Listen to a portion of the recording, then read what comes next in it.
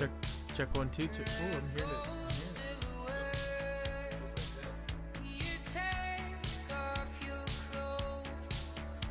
Are we live right now?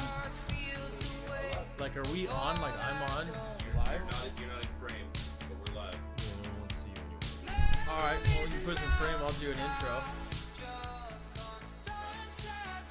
Dude, I get one shot at this intro. Really don't. That's how I have 3 kids. Oh my god. Alright, we're good. We're live right now. We are live. What's up, guys? It's Brian with the Gear and Beer Show. We're out here at EDC Specialties in Rancho Cordova for the NorCal Knife Meetup of 2023. If you want to come out here, drink some free beer that we brought, sit on camera, and enter in for a chance to win an awesome knife package where you get this awesome leather dump pouch, $100+ knife, custom coasters, custom tool, and a custom patch. Come on down to EDC Specialties in Rancho Cordova. Sit with us, have a beer, walk around, check out the knife booths. Come say hi. Dude, give us that knife box. Go over that thing a little bit and give us some specs and the name and the... All right. So EDC makes these pouches, dump pouches. For me, I have one. It's awesome. I throw it right on my end table. When I walk in, I dump my keys in it. It's stamped. It's leather, buttoned, super high quality. Feels good. Keeps your loose change, business cards, whatever you got. Rob from EDC Specialties also cuts leather coasters, which have come in as a huge help for us in the studio when we're using these for beer or whiskey. You get 2 of these. You're also going to get this EDC patch. Lack fear, not gear. Perfect for what we're doing today with the Gear and Beer Show. Then you're also going to get one of Rob's custom tools, which is actually designed by himself. They sell them down here at EDC Specialties. And this tool, I think on Instagram, you'll see his new Instagram called EDC Tools. Does that sound right, Russ? No? Right. Justin? All right, EDC Tools, I think that's coming out, where Rob's just going to show off and showcase a lot of the custom tools he makes that are easy to carry in your pocket and pretty much can handle any job that you're going to throw at it. Then you're going to get this case knife. This thing is just a quick action. It's really smooth, easy to open, one flick. This knife is not cheap. This knife is razor sharp, and this knife's ready to be in your pocket. All you got to do is like and subscribe to the Gear and Beer Show on YouTube. Follow us on Instagram. Follow EDC Specialties on Instagram. Tag 2 of your friends in a comment and write the hashtag NorCal Knife Meetup 23 to be entered to win that setup right there. Anything else, Justin? No, I think that's... Oh, I got something. Hey, you guys come down to the tent. I wish... Can you even hear me back here? Sort of. You come into the studio, enjoy a beer.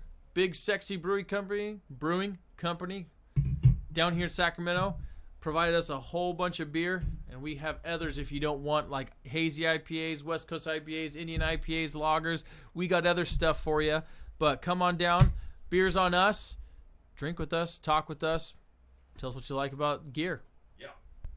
Dude, what are we doing today? We're going to have John walking around the crowd out there. So there's a ton of vendors, right? John will be walking around to vendors. Russ will be walking around to vendors, pulling people into the studio to come talk with us about the things that they bought, maybe new things that they want to add to their everyday carry, maybe things that they traded. They have a buy-sell trade tent out here. They have axe throwing. They have Yeti out here selling Yeti cups, coolers, anything you want from Yeti. They have Greg Medford from Medford Knives down here, who's hopefully going to come sit down with us and have a beer talking about the knives he makes.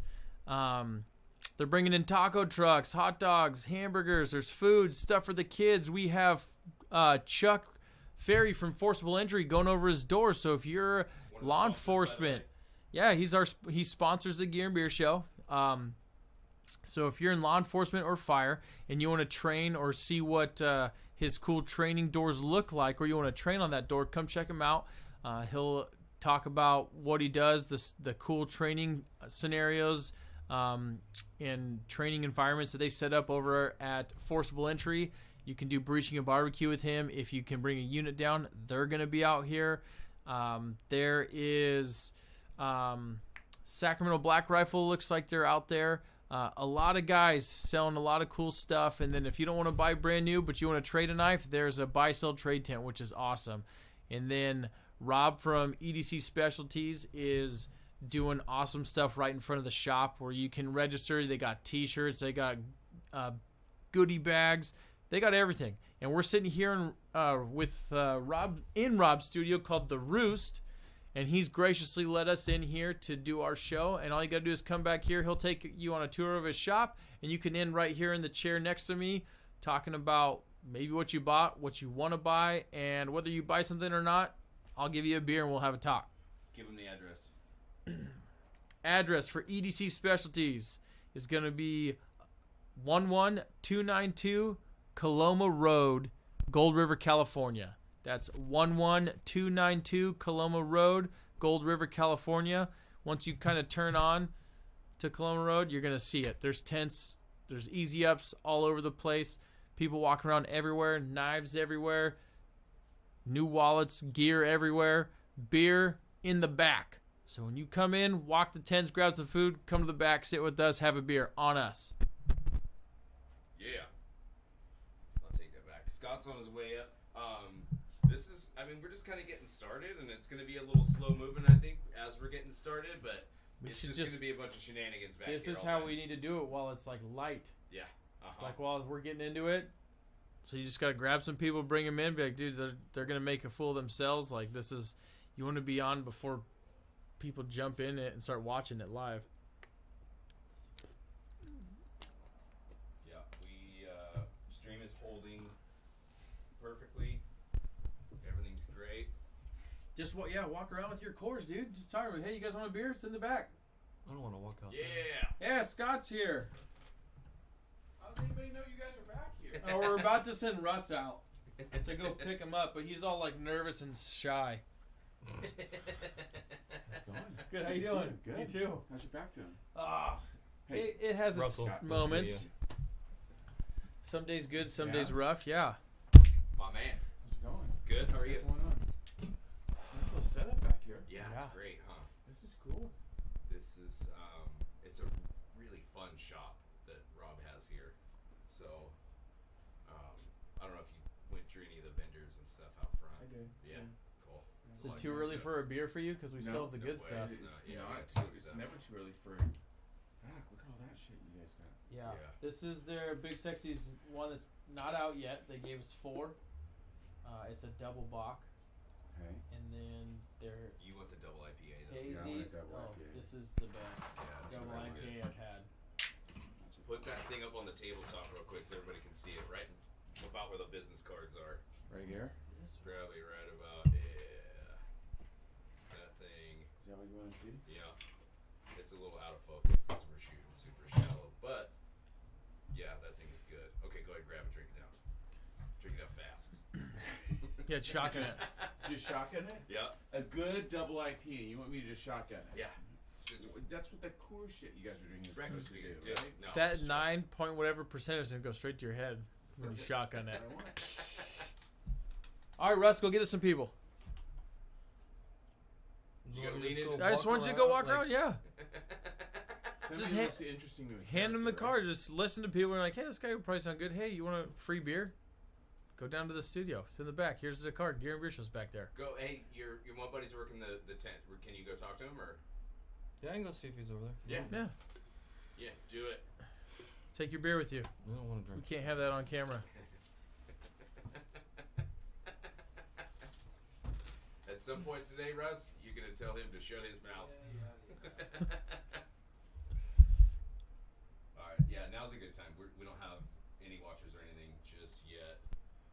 We should try to get a link up on So you guys Instagram. doing a live stream? Mm-hmm. Yeah. Live stream. On what? YouTube. So it's been a little bit of a challenge getting it fired up in here, but we got it. Hi guys, Hey, Rob. how's it going? Awesome, Good. we're live. You want to come in and sit down and chit chat for a second? Sure. Cool. Use the restroom and get a beer. How you doing? that. I'm good. Scott. Scott, I'm Nice Rob. to meet you. Pleasure to meet you as well. Oh. Did you that podcast I sent you last night? Did you already see it or hear it? No. Why? Really? Why? Okay. They good? It's what's his name? Seth or Get him in the chair. what? Yeah, get him in the chair. Tell us about it. It's AI, right? Oh, And jeez. he's got this guy on it that's been studying AI for 20 years and stuff, and has like been signing it, throwing up all the alarms about it. Yeah. And it's like, you gotta stop. There's no way to tell what's going on. And at the end, like, it gets drawn out. It's like 3 hours, but at the end, he asks him like, so what do you want to tell the youth and stuff? And he's just like almost in tears, going, "Don't put off anything that you want joy out of life, because you might not have an opportunity to experience it." Like, he is so deathly Jeez. afraid like this is gonna be the end of humanity. Yeah. It's crazy. It was interesting. Do you want a Bloody Good Time shirt or a America's EDC shirt? Oh, it's hard to say without. Bloody good time. Yeah, I'm gonna go with that one. Bloody good time. What size? Medium probably. Size. I don't know. I'll do an XL. Those always fit. Larges are depending on who makes the shirt. Yeah. You're XL. Take an XL. I think you might be large. I do have medium. But Okay, if you think it's a whatever large, then I'll go for large. Because I wear a large. We're That's a pretty large much on the you? same size. Yeah. So. Okay. Cool. Yeah. XL. Yeah.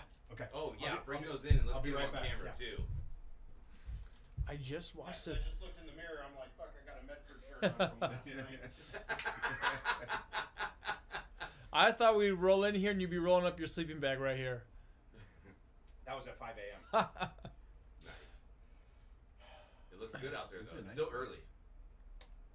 Yeah, it's early, and there are a lot of people here already, which is great. I mean, the weather is a godsend, Mhm. so People just want to be out too. Like, yeah, 3 months is being cooped up in the that's, rain. that's for sure. First nice day. Yeah. Yeah, that's for sure.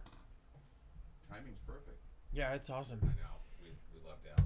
It's colder in here than it is outside. Probably, yeah. You want the heater? No, we're good. I think it's gonna be You're perfect. all bundled up. You look cold. No, I'm fine. Well, I'm there's just- a heater right here if you want it. Hey, did Chuck bring a door down? Yeah, he did. I saw he it. did. Yeah, Okay. a breachable door. Yes. Yeah, and he's got those Halligan tools and. Okay. We're gonna Looks take like fun. everybody out there later to go see Chuck's door. We should get Chuck to bang one of those things because he does it so quick.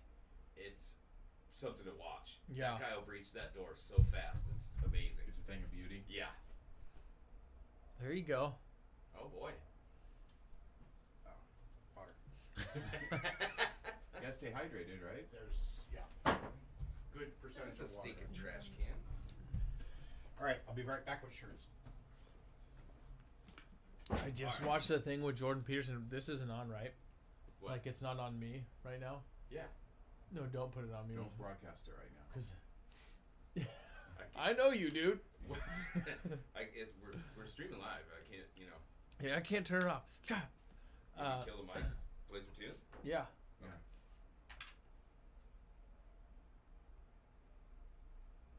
I don't want what Jordan I don't mind with what Jordan Peterson said, but it doesn't fit our show at all.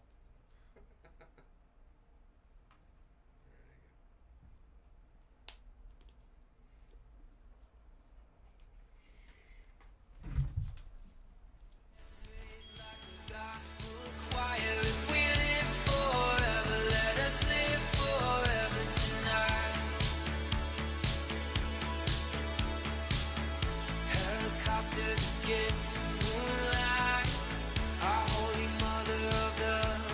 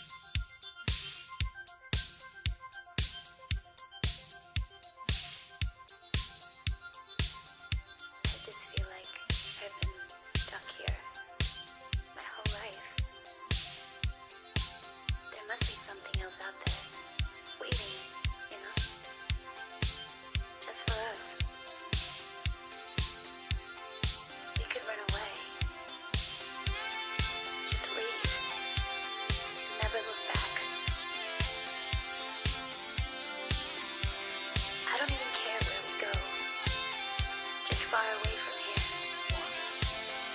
I'll come with you.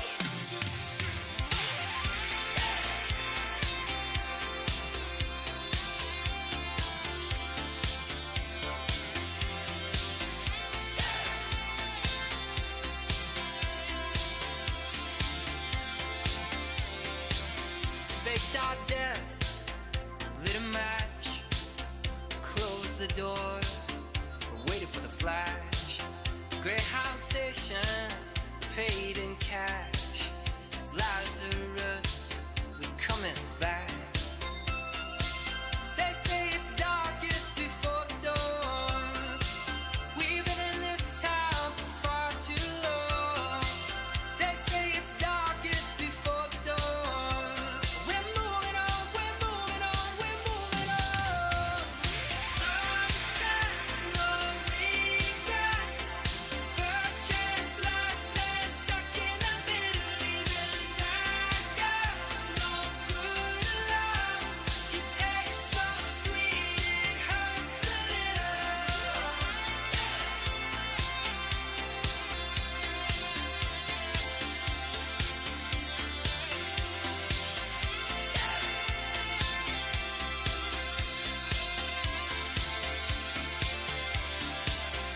Make our home where we stand. One suitcase and half a plan. Follow the wolves and sing along. Pass the voices to the song. They say it's darkest before the dawn. We've been in this town for far too long. They say it's darkest before the dawn. We're moving on, we're moving on, we're moving on. Sunset, no regrets. First chance, last stand, stuck in the middle, even But back. if Russell could go get us somebody, we could actually have a conversation. We could talk to more than just two people. How are you gonna get into sales if you're only talking to two people and calling it quits? Sales? What's anything about sales? Well, Rob's coming back. I knew as soon as Rob went for the t-shirts, though, he was going to be... Yeah, he's gonna get tied up out there. Yeah. You need me to go out there and get some people for you? Yes. Yeah, you want to teach Russell a thing or Let's two? go find some people for him. Come on. Come with me. You want some cards? Yeah, come on. I Let's got go find plenty of cards. Let's go find a couple. I can drink my beer out here, right? Yeah, I think so, yeah. I'd do it till someone tells you not to. Alright, I'll bring it to Dude, you. But I'm not gonna lie. We could leave it on. We could just talk. Okay. Just why don't you sit down and we talk? It's only going to be one of us on camera. Just do the double one. I don't have a double. Oh, Oh, wait. You know what? I thought you had a double. Yeah, I got a double. Boom. Dude, I'm just gonna keep hounding Russell until he. Dude, if you break that kid, I'm going to be upset. I was like, "Hey, go grab some people so you can be on our show right now, because we're live and we want people to tune in." And he, okay, comes back. How many people did you talk to? 2. He doesn't want to do that stuff, dude. I know. Hey guys, but we're sitting here at EDC Specialties, Rancho Cordova, Coloma Road. Come down, can't miss it. Sitting here with Justin. He's your EDC coaster. Yes. There it is. Justin is the other producer / co-creator of the Gear and Beer Show. You don't see him because he's Because I have behind a the face camera. for radio. Definitely. Yeah. Where's you got a beer out yet? Not yet, dude. Oh. I told you, man. I got like 15 minutes before I do this thing, man. I'm trying that. Oh, you're sticking your guns on that that thing. intermittent fasting thing, dude. So I do intermittent beering. Yeah. Like every minute you don't have a beer, it's like, oh, someone crack it. So good. Dude, I want to see. Dude, check it more of out. this. All right, so again, I'm just going to talk about this giveaway, guys. This giveaway is the biggest giveaway we've done on the show, possibly the biggest giveaway we're ever going to do. No one's on right now, but maybe when somebody jumps on, I'll talk about This it. thing is so I don't nice, waste dude. it. Yeah, dude, it's a case XX or a case X. The action on this thing is fantastic. Yeah, so this knife alone is more than I've ever spent on a pocket knife. I'll tell you that. Okay. It exceeds the $100 mark. It's a very nice knife. And Rob's graciously from EDC Specialties kind of collabed with us on this podcast to go live and do a giveaway, and Yes. this is a part of it. So it's awesome. Look at that. Here. Okay, we got somebody. We coming got our in. first guy. Come on in. What's going on? What's up, man? I'm Brian. Brian, Yeah, Christopher. Chris, nice to meet you. Christopher or Chris? What do you like? I go by Christopher. Christopher, Yeah. awesome. Yeah. Welcome. This is the Gear and Beer Show. Yeah. We're kind of collabing with Rob from EDC Specialties. So this is his studio called The Roost, and we're just hanging out, talking about what's going on at the NorCal Knife Meetup. And are you a vendor or are you shopping? I'm a vendor. I'm Hellraiser Clothing. I actually have A booth? a warehouse right over here, 1,200 square sick. foot warehouse. I do all my producing and stuff. Sorry, I got to shake that out. It's all right, dude. Here, I'll help. What do you like to drink? It's like light beer. Light beer? You want like a Coors? Yeah, You want that'll like a do. hazy IPA? Yeah, or I do, of something? course. Awesome. Yeah.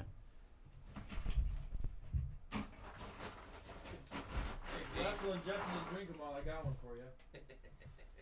Oh, sweet. Thanks, bro. Hey, we got the beer for the show. We just got to talk about the gear. Yeah. So you do, it's Hellraisers? Oh, I'm going to put your logo Yeah, so right it's up here, Hellraiser too. Clothing. It started based off of from my father, my dad, and it just kind of carried on into it was screen printing first. So we've been around for about 18 years. Oh, sweet. 12 years officially with our trademark, and we just kind of started from a one-screen press and then built up from there. I just bought embroidery machines, so everything that we do is in-house.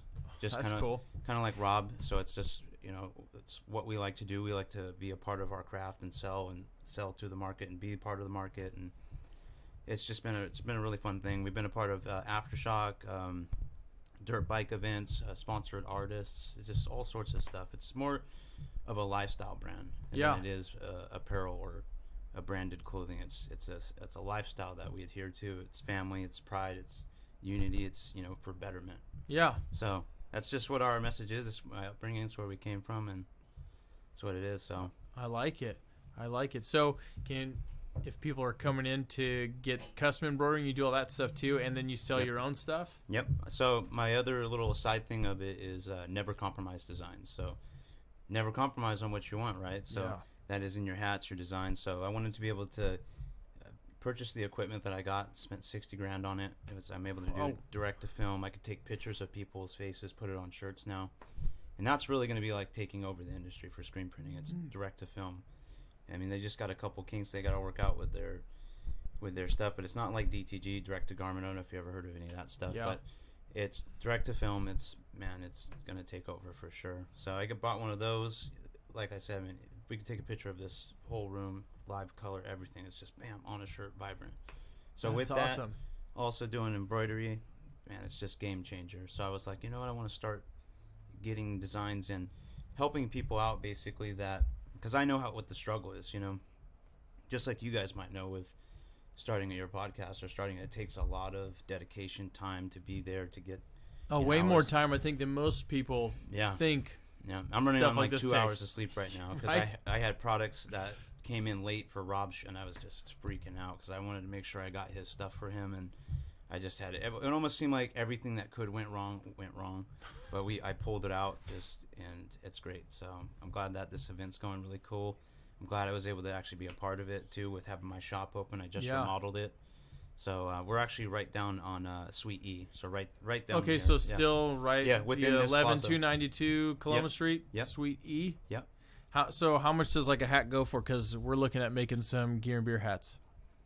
It depends on what kind of hat you're trying to get, but you're looking at anywhere from 9 to 12 to 14, depending on where your that's not bad. placement, to what you're getting, how many you're ordering. So it could be $9 to $14. Okay.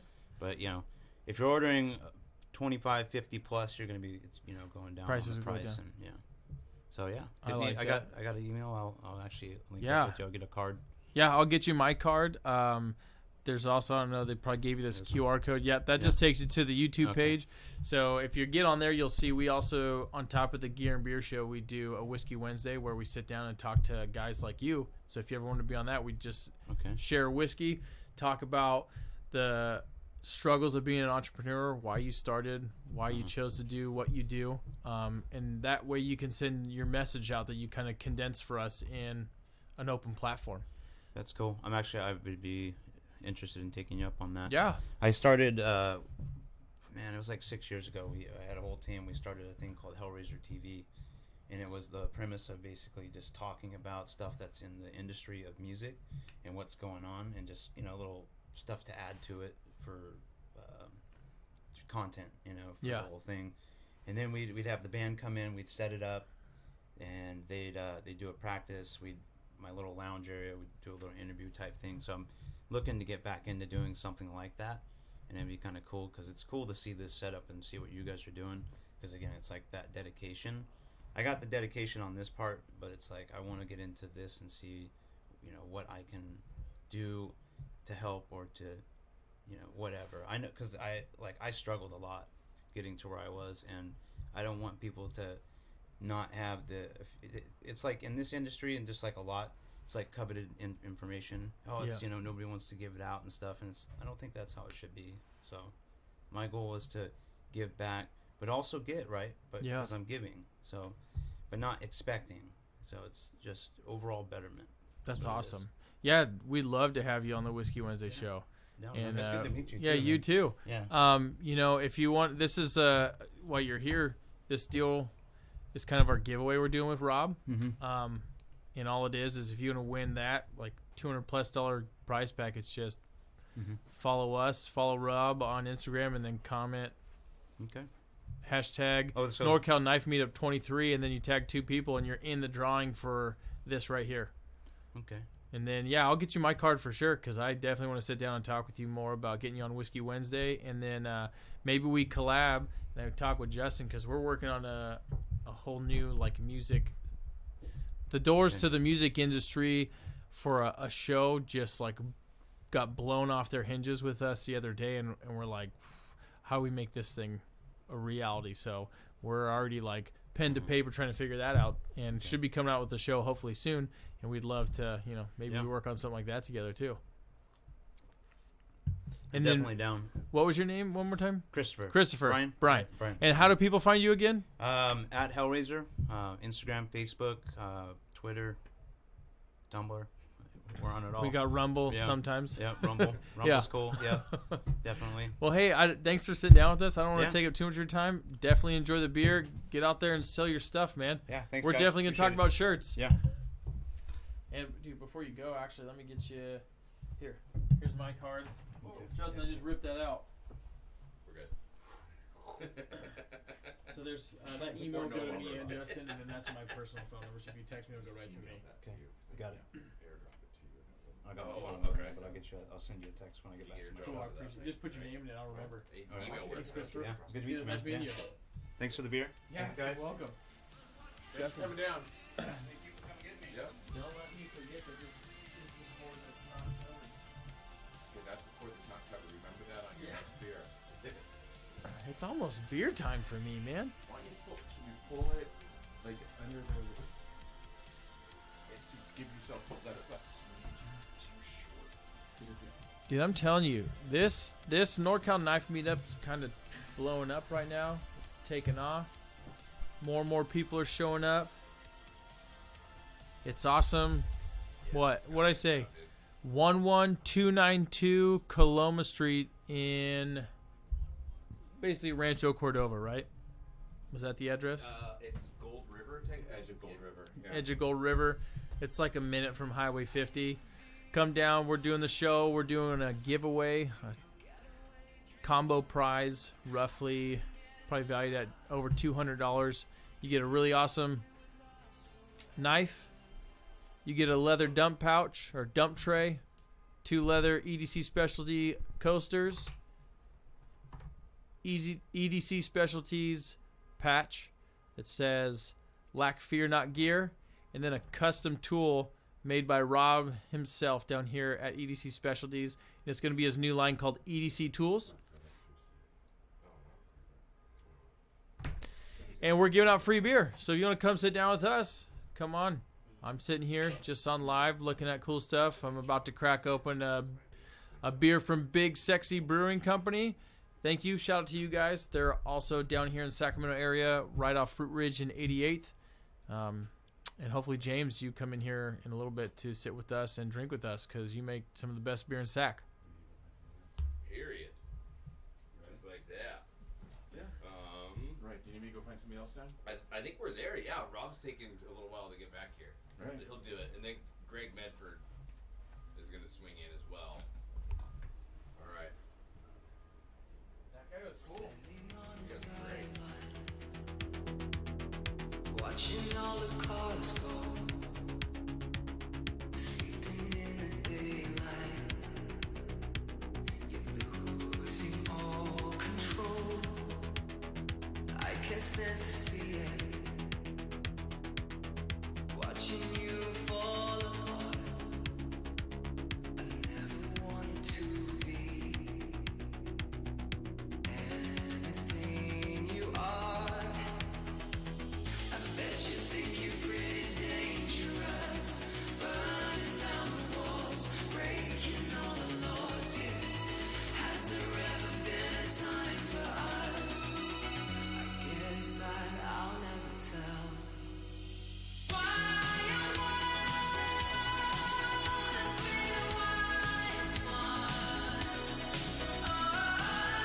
we don't care what you think of us now. Why am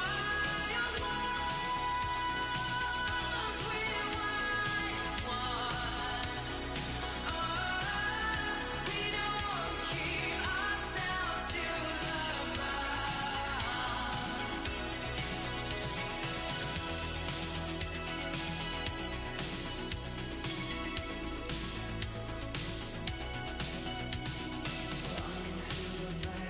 I'm literally about to walk out.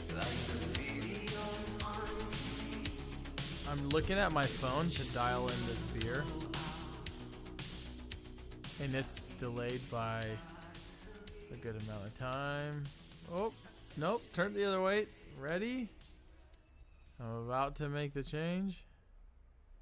All right, I turned it.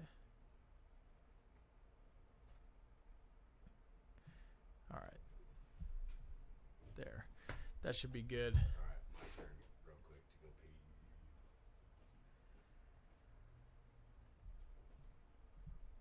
Justin, am I on? Yeah. It's me talking with, it looks like myself because I'm the only one watching right now.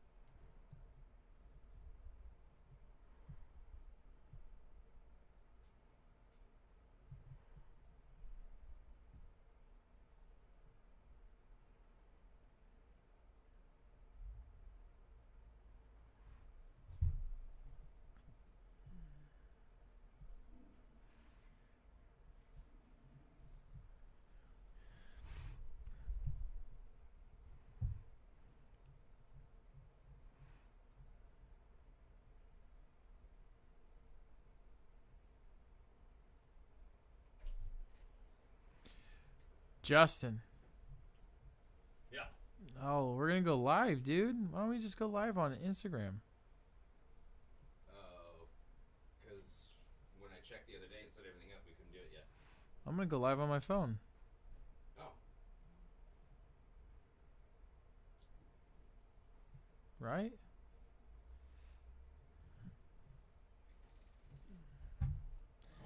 Checking connection. You are now live.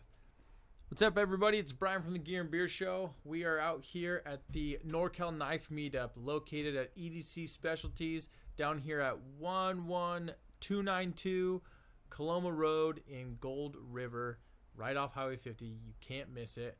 Come down if you want to check it out. We're back here in the Roost. There's me, Justin. We got this cooler full of beer. We brought the beer. You bring the gear. Sit down with us. Talk. Tell us if you're buying a knife. Tell us if you're upgrading your EDC. Tell us if you're trading a knife, what you're doing. Tell us if you're a rep selling gear. Sit down at the table. Enjoy a delicious beer. We have anything from, your cheap watery stuff like Coors Light or delicious beer sponsored by Big Sexy, who bought us a bunch of beer to give away to you guys. So if you guys want to come down, we're sitting here. There's a mic in front of me. There's a mic right here. Chairs empty, chairs open. We are live on YouTube Live. The Gear and Beer Show brought to you in the Roost down at EDC Specialties. We're doing a massive giveaway with this too. Rob from EDC Specialties has hooked it up.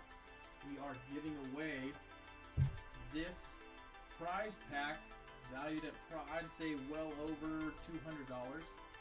We're giving all this away right here. We've shown it on reels, but just to let you see it, we have this case knife. Very easy to open, easy action knife. Very sharp, very awesome. Really cool knife that EDC Specialties has given us. We got this cool patch. EDC Specialties custom patch. Black Fear Not Gear. Perfect for the show. We got this custom tool that Rob makes. He doesn't just make these tools. He's got so many different models that he comes out with. But these are great to carry in your pocket. EDC Specialties makes them. They're actually starting a new Instagram too called EDC Tools. It is sweet. He also has these two custom coasters. EDC Carry. These are leather coasters. These are great. We use them in our own studio. And to top it all off, you get this EDC leather dump tray. I have one of these myself. It is awesome to dump my keys in when I get home. Wallet, cards, change, holds it all. It's great. If you want a chance to win this package, all you have to do is follow us on Instagram. Follow EDC Specialties on Instagram. Then comment and tag 2 friends and put the hashtag NorCal Knife Meetup 23. That's all you got to do to be entered in to win. And if you want to win, hey, what's up, Paul Ferry? Good to see your wave. And Megan Jelly. Sorry if I screwed that name up, but thank you for joining and watching. If you guys want a chance to win, throw your names in the hat. We will be drawing. We will be drawing. I don't know, probably in a week once kind of we get all the stuff in. Check us out on YouTube. I think we're live right now. I'm probably live on YouTube doing an Instagram live, so I'm livening it up all over the place. Yeah, it is. What's that? We needed like Rick and Morty to get out here and fix this stuff.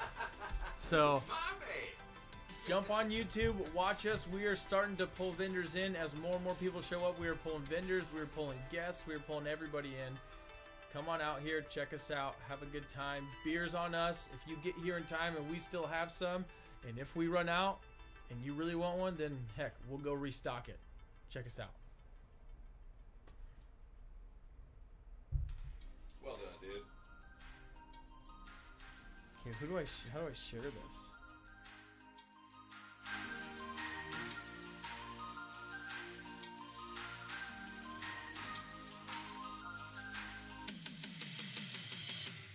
I don't hide from the action, but I can't brace your fall. When arrows fly over my head, I'm counting down. Check us out on YouTube and enter for a chance to win a awesome EDC prize package. All right, I gotta tag people. Who do I tag? Can I just tag everybody? Invite a collaborator. I'll do EDC Specialties, right? They're a collaborator. Boom. Add a tag. What's going on, man? Christopher's back. Gifts. Oh, gifts. There we go. What? You're bringing us beer? We're the ones that hand out beer. I gotta give you some beers. Here's my card as well. Oh, sweet. Yes. Awesome. I was gonna text you, but I was like, wait, he's right here. I'm gonna come back over here. Yes. What am I doing? I said, I'm not gonna come over empty-handed either. It's a beer show. So I figured I could add to your Heck yeah. section, We will add it. Yeah. Add it, give it away, and Let's do it. we'll make sure that we send people down to Hellraiser too. Up, so let's see. Yeah, anywhere that fits, man. They're not gonna go to waste. If they're not drinking beer, they're drinking on the show. Yeah. Dude, we'll see you out there. We'll be taking a lap. Right on, yeah. I'm gonna be doing a little podcast out there too with a couple people of mine, so maybe they can come over and Oh, heck yeah. That would, I've been doing it for about 30 years. They just got recognized by the Senate and the Assembly. yeah, send them over. Reality Check TV, NorCal. Okay. If you guys ever heard of them, but yeah, they did some pretty cool stuff. I think we have heard of them. Yeah.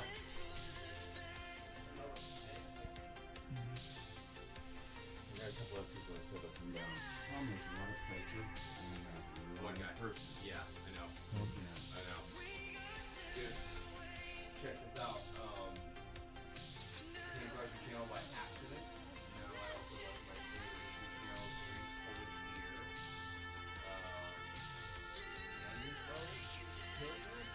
You have a sub. Greetings from southeastern Poland. Yeah. Awesome. Yeah. Are you iPhone? Yeah.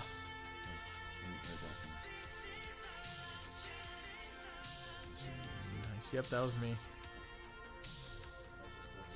Oh, sweet. Justin behind the scenes so you can get your little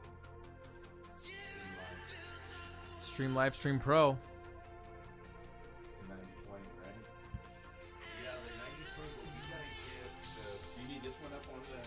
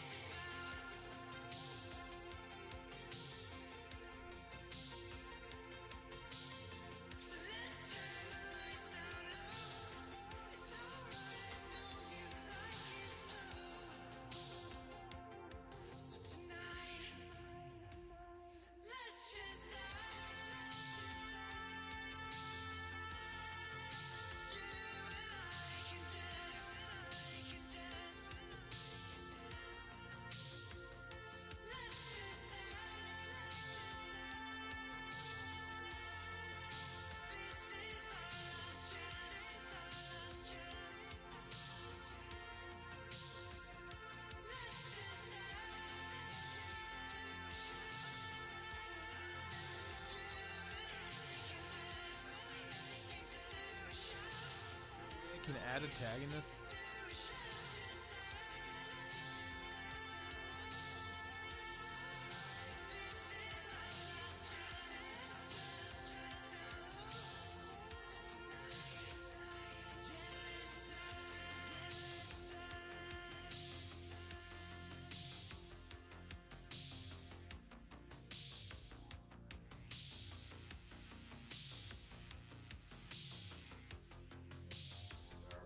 Newest Polish members.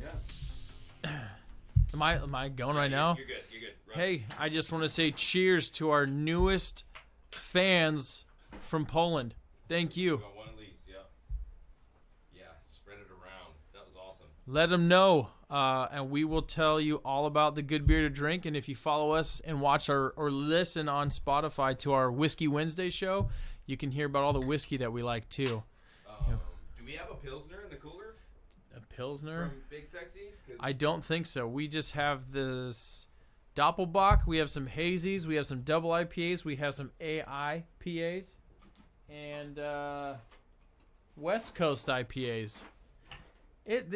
Everything's turned into IPAs right now, so finding anything but that's kind of hard. the Bock from Big Sexy, that was a bold move. It's bold, and so if you come to the booth, I'm going to keep calling the studio a booth, but if you come before we run out, we have very few of these. Big Sexy releases this double bock on 4/22, and they also are releasing the same day a pineapple sour, and Jess and I have had both, and they are fantastic. If you want a brewery that I'll just say it, my scale for beer is like a 6 to 6.5 is what I'll have in my fridge all the time, and I'd want to drink, and that's going to be for me like a Coors Light. I could just drink that all the time. So anything over a 6.5 is a really good beer, and I would say there's nothing at Big Sexy that's below like a 7.5, 7.8. They have a double IPA that I was just telling Justin this morning. It's got to be a 9 on the scale. Might be a 9.5. Being told it may be a 9.5, and I'll just show you. Yeah. We're the only one left now. We only got one left. This Call of Lupulou, Big Sexy Brewery, their double IPA. This is sitting at 8.5%. This is a double IPA you can drink that does not taste or feel like you're drinking a double IPA. It's delicious. It's my favorite. I'd be very willing to say this beer is a 9.5 out of 10. It is fantastic. And this label won an award. I have not gotten the word on what contest they were in, but I'm definitely pushing Big Sexy to keep pushing out labels similar to this style with awesome artwork, because I think that the artwork should be recognized. Oh. That didn't hold up. No, dude, this table's slick. All right, I'm gonna bring your volume back up.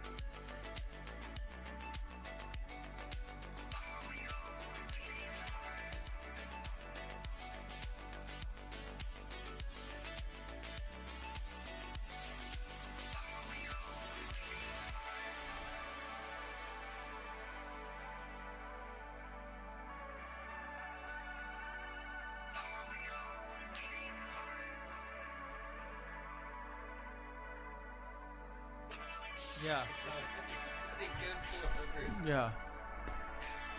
Are we live again? Yeah. Am I on? You're back.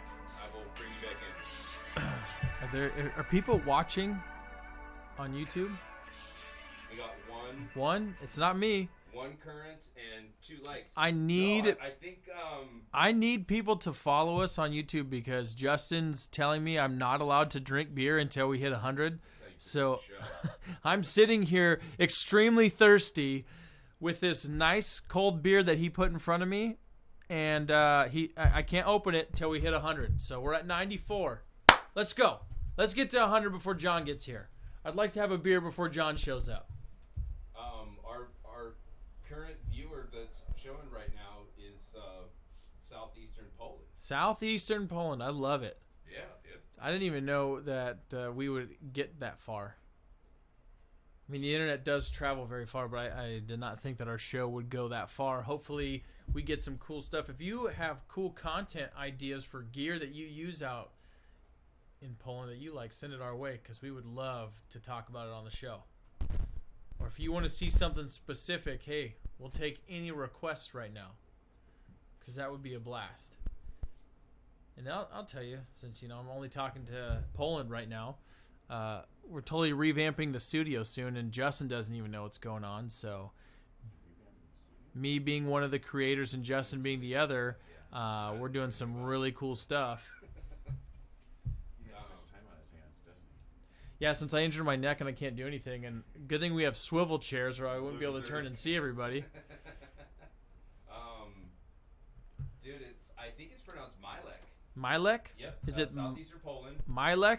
Mm-hmm. Thank you for tuning in. Yes. This beer is for you when Justin lets me open it. So the sooner we get to 100, the sooner I can taste it. Have some. Quench my thirst. I'd recommend following them, though, at Big Sexy Brew Co. They have Instagram, Facebook, and Twitter. Awesome. James, we've met James. He's one of the owners over there. He is an awesome guy. Definitely helped us. He's going to also be on the show, so if you never get a chance to meet him, stay tuned to the Gear and Beer Show where he will likely be a guest and his beer will be featured. And then he's also agreed to come on Whiskey Wednesdays and really tell us the depth of why he does what he does. And it's going to be awesome. Dude's a veteran, really cool guy. We've had a lot of veterans on. We just had Shane Q on. Shout out to Shane Q. I saw that you watched our Instagram Live. He has actually helped us notice that there is lacking shows or podcasts in our area that feature local artists. So John from the Gear and Beer Show is going to be kicking off a cool new show that we haven't named yet. So if you want to throw out maybe cool names, we're trying to name that show. Because the three of us can't figure it out. So the show's going to be artists, not just music artists, but all artists. And we're just going to sit down with them, talk with them. If it's their music, we're going to feature their music. It's going to be just a show that John gets to run and sit down one-on-one or one-on-two, depending on who's there. We have a guy coming on, potentially, who's friends with Shane Q. David Garibaldi. Hopefully we get him out there, and he does, best way I can describe it is like splash painting, where to music he throws the paint onto the canvas, and he'll do it right side up, upside down, but when he's done, it's this awesome picture. So we're doing all kinds of artists, featuring all different types of artists inside the show, but we would love to have help with the name. If you've got one, let us know, and we may consider it, and if we go with it, we'll give a shout out. Also, big thank you to A10 for letting us use for the longest time this A10 UC 9040 Stream Live Pro. It's definitely changed how we do our show.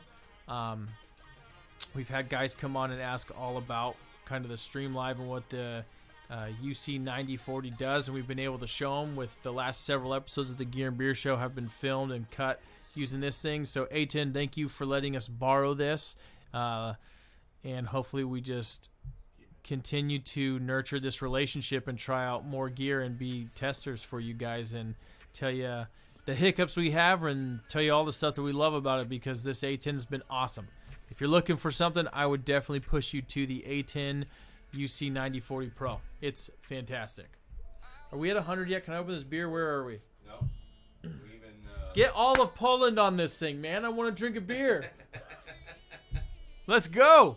Let's go. Get Russell out there hustling, pulling vendors in. Russell's over there hanging out with Chuck Ferry. Oh, he's hanging out with Chuck Ferry? Yeah. With They're Forcible Entry, one of our other sponsors.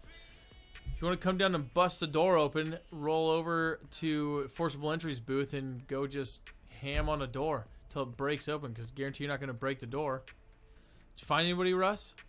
Yeah. Me and him. I was talking to Nick. Did you find him or did Scott find him? I talked to one guy before he came over there. I said I'm just gonna keep giving you crap, man. Hey, give that weird, like that guy, the last guy we talked to, or I talked to first. Just was like, okay.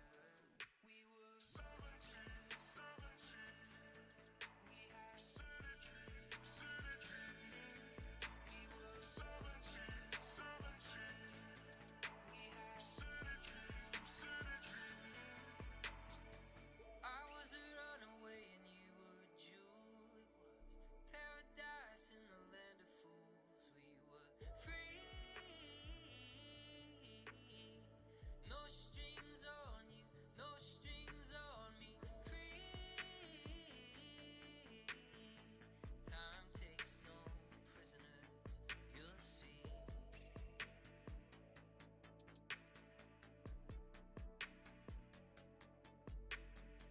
When you're 17, the thought of a spark could start a fire.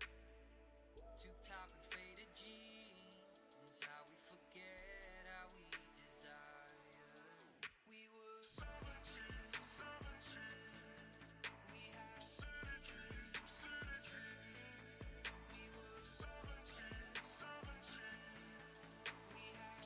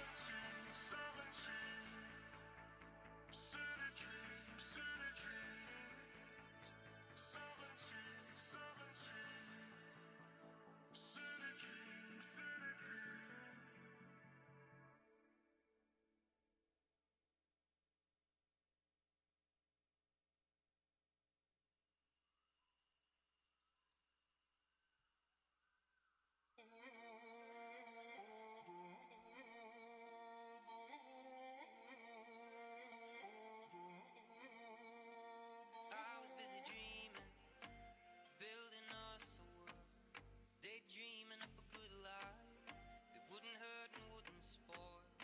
The sun never set there, the water clean and pure. In the beauty there was purpose, so certain, safe and sure. I could live this life forever, but from far, far away. I thought I heard you calling, you said I could not stay. And I woke up in a fever, my calculations were wrong. The pillars could not hold us, and the angels are gone. When hope makes you bleed, when life gets you down, there's all the love you need underground to make a way for the dark hearts, to feel the love I found. There's all the love you need underground. We dream away. We dream away. We dream away. We dream away. 100 subscribers on YouTube, so I can drink a beer. Today, Okay, only? so We're So, gonna oh, get yes. to 100. Wait. If we get to 100 subscribers today total, no, if we get to 100, we don't want to stop there. Yeah. Yeah. No, Once we break once 100, we once we get pass- to and pass 100, I can have a beer. On the 100th Justin one, said. you can have a beer. Yeah. Justin said so. Yep. And it's my call, you piece of garbage. Don't you forget about it. Yeah. Almost getting finished. He censored himself because he knew the microphones were on. So you're gonna let that beer sit out this whole time until you. It's not going to be that long, It's gonna be dude. a warm beer. We just we're up to 94, 95. We just got another subscriber. How many have you got today? Don't worry about that. Well, I'm not gonna. If you got one or two, I'm just We saying did how get many- our one already. So you got one. And we've only been live for like, I don't know, like legitimately live? An hour. Maybe. Hour 5. But Christopher was cool. Yeah, super cool. Yeah. He came back. He gave us some more beer. He donated beer to the show to give away.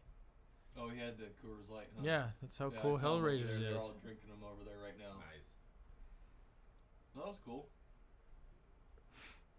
No, Yeah. definitely. Like, hey, what he was saying about the hats too, what kind and everything.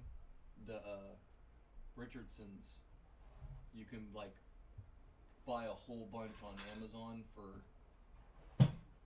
I think it's like down to like you said, like $9. Get him in the chair, Russ.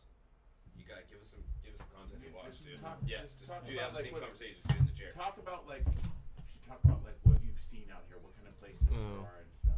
Oh, hey, yeah, you brought money, right? You brought money to spend? Yeah. Have you been spending it? Oh, Chuck's yeah, here. Chuck.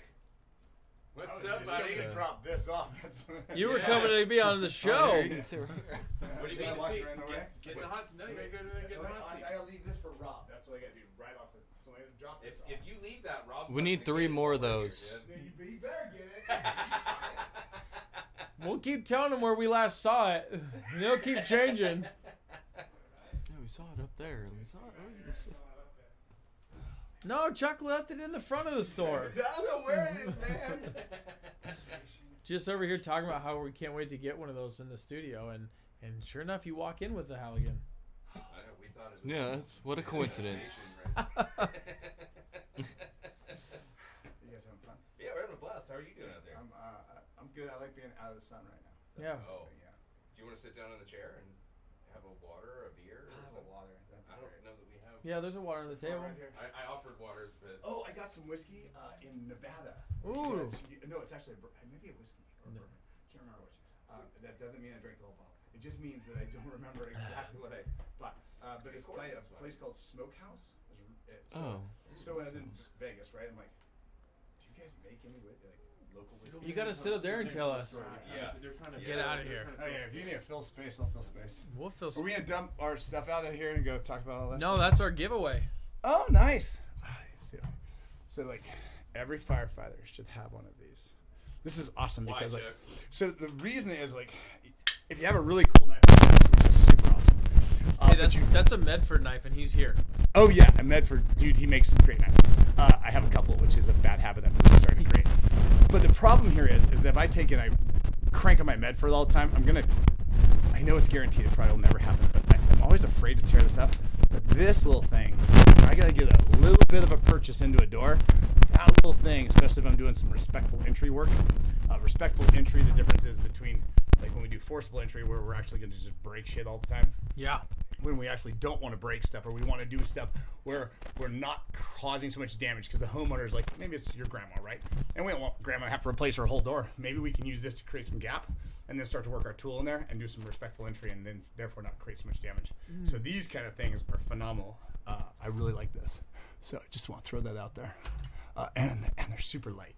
Yeah, they're And awesome. It fits right in my pocket. You forget it's there. Kind of like that Halligan. I forgot it's there. I forgot it's there. Love that Halligan. Oh yeah, for sure. Thank you. Yeah. So we. Can I look at it? Yeah, absolutely, for sure. So one of the things we do in our company is that after you've served some time in the company, we give you a knife. Because I feel like if we don't take care of our people, then we're no better than Walmart. And Walmart doesn't take care of people the way we take care of people. We love on them. our Yeah. people, right? Oh, yeah. And that's a concern for me. So we like a culture of sharp objects and weapons. And so that knife, everybody carries one of those in our shop. So, which is super fun. That is super nice. Yeah, it's a good time. I'll probably get through You know what those go for? about $500. I just bought several more of them, so I have extras for my future employees. Right. You need a job? I'm looking for guys all the time. So Yeah, I think you just made his eyes light up. Like, whoa! Free knife. yeah. So He's like, how many months I got to be on for a knife? So we have one guy that's he's almost at a year, and I don't think he knows it, so he probably won't be listening to the podcast. But like, he's next up, and that's Nice. what we make sure. Like, originally, there were 4 guys that were really invested in Forcible Entry Inc., and one of them quit, which kind of broke our hearts. But we realized that there's people have different agendas in life, right? So that happens. But after that, I realized that like this was something so cool, and like just your response to the knife was really cool. It's like, how much better if you've been there a year and all of a sudden we hand you a knife and a thank you letter and we go, we love having you as part of this company, right? You're helping us grow, right? Because the worst thing you can do is get good employees and lose them. Number one worst thing you can do. It's like fire department, police department has the exact same problem. Probably every business out there has the same problem, right? If I recruit good people and I can't keep them, I'm losing. I'm losing on so many levels, and that part really, I think, is a big deal. And I don't think we're doing a good enough job. I know the fire service doesn't do a good enough job. I remember my 10-year gift from Palo Alto Fire was an umbrella. An umbrella. There you go. You know, Why are you laughing? It was super useful. Like, it rains in Palo Alto all the time. Dude, it's Shout out to Palo Alto. right. Yeah. Right? And the answer is, well, we can't buy we can't buy you stuff that's not they have all their rules, right? There's They have nothing to fun. do in Palo Alto, so they probably couldn't figure out something to get you that would be useful. Dude, like they could have it's I mean, there's so many things that speak to a person's heart, right? And Umbrellas. especially in the space of like in the first responder space. I mean, how hard would it be to think about something that these guys might actually want, right? It does take a little bit of thought, but it's not that hard. Like if they had handed me any knife on the planet, it even could have been a Swiss Army knife with like Palo Alto logo on it. I've been like, that's way cooler than a frickin'. I threw away that umbrella never made it. Yeah, no, it went straight into a dumpster. I'm like, that doesn't mean anything to me. Like, yeah, high five.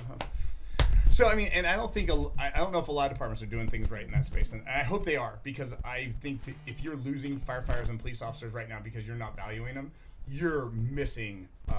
You're making a massive mistake. Yeah. Right, because we all know that that is a hard place to recruit into right now.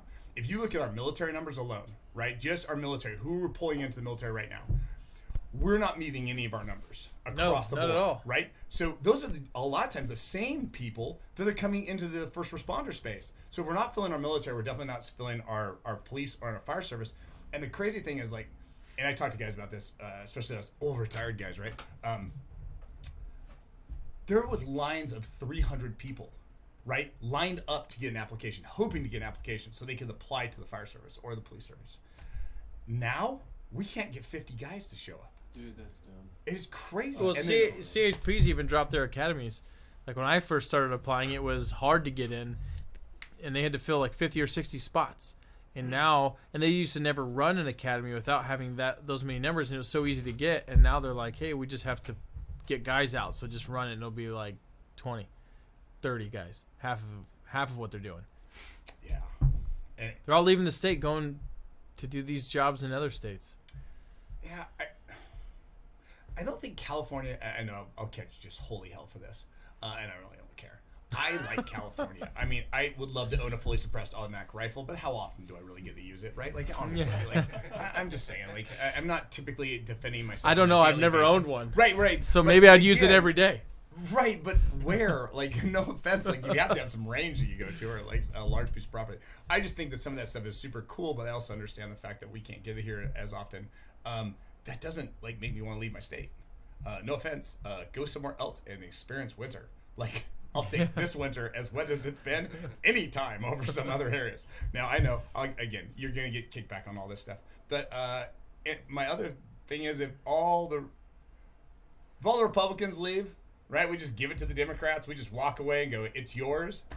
Then we deserve what we got. We didn't fight for what we loved, Yeah. right? So I'm all about, like, hey, let's fight for what we love. Like, this is a great state. Let's make it. Here, I'm gonna use Trump's line. Let's make California great again, right? Let's do that. Because I think there's a real. I think there's so much good stuff here in California that like I don't want to leave it. I know the politics suck, but Hey, you know, if more Republicans leave, maybe I'll finally get drawn for an elk tag in California. right. My zones don't get filled up for hunting, so it'll be awesome. No, I'm sure that is probably a huge problem. But you're talking about a whiskey with Justin, and I'm very curious to know Oh yeah. about it. Oh, did I do the same thing I always do? Go off on another tangent? You did, and you sat. Once you got in a chair, you went off on the tool, Yeah. and then we went down like Force Right. Winter, which it's awesome. Yeah, we're having Internet fun. loves Yeah. you for that. Yeah. I Don't worry know. about it. I'm It's So the whiskey. perfect because it's like ADD. So instead of having to scroll to new episodes, you just change my channel yeah. every. You just jump to the next thing. So the whiskey, as in Nevada, as at the Creech Air Force Base, and so you stay in Vegas or Henderson, I guess. Yeah. I didn't even realize Henderson was next door. That tells you how much I don't travel. So I went out to a local place and asked about their whiskeys, and so it turns out there's a place called I think it's called Smokehouse, and they make whiskey, and the gal's like, hey, it's a little bit hot. It's like a 58% alcohol content. And so I tried it. It was really good. Really enjoyed it. Especially it was great over rocks. A little bit of water actually helped over time and made it nice and cool. It was a really nice bottle of whiskey. I have The three bottle was nice. no, I didn't drink that much. I have 3/4 of the bottle at the shop. So if you guys ever want to shoot by and grab a shot, Yeah. it's all open. It's in the Definitely. freezer, so it's nice and cold now. Yeah, That sounds good. We're So starting to stack bottles in there, which is a problem. was that like that's outside of Vegas, right? Like north of Vegas? Yeah. So, that's a really good question. Yeah, it's northeast, I want to say, but I'm not positive. So Creech is an interesting place. Like it's in the how's middle of that? the desert. It's so it's where we have all the unmanned vehicle flight UAVs vehicles. stuff? UAVs going on. And I saw one zip across the sky, and I'm like, that's a little scary. Nobody's in that Yeah. airplane, right? And there's a lot of UFO paraphernalia, and I'm not sure why we're talking about UFOs. I thought they were all in Roswell, where I went to school, and so I'm confused now that Nevada's got an alien population. So Yeah, it's everywhere. it is crazy. So it was really interesting. They're trying to get everybody to go from there to where is it? It's like Utah, or I Utah. think Colorado's got another one, and they're just pushing everybody. Oh no, they've moved all the aliens up there Yeah. into those hidden bases. Yeah, I guess the firefighters there are saying they see all kinds of things fly over, and they're not clued into these top secret things they're flying over, and they're like, dude, we don't know what it is. We just see it go by. And I'm like, yep, we're just here. We're just the firefighters. If it falls on the ground, we put out the fire, right? So it was. Then you interesting, find out a little bit about what it is. Yeah, a little bit. Yeah, depending on what state it's in, for sure. Look, and then they lock it down, and then you quickly get pushed out. Yeah, right.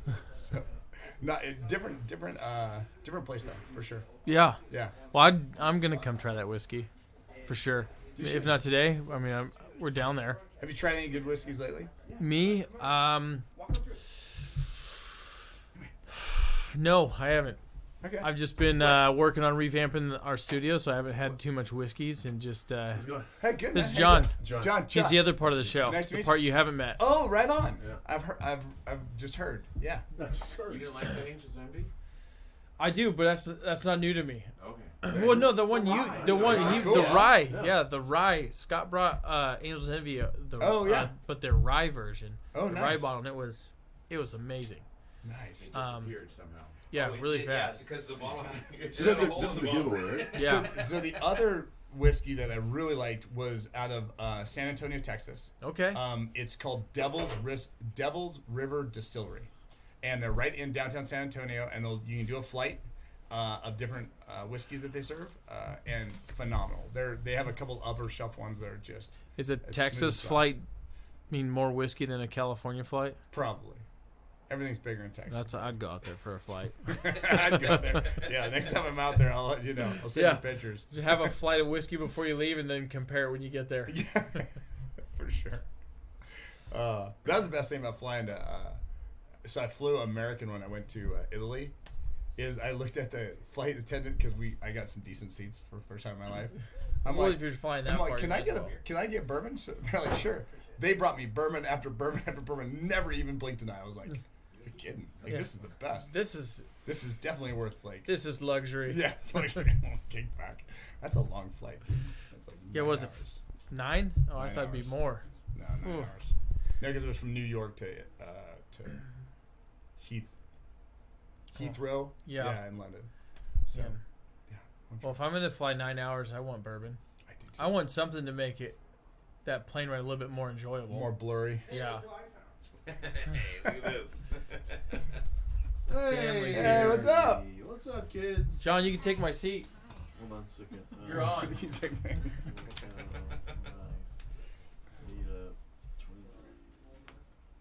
Yeah, climb on in there. Just do it on camera, John. Hey, can you send Steve Reno a link to the photos from? Yep, when they're done. I don't have his email, but I can do it. I'll as send soon you as his they're- email yeah, right now. Do that. He's got a Hotmail address. It's like, Does he really? I swear to God. You don't make that up, dude. Damn, dude. Yeah, oh, we're live. Walk right through it. That's what we do. Do we got more comments going? No, Haley Ray's not coming. Cool. I got a whole bunch right there if you want to grab one from Big Sexy. Just don't grab that double bock I pulled out because I'm going to drink that in a Alright, minute. we're gonna do. What? We're gonna do.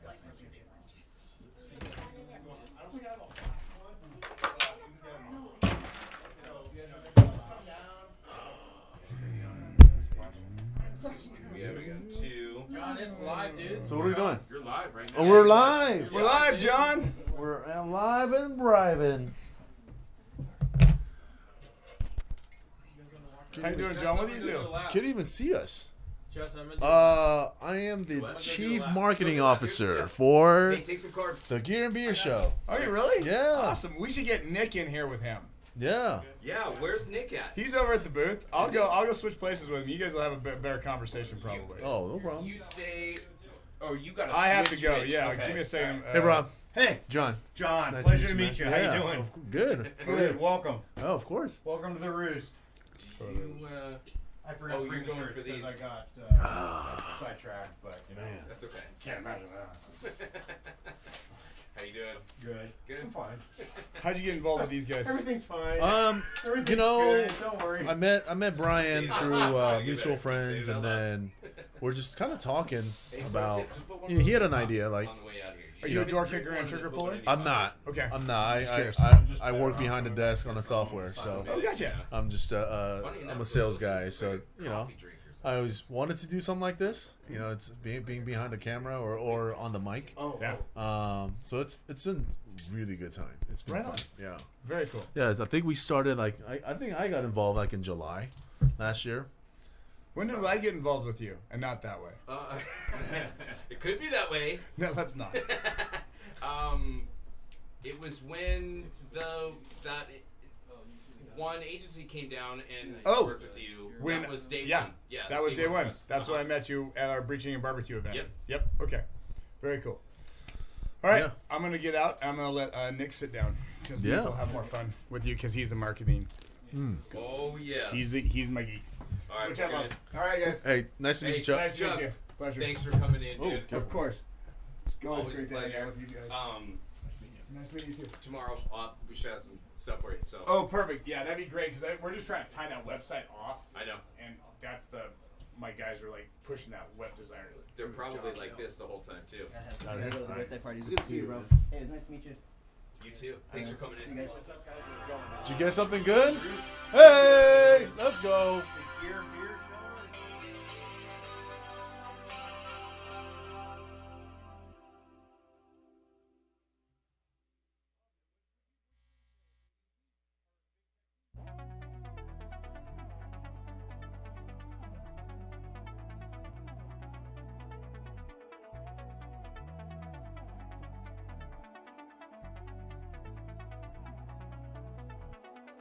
I wasn't looking for forever or a one night stand.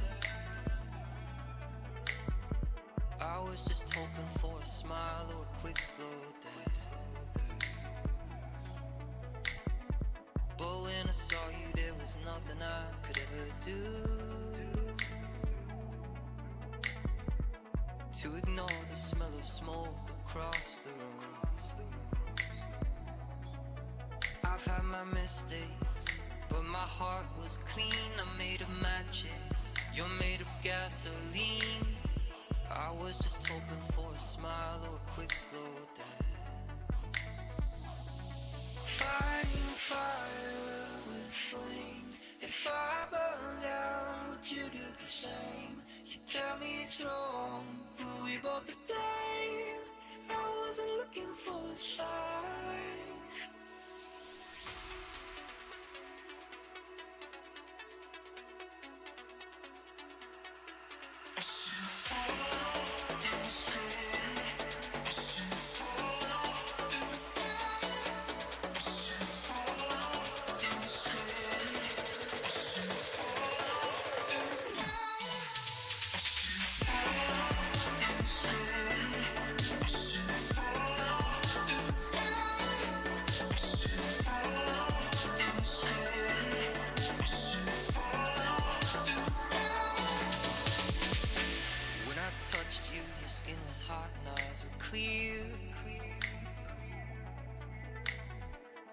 room around began to catch fire and disappear.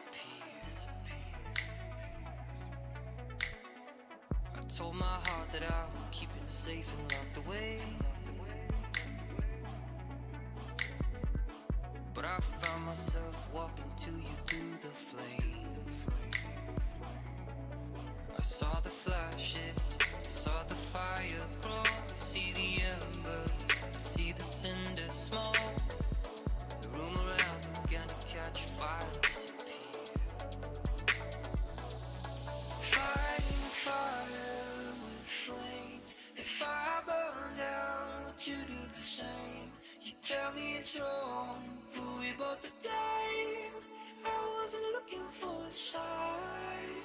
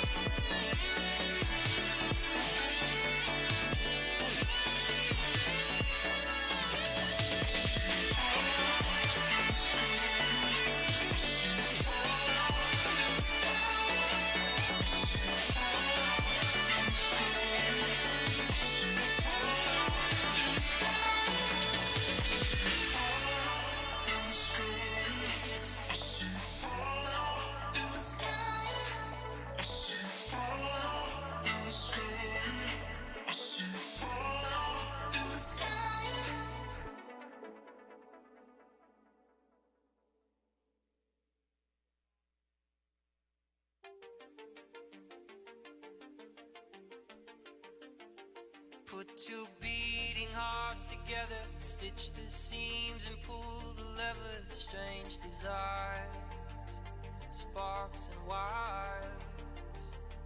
I sign the dotted line and tethered yours to mine. No anesthetic for hearts electric. Parts start to decay when just your shadow half remains. The operation had complications, and the part of you that died I'll carry all my life. Lovers slowly decomposing, so it goes.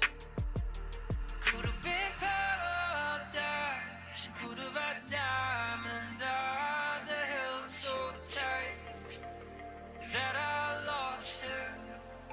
It could have been fireflies, but that fire died, dead and gone. I was wrong, love's a call. I'm a monster. Monsters.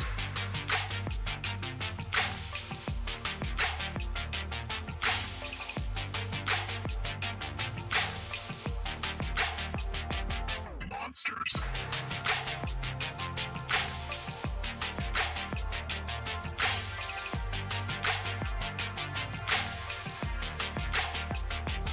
Monsters.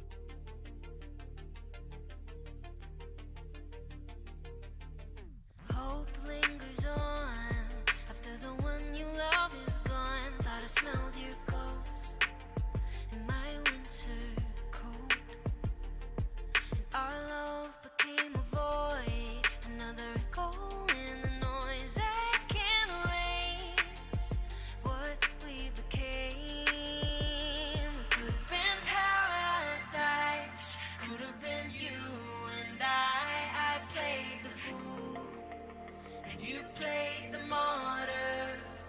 We could have been fireflies, but some fires die. I meant no harm, we were both wrong.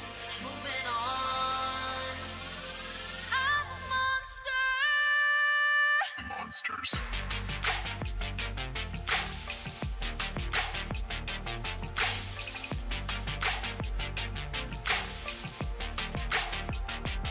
Monsters.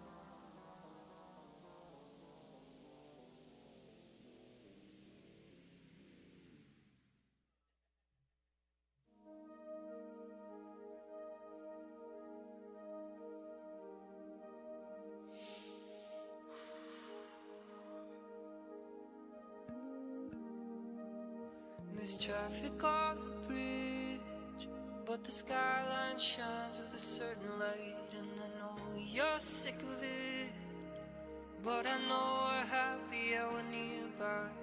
And there's a possibility that one day things will get better for the huddled masses in between the shadows and the stars. Floating empire held up by frame wire. Higher cover you in winter like a blanket by the fire. When the rent's too high, we'll just buy cheaper wine and hang on to see if weather constellations hold together or not.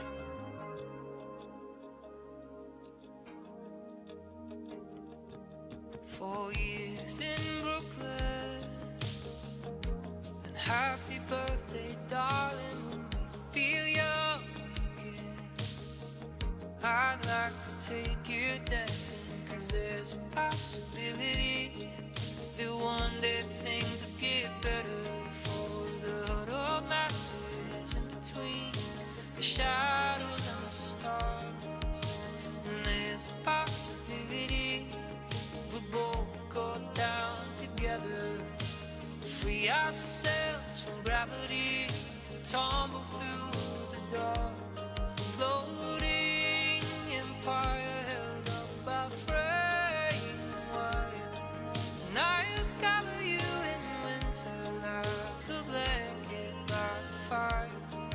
When the rent's too high, we'll just buy cheaper wine and hang on to see if weather constellations hold together one night.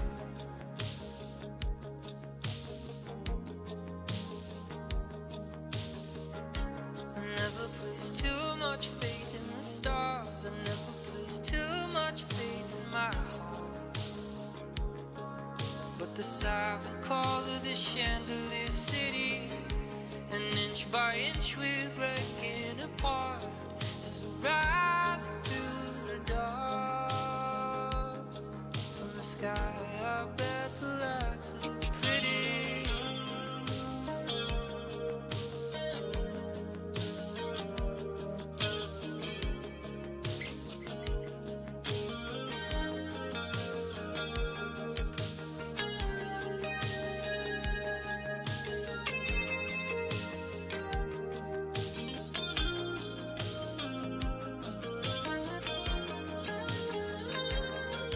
Floating empire held up by frame wire. I will cover you in winter like a blanket by the fire.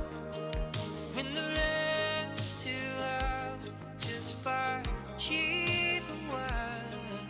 Hang on to see if weather constellations hold together or not. Or not. West Coast, Coors. West Coast? Oh yeah, of course. Is this their West Coast, Jesse? It's the green one. Green? The AI. The You guys want a shotgun of beer? Yes. I'm good with the shotgun of beer. Let's do it. We're on. Russell will do one with you, dude. No, You want a shotgun down or you want a course? Oh, sorry. I'll shotgun the Bud Light. You want me to open it out there? Yeah, we're rolling. Here, hold on. I don't want to get your carpet on. Who's this? Come, Russ. Oh, with the camera. Oh, I'm still live, right? Am I live? You're live. Yep, there you go. Hey, what's your name? My name's Estefano. Estefano? Yeah. Damn, That's a good name. Name my kid. He's John. I'm John. Hey, good to meet you. Yeah, likewise. Pleasure. All right, let's do it, huh? Johnny, you're not showing live, dude. Oh, Hello. woo! Hey, Wait, you open the morning, man? Yeah, well, Hold it right dude, there. You're doing it, you get two, man. Fuck yeah. Thank you. I don't think it is. Justin, we good on this one? Oh shoot. Shit. Oh, we gotta redo it? Bummer. You get another free one. Be hilarious. Are we live on this, Justin? Well, your camera's up right now. And Yep. audio's on? Yep. Say that again, dude. My name is Yeah, Stefano. Estefano, Brian. Brian, Hey, nice to dude. meet So we have this podcast called the Gear Beer Show, Yeah. and we're here with Rob at EDC Specialties, doing a little collaborative event with him at this NorCal knife meetup. So, have you been out walking around and seeing the vendors? Yeah. Did you buy anything? Yeah, actually, I bought this Blemish, little like fire starter. Oh, yeah. We were over there knife. looking at that thing. Here you go. This is sweet. Yeah, and then like the cap screws off. There's a whistle on it. Yeah, a whistle Oh, yeah, on it. dude, I just saw yeah. him demoing that. That's awesome, man. So I had to get the Blemish one. Just I opened it and I cut myself. And I was like, there's blood on it. I need This to one's buy mine. it. Dibs. No one else gets it. Right. So then a quick question for you. So you earn that beer. What is your everyday carry? Like, what stuff you have to have on you? All right. So everyday carry, I got Gerber gear. It's more of a cleaver style. Yeah, that's awesome. I got a homemade bolt action pen. Oh, that's sick. So I had free time at my job. We have a lathe and mill. Just hopped on there. Dude, that's really cool. It uses a That's awesome. It uses a Pilot G10 inserts. Yeah. So it's accessible. Like I don't have to go buy a. Yeah. What else? I got my keys, but then I also got this local Sacramento brand called Squid. They make bike frames. So Okay. I rock their supply. They got a little shotgun tool. Yeah, I was like, that just came in handy a minute ago. Yeah. And then little homemade wallet with becomes my pen holder. Dude, that's like how Rob got started. He's got all those wallets in there that hook pins and all kinds of gizmos to it, leather and whatnot. Yeah, and then a Mad Pals. You seen them out there? Yeah, I was just over there at their little spot. Yeah, they're actually making them out there right now. Yeah, I saw them. She's got her sewing machine and everything hooked up. So that's my everyday carry. Has anything today that you've seen changed, like what you're doing or carrying or added? Well, clearly you've added. Has anything else changed? The usage definitely. I've used my pen more. Just Yeah. Because of the tickets, signing all that, But usually I just carry it for receipts. But now that I've been able to pull it out more today. Sweet. So I got to ask because everybody's bringing gear. We're bringing the beer. What's your beer of choice? Ooh. I mean, it all depends. We're day drinking. I want like an amber. Okay. Drink that all day. Jackrabbit has actually pulled out a couple good sours Yeah. too. So Oh, a sour guy. Yeah. Oh yeah. So I got to ask you. So Big Sexy provided us the beer you're drinking right there. Big Sexy Brewing Company out of Sacramento. What do you think? Out of a 1 to 10, what would you give that? For taste? Let me lay out my parameters. Like a 6 to a 6.5 is what I would consider you want in your fridge all the time. Okay. I would do definitely a 6. A 6 for that? Because it's not too hopsy. Okay. So you could actually enjoy this drinking it. There's some IPAs where the hops overdoes it. And Yeah. you just end up with that bitter taste in your mouth. Yeah. Oh yeah. Definitely. I know what you're talking about. So that's why I'm more of a sour amber guy, But Yeah. this is something I could actually drink. Well, we didn't have them, but Big Sexy's coming out with a new sour. It's a pineapple sour. It releases this month on April 22nd. Where could I pick those up at? So, are you Sacramento? Yeah. So he's over off of Fruit Ridge and 88th. Okay. Big Sexy Brewing Company. If you keep that can, I think they Instagram, Facebook, and Twitter all on there. You can get the address to where he's at. Oh, nice. Good. So, dude, we're doing this giveaway. Mm-hmm. You're getting this case knife. I'll let you check that out in our giveaway. Rob's also included one of his custom tools made in-house by EDC Tools. We're doing our patch that's perfect for the show, Lack Fear, Not Gear, with EDC. Yep. And then you get these 2 leather EDC specialty coasters with this leather EDC dump pouch. Nice. So all you got to do to get into this, man, is you just got to follow us on Instagram, The Gear and Beer Show. Follow EDC Specialties on Instagram. Tag 2 friends in a comment and just hashtag NorCal Knife Meetup 23. Okay, and you're going to be thrown in for a chance to win this. And you can tell all your friends that are outside that didn't want to be on the podcast that if they follow us, we've talked to them, they get a chance to win this. And I think the value total is going to be over $200. So it's awesome. It's a really cool knife. Yeah, that feels light. add to your EDC, man. Yeah, definitely. You want to have multiple, you can swap out, right? Right? You can wear it, dude. You can match it with your pants, your clothes, whatever you got, dude. Okay. Yeah. You want to do it live? I thought we were live. No, I'm saying like follow us now. Like, do you Oh, follow us yeah, now? I just followed you guys on YouTube walking in. There Oh, you go. did? Oh, dude. If we hit 100, dude, I get to have a beer. Oh, shit. Justin's like laid down the law that if we have 100 followers, I can have a beer. Oh, You're dude, 98. We're at 98. 98. We need 2 more. When we came in, so. Ooh. Then we're all shotgunning a beer. Oh, yep. You're at 99, dude. We need one more, and I can open a beer. Let me hop on that spare account. Yeah.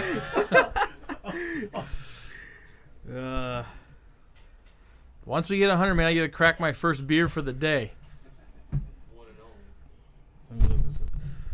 Yeah, you can take these too, man. Pass them out. This takes you right to our YouTube channel, and then from there you can find us on Instagram and stuff. Let me get you that 100 real quick. Woo, get those beers ready. Yeah, where's that, dude? I've been waiting No, all it's day, up here. dude. Well, we got the Bud Lights up there. Or if you want I'm just drinking it. I've been waiting for this Is it beer. Beer and Gear on YouTube? The Gear and Beer Show.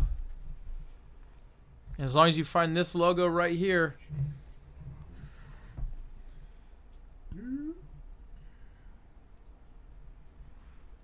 Dude, I really appreciate you sitting down with us. There you That's go. awesome. It's really cool that you're the first one that's come in here that's been like, yeah, I bought stuff. We've had vendors in here. All right, dude, we're at 99. Does that say 100 on yours, Justin? It says 100, Brian. Yes! Ah! Did it for the homies. Oh, cheers to you, man. Yep.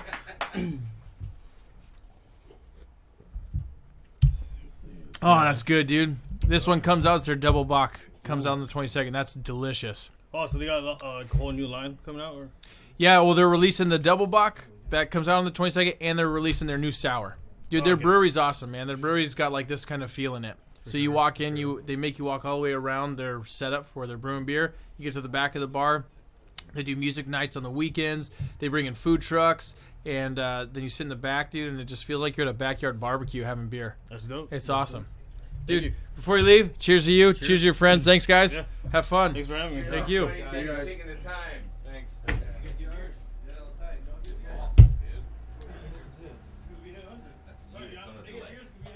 Yeah, grab Yeah, one. grab one.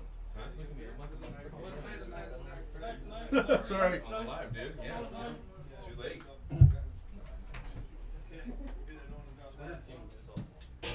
So, your audio's still on the... Thanks, guys. Yeah. Yeah. Thanks for stopping by. I appreciate it.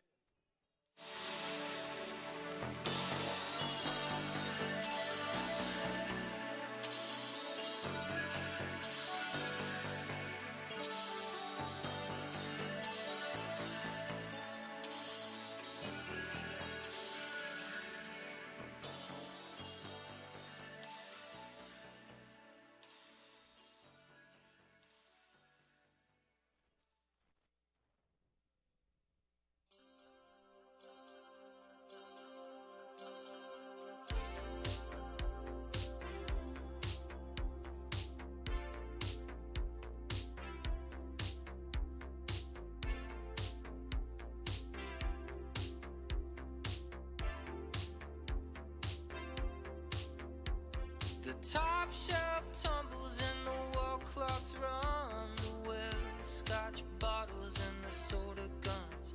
You missed the last train from the city tonight. Old friends see each other in a different light.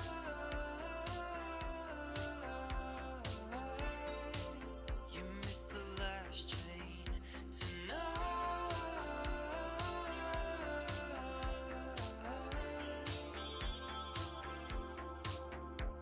The alphabet city is dive bars drawn into pilgrims seek a makeshift home. You missed the last.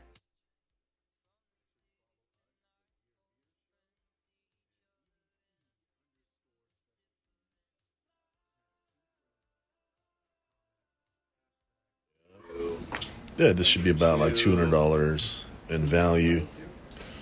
But yeah, make sure you follow us, the Gear and Beer Show, and EDC _ specialties. Tag 2 friends and comment Hashtag NorCal Knife Meetup 23. All right, I'm gonna go out loud. I'll go outside. Run it. You're good Go. to go. Say that one more time. Who do we need to follow right now? You gotta follow the Gear and Beer Show. EDC underscore specialties. No, I think it's just. I don't think there's an underscore right. We went back and looked. Just EDC specialties. No, it's an underscore. Yeah. There is. I'm on it right Oh now. man. And then tag 2 friends. Thank 2 friends. So on our post on Gear and Beer Show, I have a little post right there. So if you want, yeah. See what I'm doing right now. Gear and beer. Yep.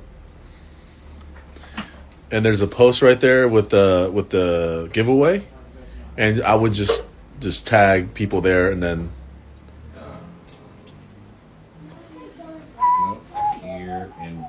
The Gear and Beer Show. It's the. Mm-hmm. It's going to be that logo up there on the TV. It's getting warm in here now. I know.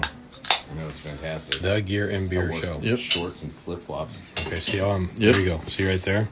yep. Okay. Boom. Click that. Follow that. Hit the follow button first. There you go.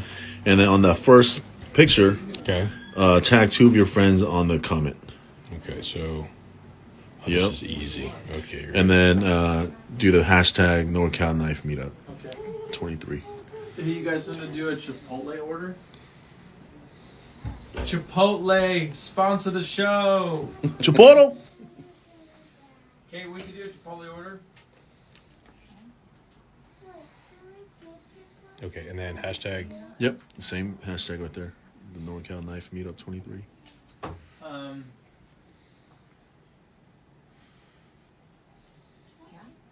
Are we just gonna do it for pickup? We got to do it. There we go. There we go. And send it and post it. Jeez, I can't type right now. Check it out. Right now. I am here. There you go. There you go. Thank you so much. Good luck to all the participants or everyone who. Do we have any comments coming in right now? Anything? Rachel left a few. Rachel's putting her name in the hat like 6 times. I know, right? She should, because I want that basket. It's rigged. It's colluded. Fix this in. No. Haley Ray's got like 4 entries. All right, I'm gonna go outside. Bro, yeah. I'm going outside. All right. Your audio's fantastic, John, by the way. Awesome.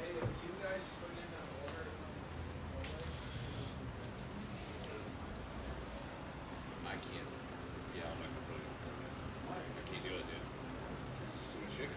Too much stuff going on. Sorry. All right, what do you want? Yeah, it's tough. Yeah. No, I have tummy trouble. What do you want? We'll put it on my I have no idea. Real bowl or something. Whatever. I don't care. What are you gonna sit down in the chair? What are you guys doing? In Having it? fun? Why not? Yes, best part about this. Right? But go do your Yeah. thing.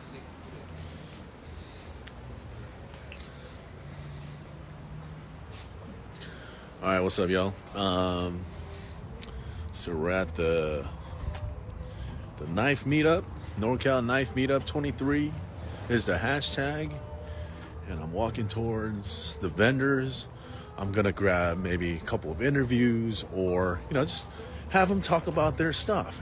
Talk about what they brought to the table today, what on the street, and all that stuff. We're gonna meet probably a variety of folks. I just met someone that was, coming from Los Baños. They got a little drive, but they're willing to hustle and get their name out there.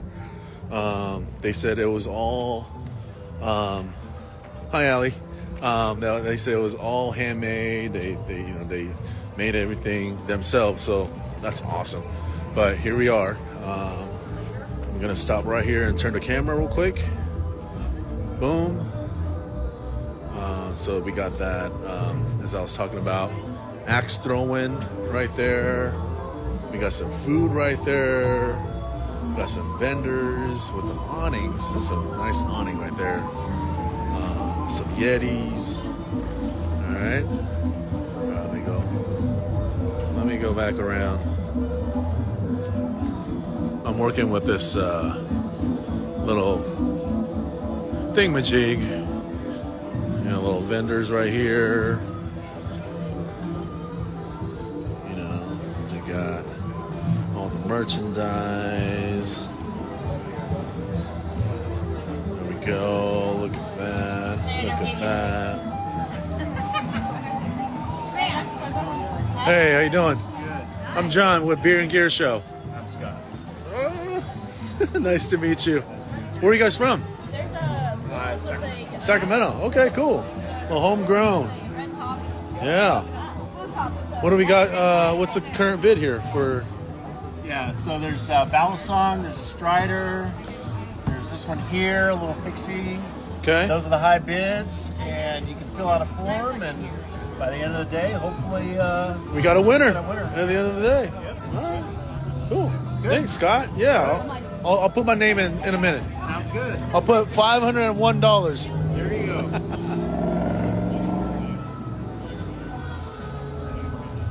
All right. Let's get this back around. Boom. Like I said, there's music, there's vendors, you know. We got some different vendors, maybe shirt vendors. All right.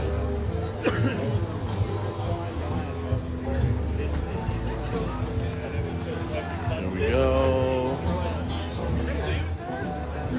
Look at that. Told you I'll be back around. What's up, man? Hey, we're on Instagram Live with the Gear and Beer Show. I just want to, pimp out your stuff, you know. What is your number one close to your heart item that you got? This tray. I love that tray.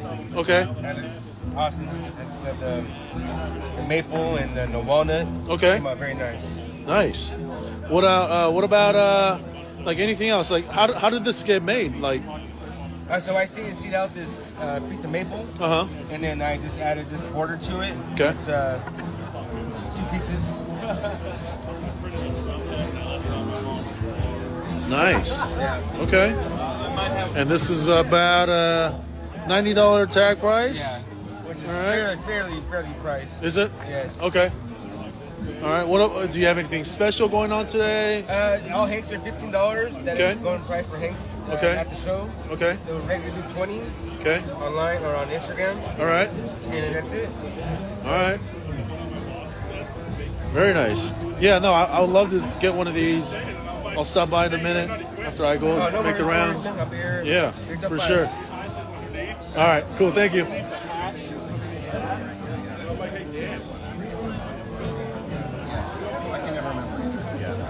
So, guys, I'm John with Gear and Beer Show.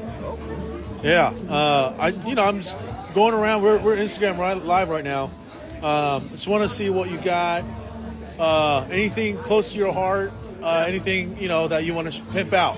Yeah, so we're Tactile Knife Company, based out of Dallas, Texas. Ooh. We make the Bayer, the Rockwall, the Dreadeye, and the Maverick. The Maverick's our newest release. It's designed by Richard Rogers. This is a crossbar lock system. We use MagnaCut blade steel on all of our knives. MagnaCut on the Maverick is 6364 HRC. It comes in titanium handles or micarta as well. The Rockwall's all in titanium as well. And then the Bayer also has variants in copper and bronze.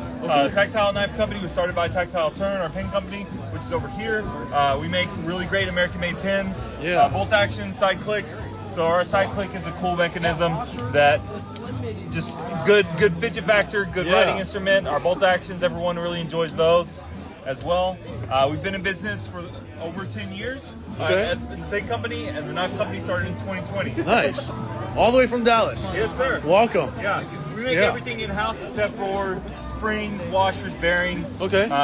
But all the hardware, all the handles, all the blades are all done by us. And what do these run? What's the rate on these? So our price tags range from $200 for our slip joint and our fixed blade, all the way up to $350 for our Maverick and titanium. And then whenever you add upgrades, like this is full DLC, so this is $400 Rockwall. Okay. So cool. No, appreciate that. Thank you.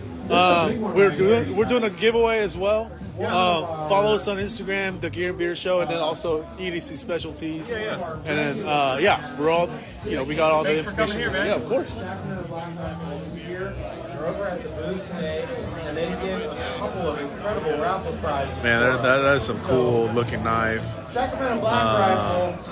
But I feel like it's gonna be like a little fidgety, like for me. Like, you know, I like to work in my desk and then I, you know, play with my fingers or play with my pen. That pen would work great with that. But hey, let's go see some more. Gift certificate to Sacramento Black Rifle. All right, let's see here. Oh! That'll get you 100 rounds of Rob Pierce, nice. Here we go. What do we got here? I'm John with the Gear and Beer Show. You know, tell us about your knives. What is your? We're live on Instagram. Sorry. He's a knife guy. Okay. How you doing? Good. How are you? You know, tell me something about these. What's close to your heart? What can I pimp out? You know what? I know they're all great knives. I see that. You know, 300 knives all the way down to 250. You know, tell me why that's 350 and then you got 250. What are the differences? Some of the differences on these big differences in the sheath. My son does all that beautiful airbrushing work on the lures. Okay. He did all the dyeing on these sheaths. This is a heavier ounce leather on these sheaths compared to these. Okay. So those two things is what jumps the price up a little bit. Okay. The steel is all 1095 steel, stabilized, dyed pearl handles. With lanyard beads. Okay. Cool. So little by little, it adds up. Like there's just a few little details here and there that bump them up. Okay. This one's I have a Hamon on it. Okay. And then you got an Instagram page. Yes. Everybody follow this page. Give them a follow. Give them a thumbs up. Show them some love. And then what do I got here on this side? These are custom painted fishing lures. Okay. I buy them as blanks and then I spend a lot of time in the garage with an airbrush adding paint to them. Oh wow. All right, everybody ready? Next round. Man, that's some artwork right there. My rainbow trout pattern. Oh wow. Okay. I do repaints on bigger baits and then I just paint the smaller baits however I see fit. I've got some with that blood splatter on them. For an injured fish. Okay. Some custom craw patterns. Okay. Cool. So where are you guys from? We're from Madera. Where? Madera. Okay. Cool. Outside of Fresno. Okay. That's a drive. Yeah, it is. And welcome. Welcome to California. Welcome to Sacramento. But hey, thank you so much for showing me all your stuff, and you know, I'll bring some people by. All right. Thank you. 003. All right. So, all right, we're gonna go see some more. So right in front of me is the buy sell trade tent. Let's go see what's going down over there. Really? And are you involved with them? Okay. All right. Next ticket. It's a blue ticket. Oh, some real dealing and wheeling over here.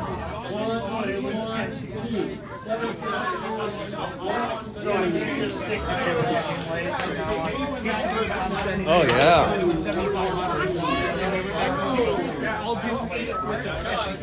And I'm like, well, he's like, all right, 75 this, we can't be. So 35 basically. So for 35 for this, that's number 8. That's number 8. This is number 8. Yeah, it's on. We're live. Hey, I'm John with Gear and Beer Show. Yeah, let's do it. Chris, nice to meet you. Are you guys local? Bay Area? Where? East Bay? Like Dublin? Concord? Okay, I'm from Dublin. That's why I asked. Yeah. What? Ghetto whiskey. Dude, one of my lip-offs is in the Millbrae. Don't give me that crap, dude. I ain't got to deal with all the bullshit. This is one of the few that I was willing to keep. So we got a giveaway right now. If you follow us, follow EDC Specialties, and then tag 2 friends with the hashtag NorCal Knife Meetup 23. There's a really nice like a basket, knife, coaster, little tools that we're giving out right now. So, or for a giveaway. So, yeah, check it out. Yeah, nice to meet you. Good luck.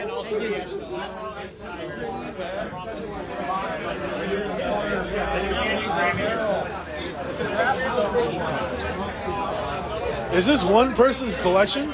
This is only a quarter. A quarter? Man, that's a lot of knives. I got 20 more of these boys at home. Oh, man. I got one. I'm good with mine. I got a problem. Yeah. 185-365. Anybody got that one? It's a blue ticket. 185-365. All right, so apparently I'm out of Anybody? I'm out of business cards, but so we're gonna walk back real quick. Hopefully the lunch has arrived. You know, they haven't really fed us.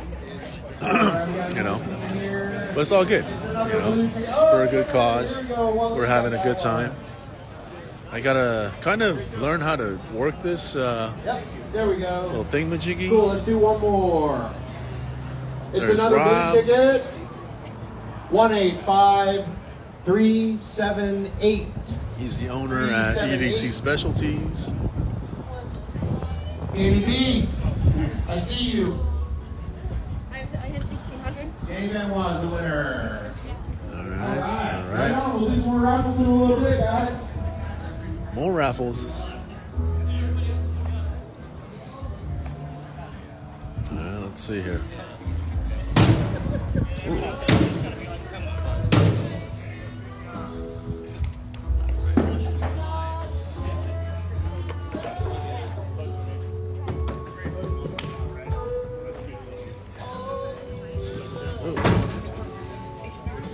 All right, let's see here. What do we got here? We got a little phone holder right there. All right, little accessory collection here. Boom.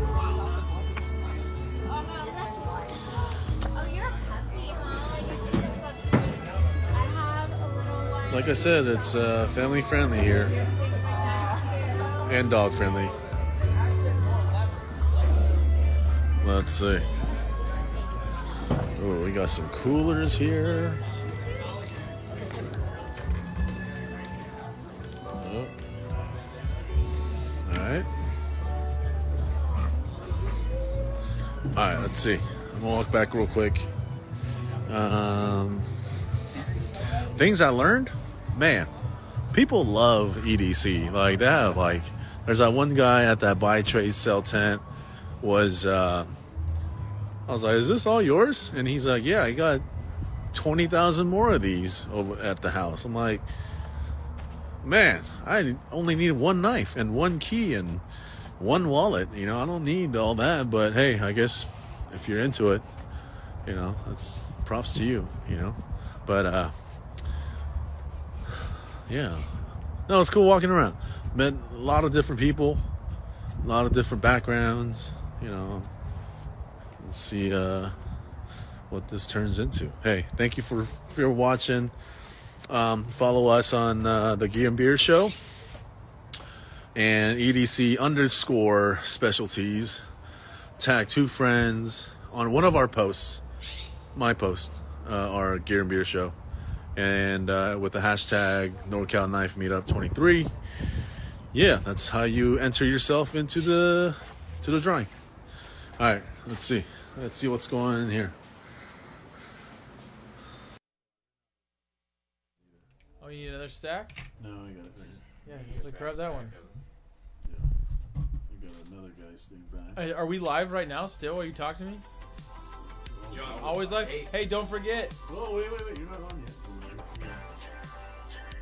Good. Don't forget, guys, check us out on YouTube, The Gear and Beer Show. We're having our massive live show over in the Roost. Guys staying back. Are we live right now still? Jump over onto that YouTube platform, follow us, subscribe, hit the bell for notifications. We're coming out with stuff all the time. John's getting ready to launch his own show under the Gear and Beer Show. It's going to be awesome. Jump over to the live. We're going to be sitting in the Roost talking about gear, talking about beer, sitting with people that are shopping around at the 2023 NorCal Knife Meet. Yeah. And our cheerleader. Oh. Alright, I need a beer. Well, that's yours. Yeah, is this yours? Yeah. Thank you, sir. How you like that? This thing? No, this beer. I love the beer. So good. Yeah, that's great. Where'd you get that? Where'd you get that? This is from Justin. Oh, do you want Kate's over Chipotle? What do you want me to get you? Chicken bowl, please. White rice, black beans, hot sauce also.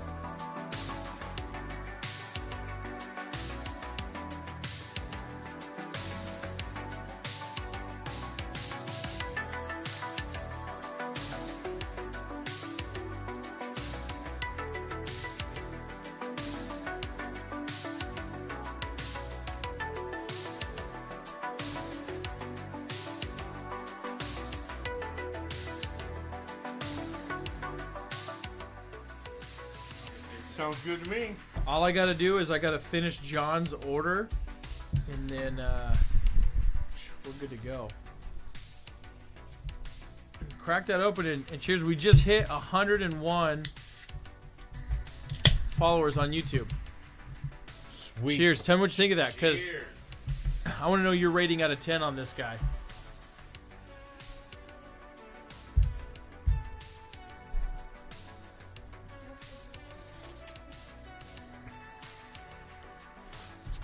That's a Bach. Yeah. Oh, that's a yummy Bach. There you go.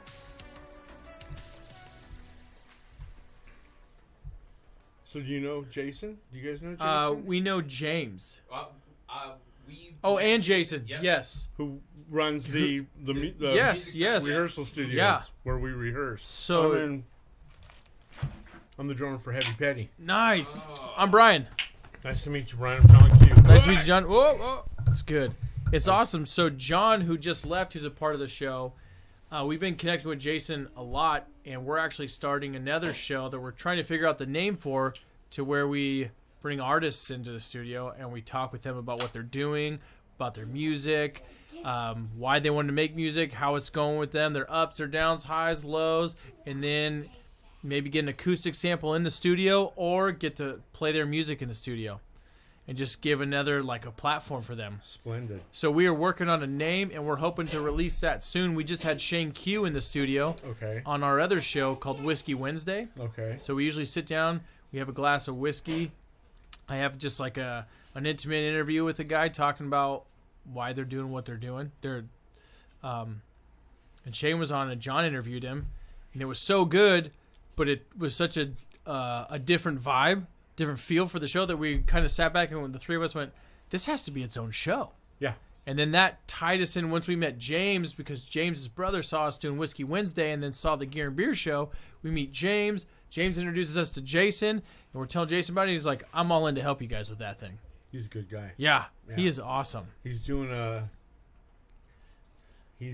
Pink Floyd thing right now. Oh, really? Yeah, he's building. It's gonna be more than just. He's building props like he's got. He's building all these props. He's got a mural on his wall, and and oh my God, I was just in his office. He's building all these props. It's gonna be like a movie. No way. Yeah. Yeah. A movie, and he's got actors in it, and he's going full blown. That's awesome. Yeah. That is so cool. So what's the name of the studio that he's running down there? Sac Rehearsal Studios. Sac Rehearsal Studios. Okay, and then what type of music does Heavy Petty play? Heavy Petty is a Tom Petty tribute. Yes. I love it. Yes. So then I got to ask you, what brings you to the NorCal Knife Meetup? I'm a knife enthusiast. As soon as I found out that there was a EDC Specialties, and yes, that's the name of the place, but yeah, as soon as I found out there was one in my neck of the woods, I live right down the street. There you go. I was all over it. Woo. Yeah, so Chuck Ferry, who's doing the Forcible Entry, sponsors the Gear and Beer Show. Right. And then he's been on Whiskey Wednesdays. He tied us in with Rob. Rob's been on Whiskey Wednesdays and the Gear and Beer Show. May I place this here? Yeah, we have an extra coaster floating around. It went somewhere. Someone probably knocked it off. You're good right there. I got a napkin or something I could do. Let me just update this pickup time. I got to get John's food, and he's out walking around. So Rob's been a huge help. So he's, oh, yes. These are great stickers. Oh, what? So this is John. This is Justin. Justin and I. Justin. Would you have this gentleman a couple? I would.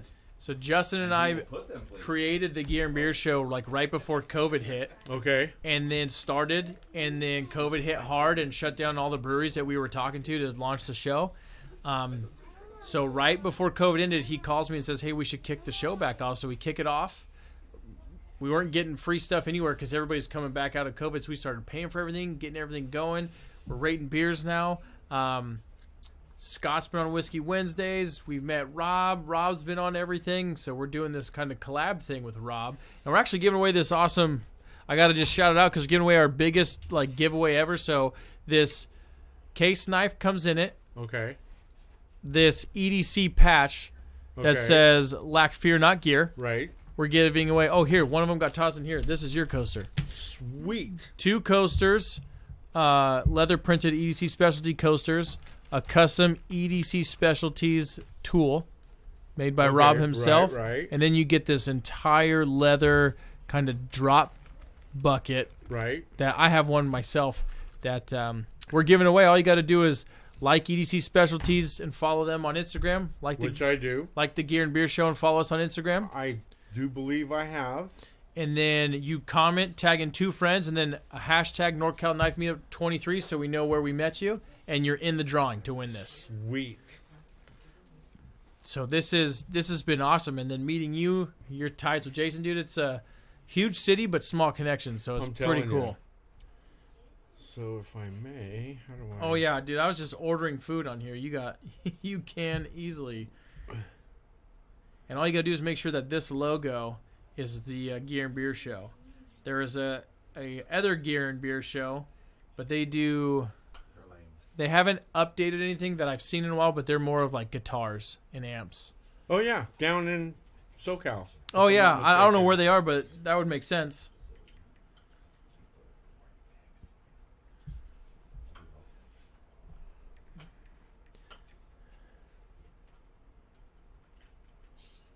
Are you on Instagram?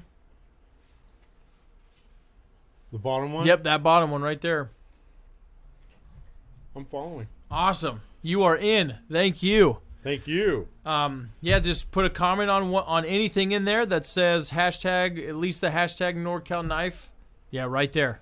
That'll be perfect. Tag 2 friends so they know, and if they do the same thing, they're in. Right on. Got it. So, can I ask you what your everyday carry is?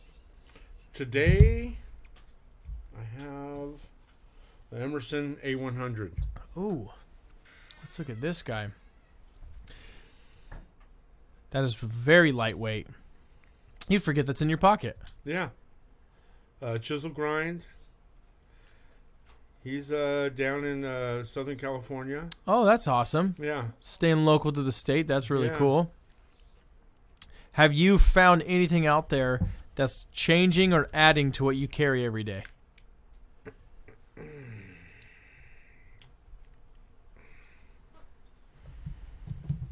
What did I get? I've gotten so much stuff.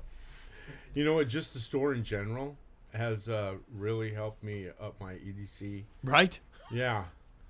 I'm a truck driver, musician, and when you're a truck driver, you just EDC just really is part of the day because you never know when you're going to need something. Yeah. And just about everything that I've gotten here, I've used. You got to steer Rob then to some of these tools because I've always, every time I see the custom tools he makes, I'm like, man, this would be like a great thing for a trucker just having in his pocket that could do almost anything for them. Yeah. Literally. Like I even things that they say, it's for, I go beyond. Oh, I bet. They're like indestructible. Yes. So now that I know you love beer and you live down the street from Big Sexy, we've heard you say this is a very good double bock. Yes. So I gotta ask. I have a scale of 1 to 10, 10 being the best beer you ever had, 1 being the worst. What would you rate this? And where I put my midline at is like a 6 to a 6.5. If I rate a beer at a 6 to 6.5, that's a beer that you'll likely always find in my fridge. And then anything above that's like I want to find a way to always have that. Well, because I would like to think of myself as a beer connoisseur. There you go. I always go, if I'm going to rate, I rate within the variety, if you will, of beer. And the only other box I've had are at Sudwick. Okay. In Davis. Yeah. They make a Maibach, a Doppelbock, a Triple Bock, and I like the box. So when I found out that Big Sexy, Jason told me that he was looking for some of these for me in his room, and he couldn't find any for me. But I'm glad you have them here. But in the Bock department, I'm going to put this right at about an 8. Oh, it's not. You just get those people that they're so used to Bud, Coors, the lagers, and I like when I came in, I like beer. Yeah. And so this is that. Oh, so it is. A Bock is it's a beer. Yeah, I put this at what did I say, Scott? An 8.7 earlier. My first 2 drinks, I said solid 8.7 on this guy. This is really good. Yeah. But I'm gonna be honest, Big Sexy, I've had so many of their beers over there. I have not had one that I would put below like a 7.5. Okay. They are all really good. Are you a sour guy? No. So I'm not either. I absolutely hate sours. But we were out there talking with James and Jason, and one of their brewers walked out with their new sour. It's a pineapple sour, and he gave us a taster of it. It is the only sour I will ever buy. And they partnered with Mraz, and I've had some of Mraz's sours. Yeah. And I'm like, I'll take a sip just to try it, but I'm not going to buy it because I know I won't. So my wife buys them. I sip them. But this pineapple one, I'm telling you, it's the only one I will put it in my fridge. It's just really crisp up front. It's like light finish on the back end. And it's a beer I could drink like after a hard day's like work. And how strong is the pineapple? It is. Is it a hint? Is it perfectly? It's perfect. So it's not a hint, but it's not like a fistful in your face, like you just got off the plane in Hawaii and they're just shoving pineapples in your mouth. So my thing with fruity beers is I'm not a big fan. If I'm gonna have a fruity anything, it's gonna be in my syrup on my pancakes. It's not gonna be in my beer. It's not. I want my beer to taste like beer. It's not that fruity. Okay. So I maybe more like my wife said that she tasted more of the sour than any fruit, where I could just like taste like I just took a bite of a pineapple, but not. It wasn't like super overwhelming, super juicy. I could tell I was still drinking a beer, but it's worth a try. So both these this Doppelbock and the pineapple sour come out this month on the 22nd. Oh, this isn't even out. This isn't even out. He hasn't released this yet. Look at me. Look at us. So early. Cheer that. And cheers to Big Sexy. Yeah. Cheers, Big Sexy. Plug Beer Week with Big Sexy. That's right. Yeah. Beer Week is coming out. What, last week in April? I think it starts on the 22nd, right? I think. Okay. And that's when they're doing these releases of these two. And the pineapple sour is also coming out that day. Yeah. But you've had it. Yeah. We just got lucky. We were there when they were putting the labels on the bottles. Okay. The only other time I felt this lucky is when I got oh my God, I forgot where I was, and I had Pliny the Younger. Oh. Okay. Pliny the Elder, you can get anywhere, anytime, kind of. Yeah. Pliny the Younger, they do kind of a raffle for people. I used to deliver to, oh my God, Russian River. Oh, yeah, Brewery. Russian Yes. River. And I pulled up one day and I'm like, what is this line going around the block? And they're all, that's for Pliny the Younger. And so I never tried any. That was that year. And then I was at, Streets of London. Okay, yeah. In Wessack. And the guy there, she's all, I've been in there a few times. He's all, hush, hush. He's all, try this. He didn't tell me what it was. And I tried it and it was really, really good. And he told me what it was. And yeah, so I felt really yucky. Thank you. Well, hey, we don't want to take up your time all day. Yes. John, thanks for sitting here on the show. It was awesome meeting you. Give me that. Yeah. Thank you for the stickers. Enjoy that beer and enjoy the rest of your day out there. How do I get me one of these? I know Rob sells them up got 'em front. up there? Yeah. Okay. Yep, they're in the shop. Cheers. Cheers. Thank you so much. Thank you. Well done. Thank you.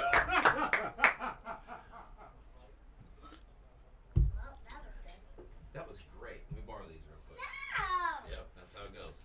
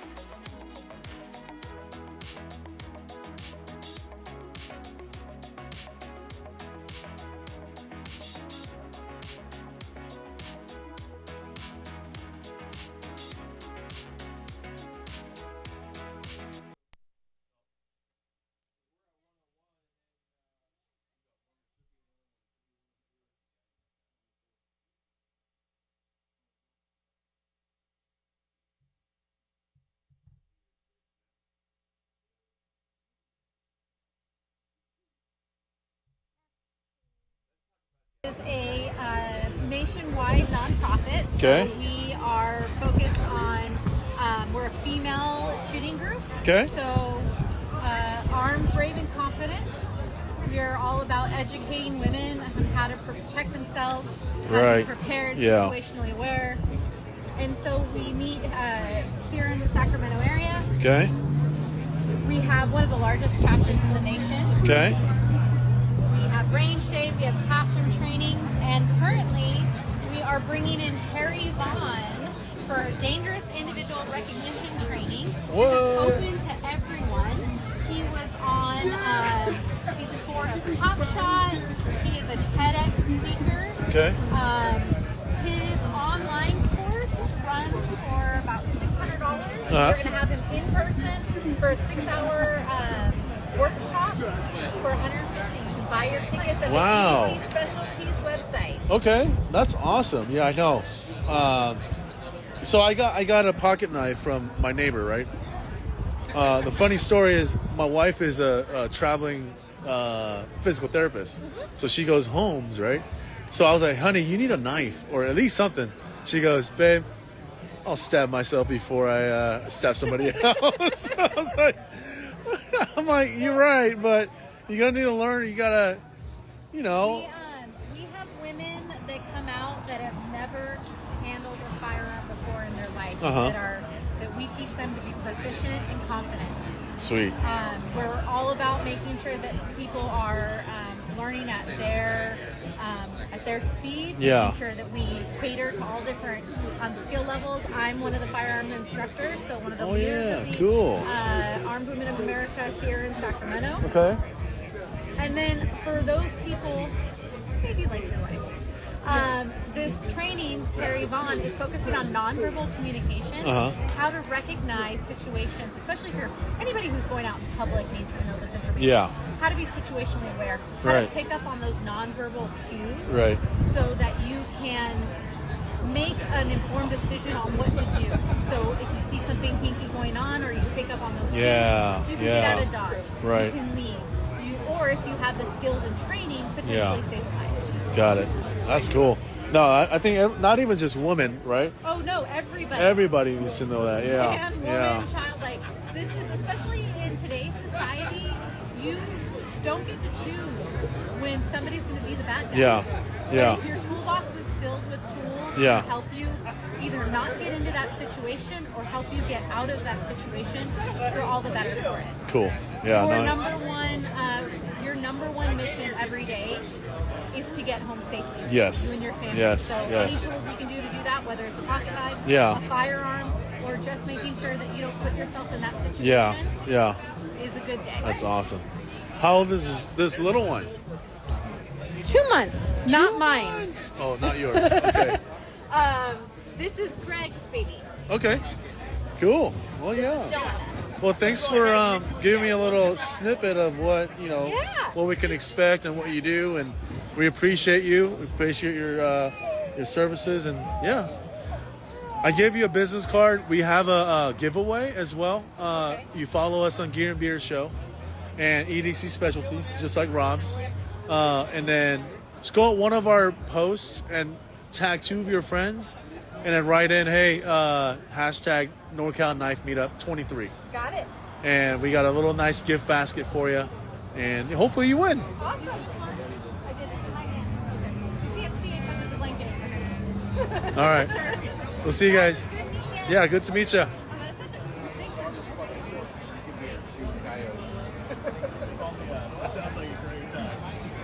No, that was awesome. Like, I think everyone should be aware of their surroundings, and I think it's important for people to be comfortable defending themselves and using firearms if necessary, right? And I think educating that, and hey, I might even sign up my wife. I don't know. Let's see. Let's go. Let's flip this guy back.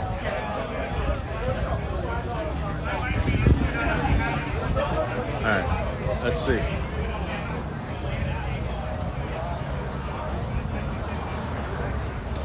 Let me go over. I don't think I stopped by anywhere here. Hold on a second. Let's go here.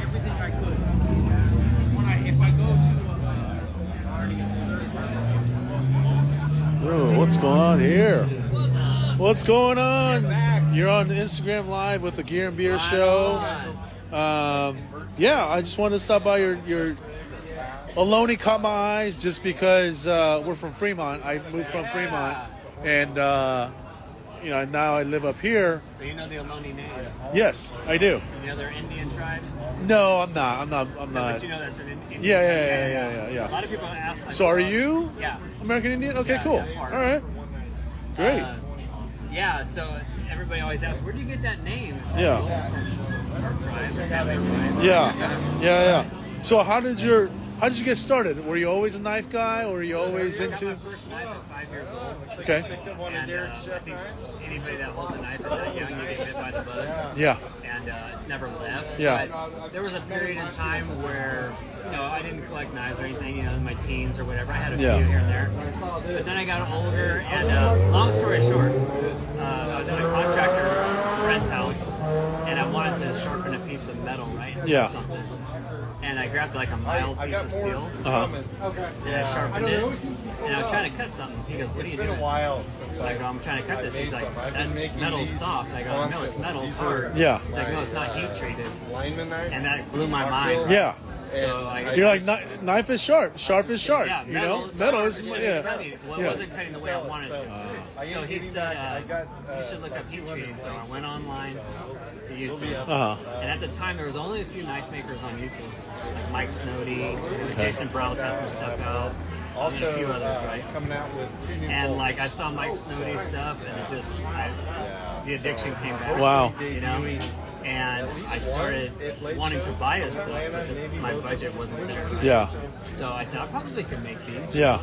And so I started tinkering, and it just morphed into where it's at now. Oh, that's cool. Yeah. So what do you make here? You got. So these are like a lot of kind of filler knives. Okay. I have a big run of folders coming in. That's coming. So this is what I'll have coming in the next week or so. Okay. Ooh, look at this thing. That's the goat. So anybody that follows me knows the goat. That's my popular design. Okay. So I have 4 variations of those coming in. This is a Blade HQ exclusive. Okay. They'll have another one with a jade outside with a black inlay and a black blade. I will have titanium ones with a green micarta inlay. Okay. And I'll have titanium ones with a carbon fiber inlay coming. Oh. Yeah. So what is this one? What knife is this These one? are like a compact cleaver that I designed. I wanted it to be a knife where people would just use one knife. Okay.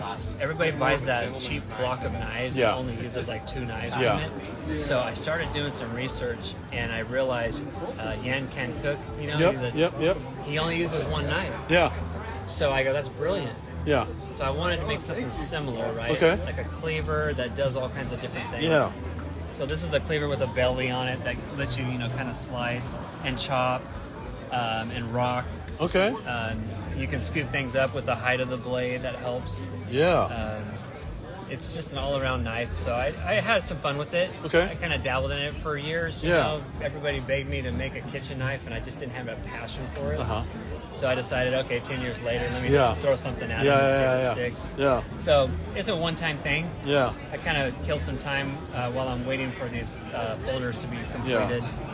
So I don't know much about knives, right? And I have kitchen knives, and my wife bought this sharpener thing. You just run it through, run it through, right?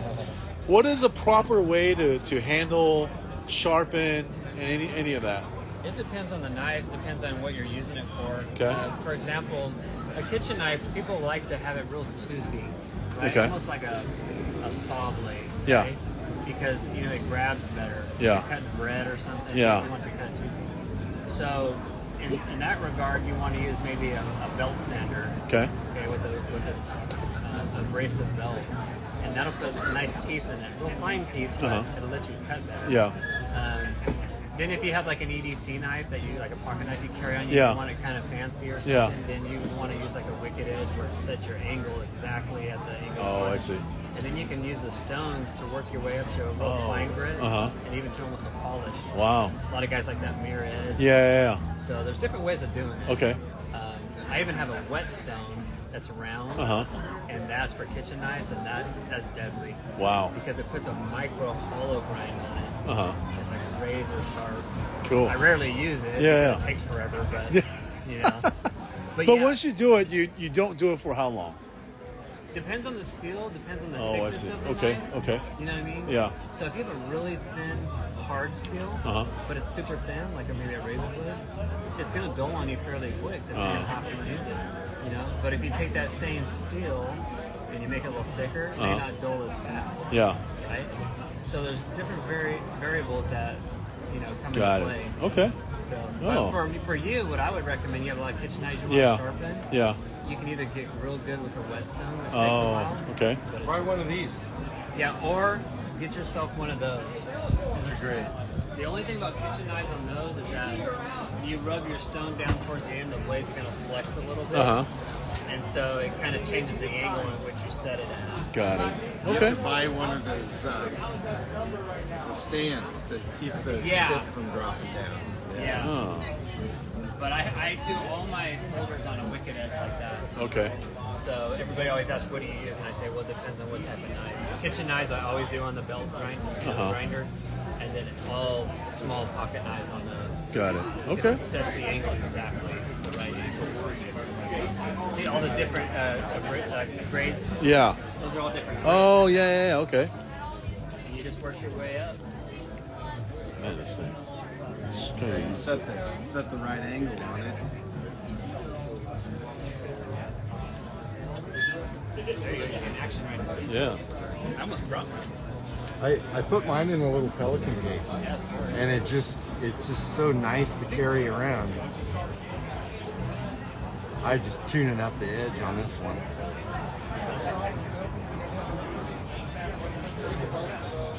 Since it's already got a good edge, I'll probably start off at like 600 grit. Okay.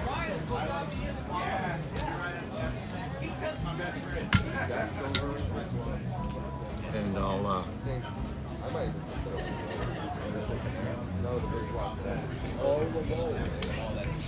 Oh, that's how you do it. Okay. Oh, wow. right. So you just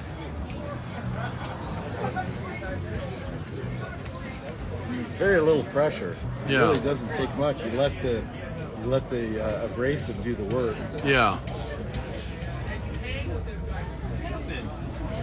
And this is my way. I always run my fingernail across it. Uh-huh. It's you're really sensitive. You can Yeah. feel a lot of different things, and so then you're just going to work your way through the grits. So Wow. going through 600, drop those, and that was just that little work. Yeah. Was enough to move enough material. Yeah.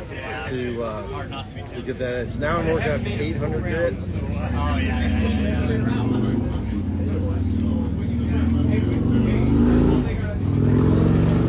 And again, just feeling that edge. Some people will take a Sharpie, a black Sharpie, and put an ink edge on there, let it dry. That way they can physically see how much material they pulled away. But this thing really just needed a touch up. So. Yeah. So if you got a really dull knife, you go with the higher number? They're really dull knife. Start with the lower grits. Okay. Like this will start out at 100, then go to 200. 100 grit's pretty rough. I mean, you can feel it. You can feel how rough that is. Yeah. Compared to like, say, 600 grit. Oh, yeah. Right? Okay. So just work your way up through the grits. The finer you go, the more polish or the refinement on that edge is going to be. And really, what you're doing, you're working the edge, and you're developing a foil edge. Yeah. Right. Yeah. And you get it to that point, and you just work it back and forth until it finally wears away. And typically, you're going to work it out through a leather strop, right? Oh, so I the see. leather abrasive Yeah. You know, with a little bit of abrasive paste on there, is going to hone that edge and strop it till it's polished. Got it. And again, the more time you spend on it, you know, the sharper it's going to be. Yeah. So I've hit that at 800 degrees. Yeah. Pretty good. I'm going to go to 1,000. And then I'll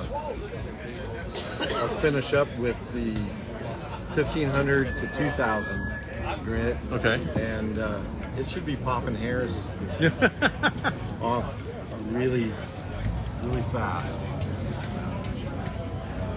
And again, it doesn't take much pressure. Yeah. So that's 1,000 grit. Goes up to 1,500.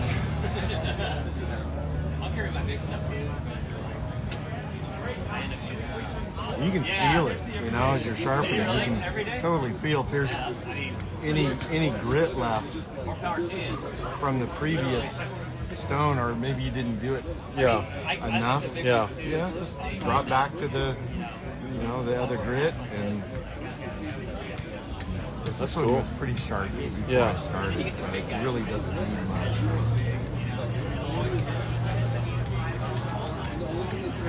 And now we're just honing that edge. Yeah. It's sharp.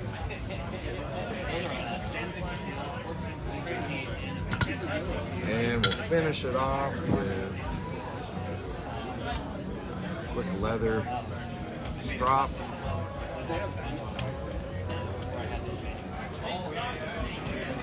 If you ever see like these ones out now, see 20 in it.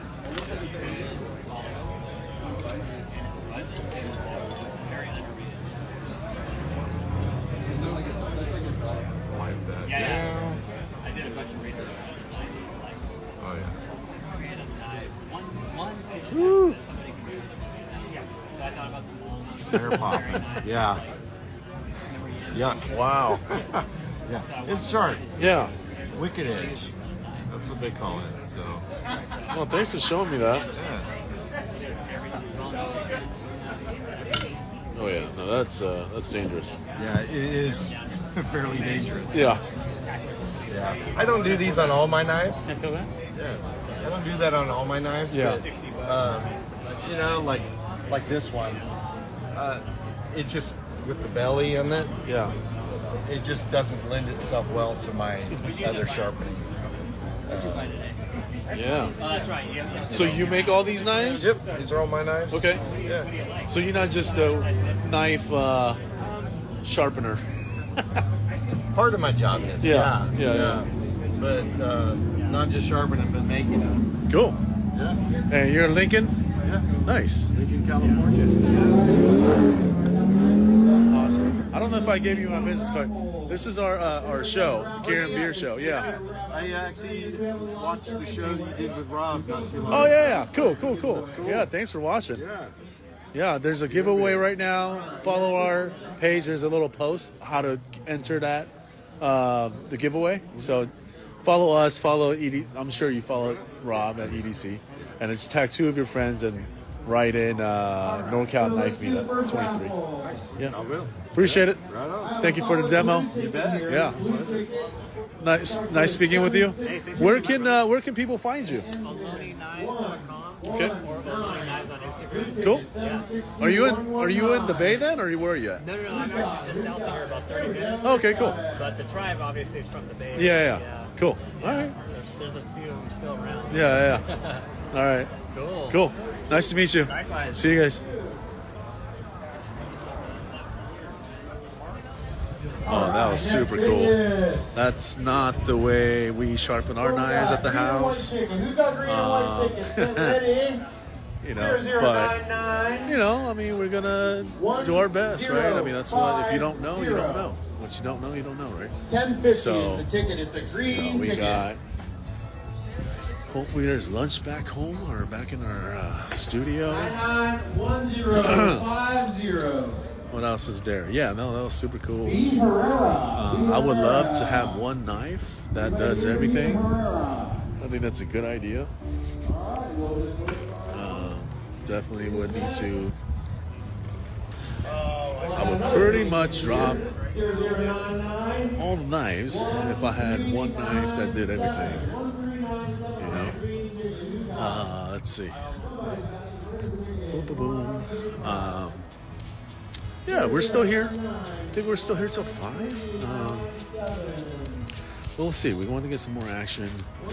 We get people on the social or on our booth so they can just kind of speak to us and give us a little bit of their views on EDC, right? Yeah, but that whole thing was cool. Is our lunch here? There's no lunch? Yeah, we were supposed to go get burgers. Wait, I thought there's lunch.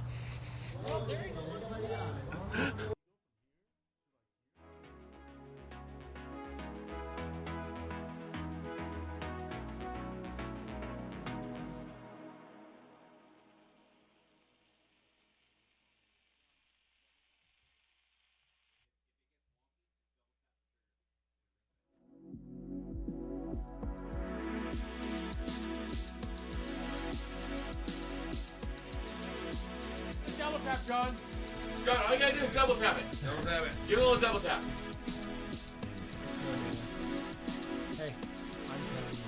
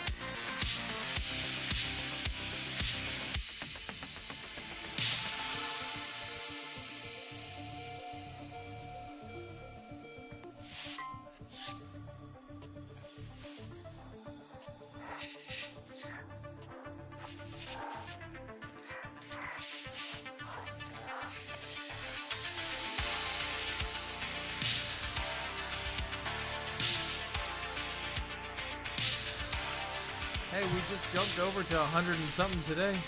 Well, what we got now? What? Nice. Well, 103. It's close.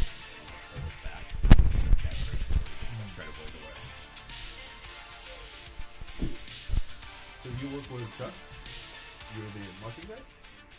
Nice. Something. Many hats. Job titles don't really mean anything Yeah. in the company. Cool.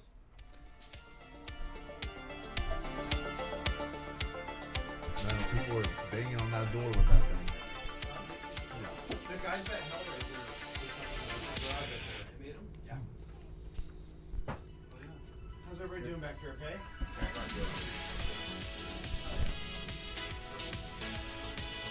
Oh, they make shirts at Hellraiser? Rob, they make shirts at Hellraiser? Yes. Yeah. So Hellraiser clothing, they've actually been around a long time. They've been on the music scene. Oh, yeah. Let's meet up soon. Yeah, I love that. Line of clothing. Thanks, Greg. Line of clothing. They do. Be surprised. They just kind of keep pulling stuff out. Like, oh yeah, we got this, we got this. Oh, cool. They're good guys. Well, Could be. Hard to be, but it could be. True, but you know, you can choose your friends, but not your neighbors. It's true. Right? Very true.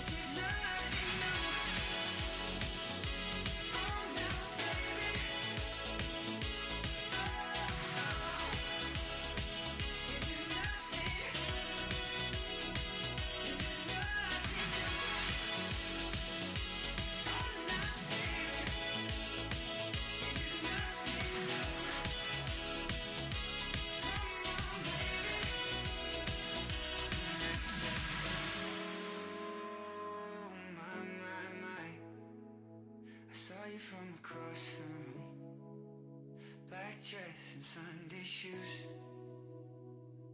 I said, oh, my.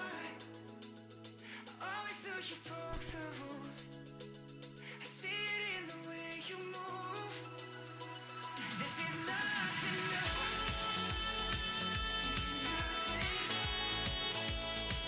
This is nothing.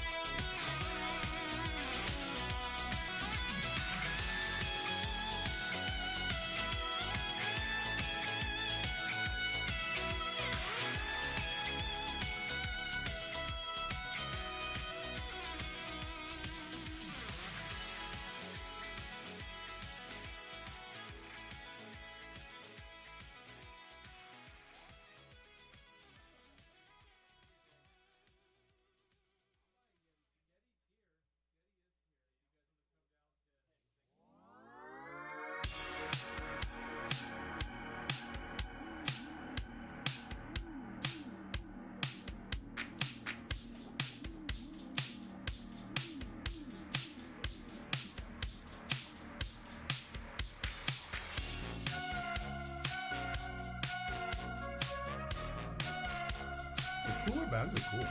And we have like 6 cooler bags of like off brands from where? Target? Costco? Costco. $7 Costco. Dude, I was at Costco yesterday. They had that Segway bike. Yeah. $1,500. I'm like, damn. Can we just try it and return it? Dude, since we've done the 9bot episode, my like ads all over YouTube are for, hey, if you live in California, you should definitely own a 9bot Segway scooter. And I'm like, a little late there, YouTube ads.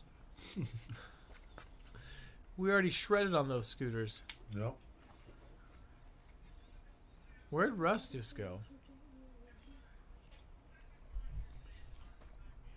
It's funny that we're sitting in here at Rob's studio, The Roost, and he's watching himself on his Instagram or social media right outside. Shout out to Chipotle, because that's what we ate for lunch today. Chipotle? John's crushing it right now. Dude, I'm Russian. Big shout out to A10 for letting us use the Stream Live 9040 Pro. Actually, that may be the A10 UC 9040 Stream Live Pro, if I say it correctly, not just throw the words in there like I'm dyslexic. We are not using it today because we just want to like feature it. We've been talking about this with Rob. He's been on the show, watched how we run things. He saw the A10, thought it was awesome, so we came here to just show it off even more. Guys, if you also want to get into this giveaway where you get about over $200 worth of goodies, 2 leather EDC coasters, a custom tool designed by Rob himself to this custom color that he put on it. It could be a one-of-a-kind color. May be hard for him to match, or he may never match it. I'm not sure what he's going to do. An EDC patch that says "Lack Fear Not Gear," and also this Case XX knife. But wait, there's more. And the last part, you get this whole dump pouch. Dump tray that if you want to dump in all leather, snaps in. It's awesome. All you got to do is like and subscribe or follow us on Instagram at The Gear and Beer Show. Follow at EDC Specialties to get in there with Rob. And then on one of our accounts, you just have to tag 2 friends and write hashtag NorCal Knife Meetup 23, and you're entered in to win. And we're probably going to draw this within a week and figure out how to contact the owner of this awesome setup right here. Yep. And hopefully it's not Justin who wants it really bad. That's me. I've entered 157 times. Justin's wife's entered him 157 times. Even though we tell her no. Hey guys, but we're down here at EDC Specialties, located at 11292 Coloma Street, down here in Gold River, California. They have a ton of knife companies out here. They have Yeti out here selling Yetis. They have axe throwing. They have hot dogs, hamburgers. Selling ice coolers. They have what other coolers? Selling Yeti. Yeti's out here. They have axe throwing. They've got taco trucks. They have Forcible Injury, who's a sponsor for us, letting you bust open doors, use their training equipment to test it, to see what firefighters and law enforcement go through. They have a buy-sell trade tent where if you want to make a couple $100 like John's buddy did, he came down, sold a couple knives, made a few $100. If you want to trade to get something new or sell knives to buy a new knife, I don't know what the wife's letting you do. Get in there. Right. Oh, and if you want awesome knives, Greg Medford from Medford Knives is down here talking about his setup, his knives, the designs, how he does what he does, why he does what he does. Hopefully we get him popping into The Roost, which is Rob's studio over here at EDC Specialties. And I'm sitting here with my buddy John with the biggest quads this side of the Mississippi.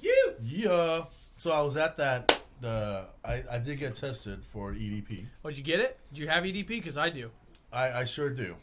I was like, they asked me, what do you have? So they go through the checklist, right? Do you have a keychain? Do you have a pocket knife? Do you have a flashlight? Do you have a wallet? And I go, these are all, they sound great, but like, man, I got I got the thighs with skinny jeans. Like, Yeah, you don't how like do pockets, I carry all that stuff in my pockets?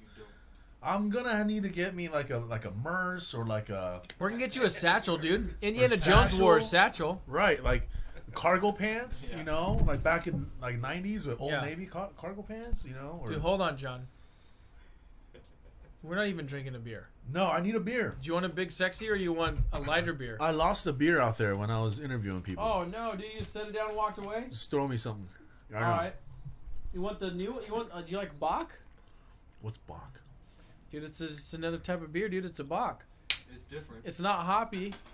All right. It's good. It's that one doesn't release till the 22nd of this month. The Maltinator. Dude, I'm gonna have Big Sexy's AIPA. AIPA. Yeah. Wow, that's Dude, look at that. Look at that. Justin, are you on this one for the artwork? Yes, you guys are both in screen right now. Dude. It's really in focus too. Draw it back, Brian, just a little. Just a little. Has everybody seen that right artwork right there? Yeah. That's crazy. Give it a good spin. Man, this is a good looking bottle. Do you mean to spin like this, or do you want me to spin it like we do on the show? No, I wanted you to spin. Yeah, you can leave the. Or beer do you want right me there. like you want me to just You can like, spin yourself. No, I wanted you to do like a ballet spin, if you could, on the top of your tippy toes or. Hey. Hey, thank God Okay, for swivel can you chairs. Text my wife where I'm at. I don't know, just in case if she wants to go back. If it wasn't for swivel chairs, my neck would only turn so far. She's inside. Some days are better than others, but hey, this injury's still flaring up. If you want. At least I have God's medicine right in front of me. But shout out to James and the crew over at Big Sexy Brewing Co. You guys were Yep. awesome. James. Every time we've met the staff James. there or met with James, Big you guys have James been is not the big fantastic. sexy guy. No. No. I mean, he's sexy, but I'm just saying, like, Big Sexy when belongs we- to his business brewer. partner. His Yeah, brewer. the actual brewer. Hey, cheers, man. Cheers. All right, John, so let's rate these out of 10, right? So I changed it up. So I kind of started trying to figure out my scale, so I don't just leave people hanging on, like, what's my bottom line? Uh-huh. So I figured a 6 to a 6.5 is a beer that I will constantly buy and put in my fridge. Okay. And a beer that I really like, you know, and I'll have, and most guys will come over and not really bat an eye at drinking either, is like something like a Coors or a Coors Light. Okay. Like, tried and true, it's never failed. I put that around a 6. Okay. So Coors Light is 6. Coors Lights were my 6s. I can't put it at a 5 because it's better than 5 because I buy it. Uh-huh. I don't know if I'd keep buying a 5. Okay. So when I have my rating on that beer. I rated it when I had that earlier. So I'm just kind of wondering, what do you think? You throw points in there. I mean, we got to differentiate these. They can't all be 8s or 9s or 6s. They got to be points. Do we say like the same number on count of 3? Like, Oh, 1, dude, I'll 2, do that 3. on that beer. Yeah. You know, I'll tell you mine on the count of 3. All right, ready? Yeah. 1, 2, 3. 8.7. 7.5. It's not bad. You're what? 8.7. 8.7. Yeah. I got 7.5. I'm a Russian judge here. That's all right. That's all right. I don't think I've had a beer though below like at what I'd put a 7.75 level from Big Sexy. Yeah. No, I'm more of an IPA guy. This is more of a. I think this is the perfect beer for wintertime. A big Bach. Yeah. I think like by the fire. You know, like on a warm day. This wouldn't be the first thing I go after, right? And I wouldn't. My style of drinking is more on the summertime barbecuing versus, you know, weeknight watching a game. I'm gonna grab a beer. I think I'll grab more whiskey than a beer. Okay, because it warms you up. Yeah, but this would be definitely a sipper. You know what? 7.5 was a little low. I'd say like 7.9. Take another drink. Let's just see if that number keeps going up. Right. As you drink that down, maybe we can get that up to an 8.7. 7.9? Yeah, 7.9. I'll take a 7.9. Yeah. I think we can agree though, because we've drinking Big Sexy a lot over the last couple weeks. Right. They make good beer. Uh-huh. I don't think I could rate a single beer below a 7.5, and that's even saying I don't like sours. And we tasted that pineapple sour. Yep, that's coming out. That's coming out along with that beer. A beer week on April 22nd this month. 22nd or 3rd? Yeah, 22nd. And I still liked that sour. I thought it was really good. Yeah, I was not a sours guy at all, and until I tasted that. You know? I'm the same boat. I hate. I did ask. I would like kind of like look at people when they order sours, but then when What do you mean? Like look at them, like. I asked you to meet up for a beer, and you're drinking fruit. Sour. I'm not a sours guy. I mean, I don't like anything tart. Yeah, me neither. Right. So, I mean, my wife's over here shaking her head like I'm the absolute like last person that'll have a grapefruit, the last person that would ever order a sour. But that's like a sour. Do you like pickles? Yeah. You have to have it with like a burger, right? It's not. I'm gonna go there, open my fridge, and be like, oh, there's pickles. I'm gonna start eating pickles. That's not me, right? Yeah. No, I don't do that. Like I do that. My wife does that. She's shaking her head. I have to have pickles on like a sandwich or a burger. Right. That's kind of where I really like my IPAs, with a sandwich or a burger. Right. I think it brings out the flavor of both the IPA and the sandwich. Yeah. Dude, I'm gonna. This is my first time trying this AI IPA. Dude, this is another one, man. I just think it's really good. I think this is at like an 8 for me. This is a really good IPA. It's not super hoppy and bitter with the finish, and it's really flavorful up front.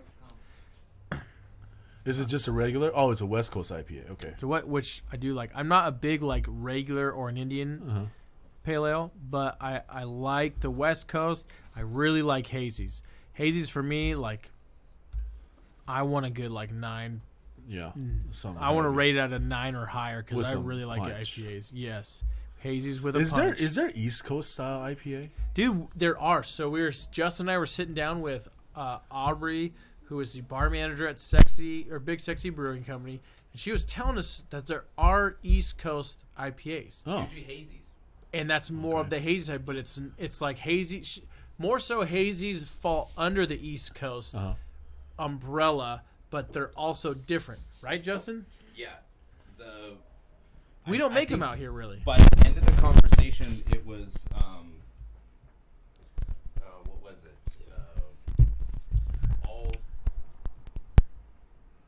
All IPAs or all East Coast IPAs Are hazies, but not all hazies are East Coast, something like that? Yeah, something like that, yeah. Okay. She's probably sitting there going, that's absolutely not what I said. Yeah, I know. All hazies are equal. Yeah. Dude, but we're at 103 followers on Cheers to that. YouTube. Yes. Yeah. I'm sure there are a bunch of followers that just added because of the giveaway. Hey, if you're watching this, another plug. Follow us, the Gear and Beer Show, the EDC Specialties. Tag two of your friends on any of our posts, and comment with hashtag NorCal Knife Meetup 23. That way you can win one of these. Give us the whole parameters of the basket giveaway again, just for clarity, for anybody new who's watching. What do they have to do to enter to win the gift basket? Right. So yeah, just as I said, you got to follow us, the Gear Beer Show, and EDC_specialties. That's Rob's. Any of our posts, tag two of your friends.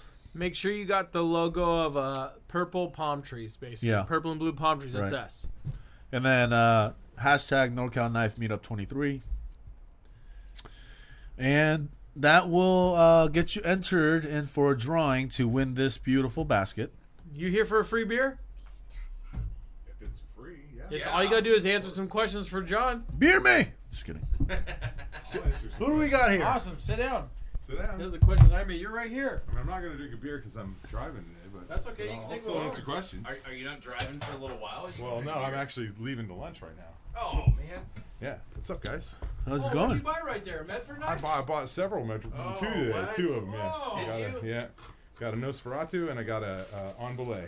Oh. Enbelé is not on my person right now. Okay, wait. So introduce yourself Yeah. to the camera over here. Camera's here. Right. This that one one. over here, far side. Far side. Yep. Scout Hanford, local Sacramento. I don't know. I do welding and fabrication and art stuff. So. Scott, thank you for coming in and sitting down. Yeah. Scout, like Boy Scout. Scout, not Scott. Scout. Scout. Scout. There you go. Oh. I mean, Scout, Come on thank now, you for coming Scout. to sit down with us. Yeah. How's it going, guys? Good. How are you? I'll pop this bad boy out. Yeah. Yeah, I bought one on reserve that was the en belay from Rob, and then I bought Omelette sounds like a dessert. Fancy. I was looking at that one. Ooh, that That is, is man. awfully pretty. For sure. And I got a lunch meeting, so I only have like Oh, you 5 stick minutes. So around? ask me the questions. As long as you want, as short as you Yeah, want. I got a jam pretty Where soon. are you eating at? I'm gonna go to Cafe Bernardo's, man. Oh, okay. Yeah. You got their carnitas there? I don't know what I'm gonna eat there. I'm gonna have to check it out. I haven't had the carnitas. Are they Downtown good? Sac. Yeah. Yeah, I haven't. Yeah. Oh, yeah, I'm going downtown. The one Yeah. over by Sutter. Yeah. Yeah. Yeah. Oh, yeah, for sure. Yeah. Yeah.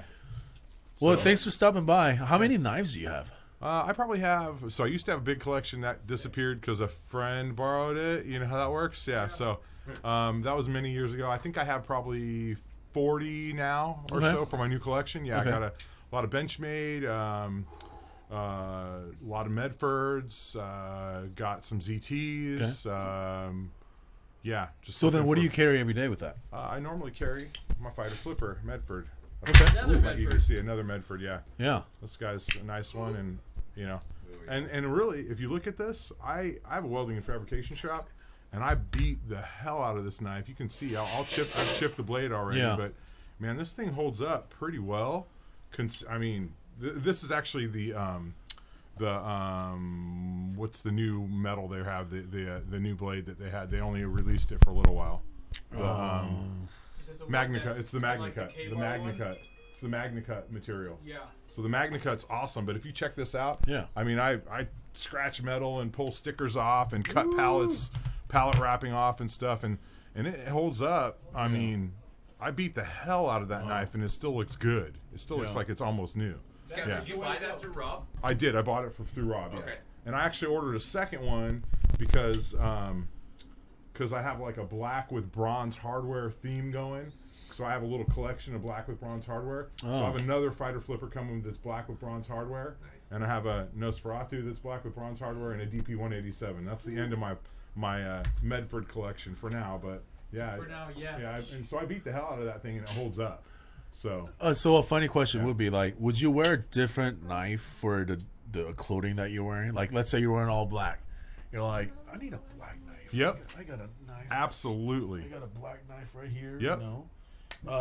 So that's part of why I like my collection is I mean, it sounds weird, but Oh my gosh, we lost your knife. this I don't know where it went. So like you listen to the sound of it, right? There's a certain reason I like that sound, but a knife is not just, you know, it just doesn't cut, right? It's everything. It's style, it's durability, it's brand recognition, it's quality, but that's a whole different sound, right? Whew. Right? Yeah. Yes. And there's something that's kind of nice when you pull out a high quality implement or tool from your pocket. And you're like, oh, I gotta cut this pallet wrapping off or whatever, right? And you just go, you just get that kind of that sigh of relief. Of, I know this is a badass knife I'm carrying, and I really appreciate it. Sorry, kids, cussing. Yeah. Your ears. So, but yeah, so this is the one I carry the most, just because I use it for work. Yeah. And I beat it up. Yeah. But I absolutely like.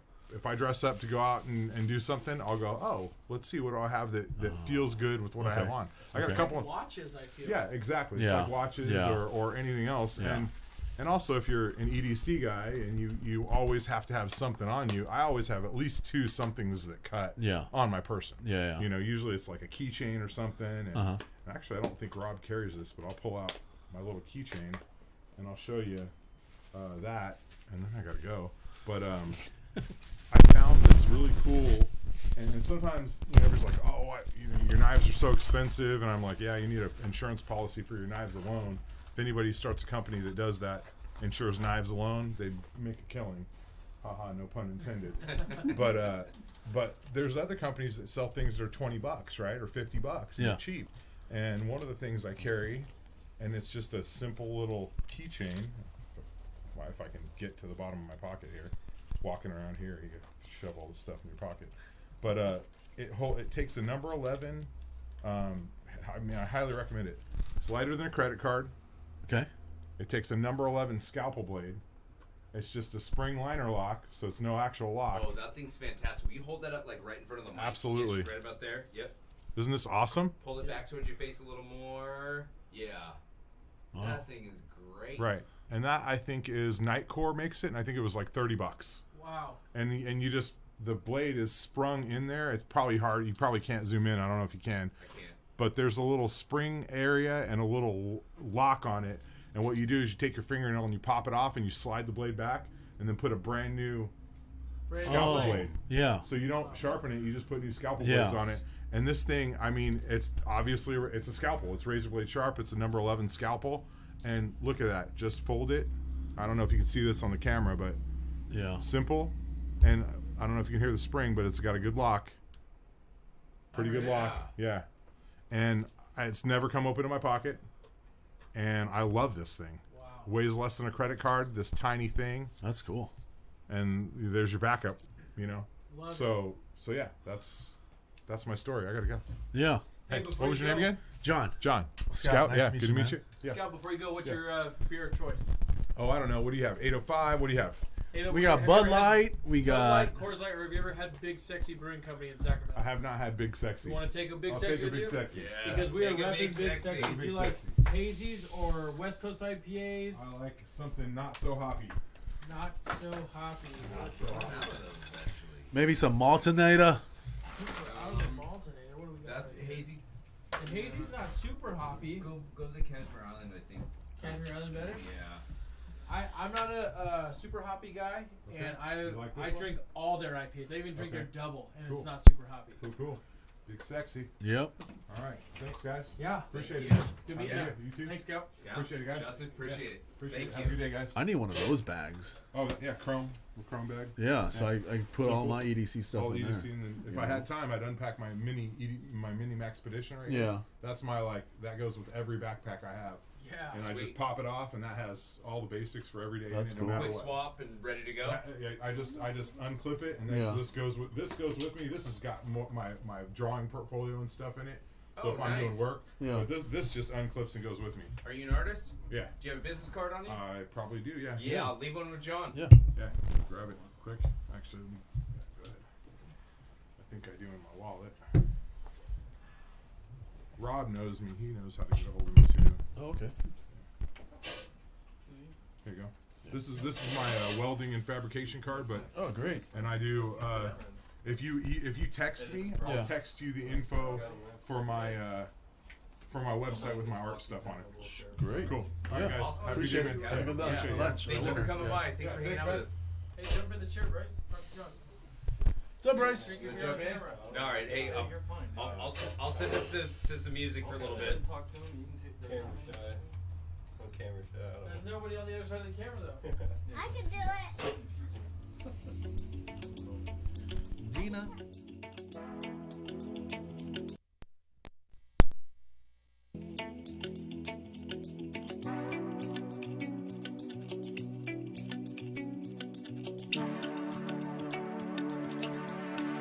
I was on fire for you. Where did you go? I could have died for you. How could you not know?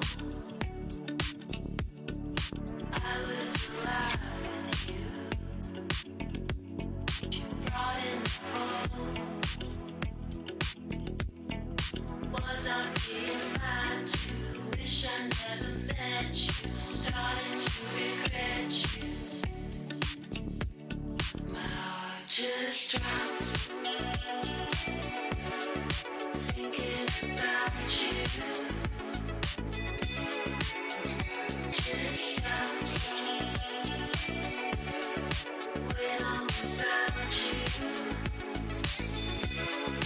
I was on fire.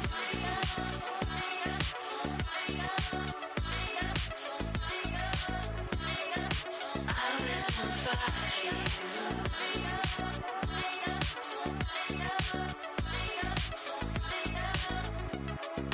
I was on fire. You're breaking me down. Don't know what I should do when you come around.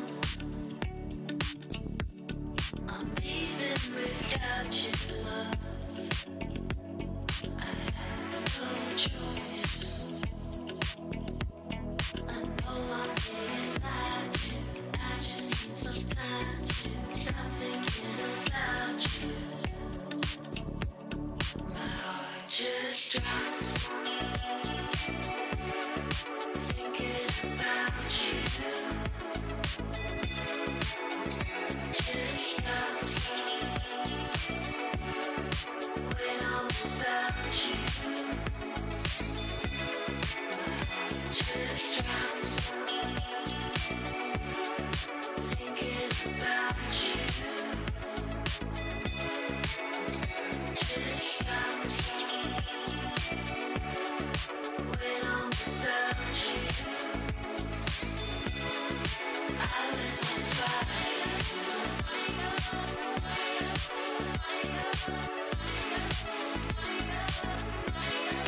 I was on fire.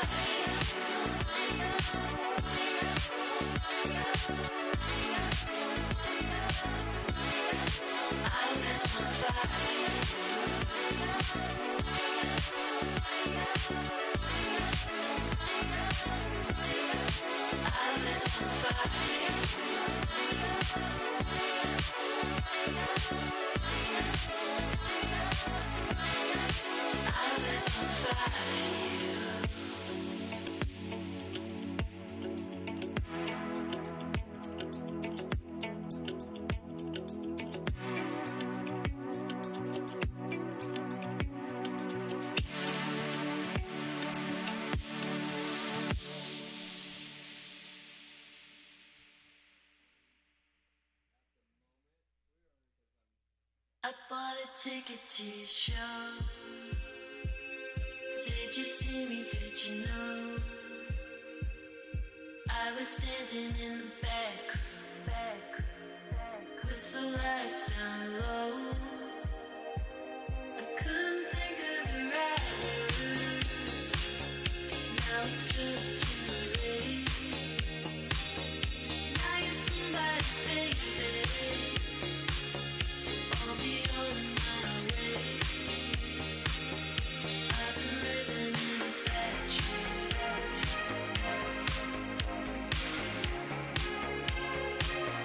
I've been living in a bad, bad dream. I wish that somebody would wake me.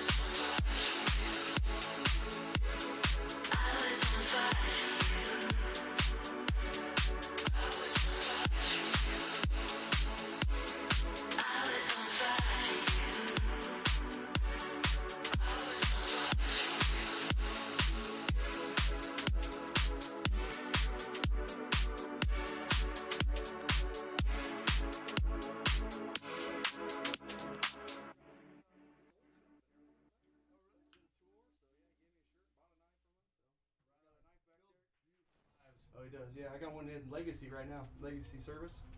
Forgive me, I don't know what that is. If you take your old knives, send them back, you can get them customized however you want. Oh, nice. So he's gonna do some dragon scale and some anno on it. Nice. Yeah. So I have the guys at EDC do some anno and then some laser engraving on a Medford knife that I bought from him. Yeah, I should have carried it today. I just did not think about. I didn't realize you were supposed to carry like 15 knives on you when you come to these shows. Every pocket's got Yeah, a knife in it. I'm Come on. learning. I'm learning, man. It's my first knife show. I'm just the guy with the door. Oh. Yeah. Now, having the door looks pretty cool. I'm It's my fun. son's Yeah, gonna bang the shit out of it. yeah, right on. That's all good. Keith, grab a seat real quick. I really don't want to be on TV. Thank you, though. I'll have a beer. I'll shoot the shit with you, though. Yeah. The guy came by, he said, come down, check That's out cool. the Yeah, booth, yeah. get a beer, so. Yeah. Greg, what's happening? Do come in here, please. Come on in. I'm ready. He's the Mr. Medford. He's a better interview than me. Somebody else is first. You go right ahead. I just came to check out the booth and get a beer. Oh, okay. You ready for beer? Probably not beer, but are we doing an interview or something? Did you guys want me to come up? or something? Yeah. John, do you? Yeah. You want it? Okay. Yeah, Let's do it. Right on. We are good to go. This is the man of the hour. Thank you, guys. Hey, enjoy the beer. Nice to meet you. Thank you, guys. Is this Medford? Yeah. Oh, no shit. Yeah. Yeah, of course. Right on. Greg, Chuck is a big fan. Hey, we're all big fans, by the way. Yeah. We give out your knives to all of our employees after they've been there a year. You the hooligan guy? Yeah. So they do this for us. We take your knives and we do that to them. I heard about that. Yeah. I give them out. So they're a lot of fun. Nice. Yeah, we just got that one back to you, huh? Yeah. I had some pins that we needed to get. Oh, that's right. The Yeah. breaker was like just hanging on. Yeah, just hanging off of it. All right. So anything else? You just want beer or water today? Well, now. I'll drink a beer if I should for the show, if it matters. No, it doesn't matter. We got a. I like blondes. Rob has a couple of rye whiskeys back here. If that. No whiskey for me. Do you got any blonde beer? There's no blondes. All you got is all dark stuff. No, we got Coors Light. We got Bud Light. Everybody's It plowed is through light. everything that isn't an IPA so far. God, an IPA is fucking awful. It's just dumb American beer. Agreed. Give me a stout or give me nothing. IPA is what happens when you don't know how to subtly make beer. Like, if you bring out an IPA in Germany, they're like, yes, but does anyone make beer? What is this? Right. What is Don't this? you know how to get rid of this flavor? We fixed this back in 1234. All right, so I'll take a Bud Light, okay? Oh, Bud Light, I got you. Yeah. As long as it's cold. I need it really cold. Are we shooting it? Shotgunning it? Oh, perfect. Yeah. Okay, well, let's fucking rip it, man. Yeah. Hey, listen. Oh yeah, kids. Be forewarned. Whoever's youngsters those are, they're getting ready to step into a rated R movie. Thank you. Because I F-bomb indiscriminately. I can't even help myself. You want to come? Say you have Tourette's. I'm fine. Yeah, sure. As long as you say so, I'm good. He's got Tourette's. It's okay. I'll sit. It's a medical condition. We understand. I met you earlier. I'm Brian. Hey, Brian. How you doing? I'm Good. How was it out there today? It's fine. Yeah? Yeah. I saw so many people around your knives. I kept trying to get my son in there and be like, you gotta look at this knife. This is the knife Dad wants to buy. And every time I was like, okay, and he'd try to push his way through and there'd be like 4 more people would show up. I'm like, all right. There's a reason why there's 4 or 5, 6 people constantly showing up here. Clearly you make a good product. Are we on right now? We're rolling. rolling from moment 1. Oh, are we? Yeah. Fucking A. Where's the camera at? Yours is there. Yours is here. Hey, what's going on? I was just getting ready to tell you some deep, dark secrets. But now that the camera's on. Yes, I am here. My name's Greg. How are you? Perfect. Let's get really formal and polite real quick. I'm on camera all the time, so I'm super comfy. How's how did you get into the knife world? It was 2008, and in Arizona, we have a really unregulated free commerce type of market, and because of that, we don't have a bunch of dirty fucking communists constraining building, so we have this boom and bust kind of cycle to our economy there. Because we don't have a bunch of Karens and school marms telling us you can't build stuff. And because of that, it's commerce, and you have the boom and bust. And when you have a bust, you figure out how to make money as everything settles down. And when it booms, you don't have to figure anything out. You just hustle. So it's a cool environment. And when everything crashed in 2008, the whole country got kind of slammed. Nevada, Arizona, Florida, where there's this kind of really pro-business, lots of building going on, we all got crushed. And I had one of those, this is as good as it gets moments where I said, well, I've been doing this long enough. I've been an airshow pilot. I had martial arts schools. I had done all kinds of things. And finally I was like, I need to do something that's kind of apocalypse proof. And that was really the knives? thing. I was like, I fell in the rabbit hole, man. I mean, I became an expert on Hubert's peak oil and theories of energy depletion and like the country collapsing. I was like, really, my brain got in that space. And if you get in that rabbit hole, it can get dark. Oh, yeah. So I've always liked technology. I've been into techie things, but everything techie, you can all you need is some whiz-bag kid to come along, make an app, and you're dead the next. You can have $1 billion company one day and be nobody the next day. Yeah. Ask Facebook. Watch what happens to that. In another 5 years, we'll be like, face what? Well, it's like MySpace and now Facebook. You got what? Instagram, Twitter. Yeah. John does all that, not me. These are just scumbag marketing companies. They don't even make a valuable product. They don't make anything. All these people sitting around eating free yogurt and getting back massages, and they think it's a company. Well, out in Arizona, we're out there making stuff, and I just went the opposite end. Because I like tech. I'm into it, but I was like, I also lost my first investment portfolio in it. So I go, I'm just going to make shit because AI is going to come along, and everybody who got conned into some smarty pants degree from some shitty university in this country, they're all going to be supplanted by AI. Like if you're a doctor, you ought to be, unless you're a surgeon, you should be shitting yourself right now because AI just passed like every exam in the United States for being a physician. Yeah, it just passed the bar in all 50 states. Like, I don't know about you guys. I got attorneys. Half of them are ding-dongs. So if I could talk to, like, GPG chat law and like, it gives me an answer on, like, how to, like, get out of this problem. Or if I could just have a computer show up in court for me, it's going to win.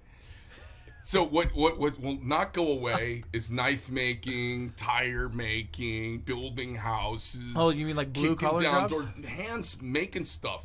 We're human beings meant to interact with three-dimensional space. We are not meant to look at a flat screen and be in Theoryville. It's bad for our soul. Yeah.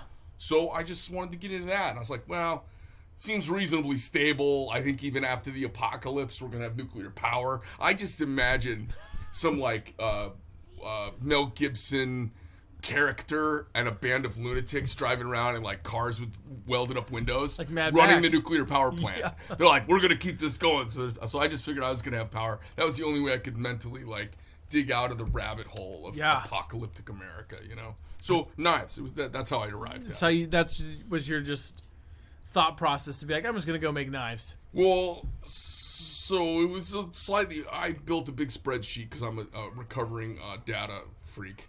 I built this big spreadsheet. I rated everything 1 through 5 on whether I thought there was some intrinsic care in the marketplace if it was American made.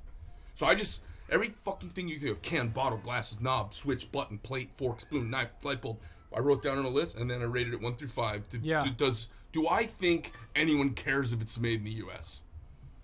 And Probably. Then I just stuck, since I'm not moving anywhere, I just stuck to all the ones where I thought they cared the most. Yeah. And then I was like, which one's the cheapest to get going?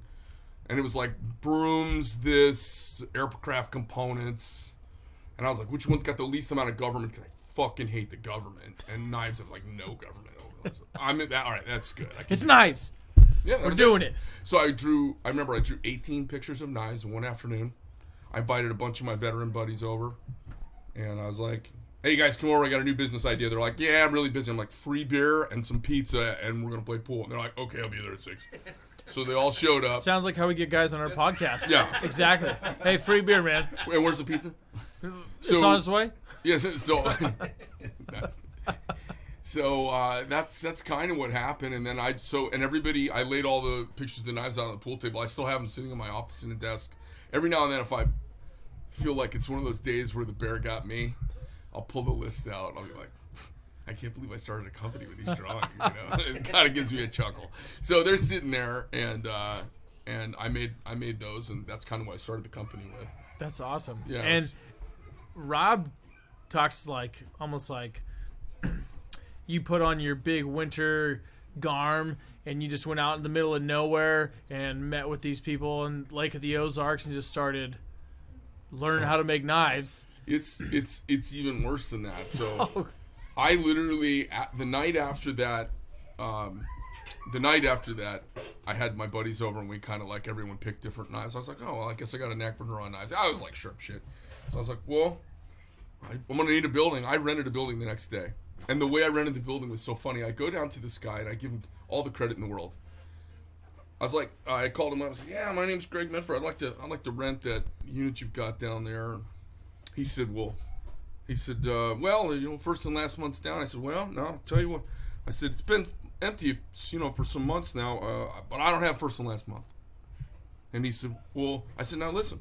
I said, I know you shouldn't do this, but you should, actually. I'm a good bet. I've never reneged on anything. I said, I'm the only fucking guy on my street that did give my house back to the bank. Everybody was driving fucking new cars. I was driving my old 18-year-old pickup truck with 118,000 miles. I never was late on a house payment. I never bounced a check. Everybody on my street was like, give the houses back. And they were all buying new cars. I was pissed about it. Jeez. I'm like, you motherfuckers, because, they were just kicking their houses back to the bank. Yeah. I was like, ugh. So I said, hey, I haven't missed a house payment and all of this. I said, here's what I think you should do. Just let me move in. And I said, I'll pay you before the end of the first month for the month. And by the end of the second month, I'll pay you for the last month and that month's rent. Just take a chance on me. I said, I'm making knives. I said, I'm a pilot. I said, I was a stunt pilot. I did this, and we ended up knowing some people. And he had an airplane at the airport I was, although we didn't know each other. But we knew some of the same people. And he kind of looked at me and says, oh, my wife is going to kill me. He says, all right, man. He gave me the key. So I moved into the place. I had not made a knife yet. I had not ground a knife. Nothing. Yeah. I went over to my hangar where I'd been building airplanes for about 10 years. And I said, well, shit, I think I can use that. And I just started picking tools out of my tools that were knife relevant. I got over there and I said, well, I need a grinder. So I got online and I bought a grinder the same day.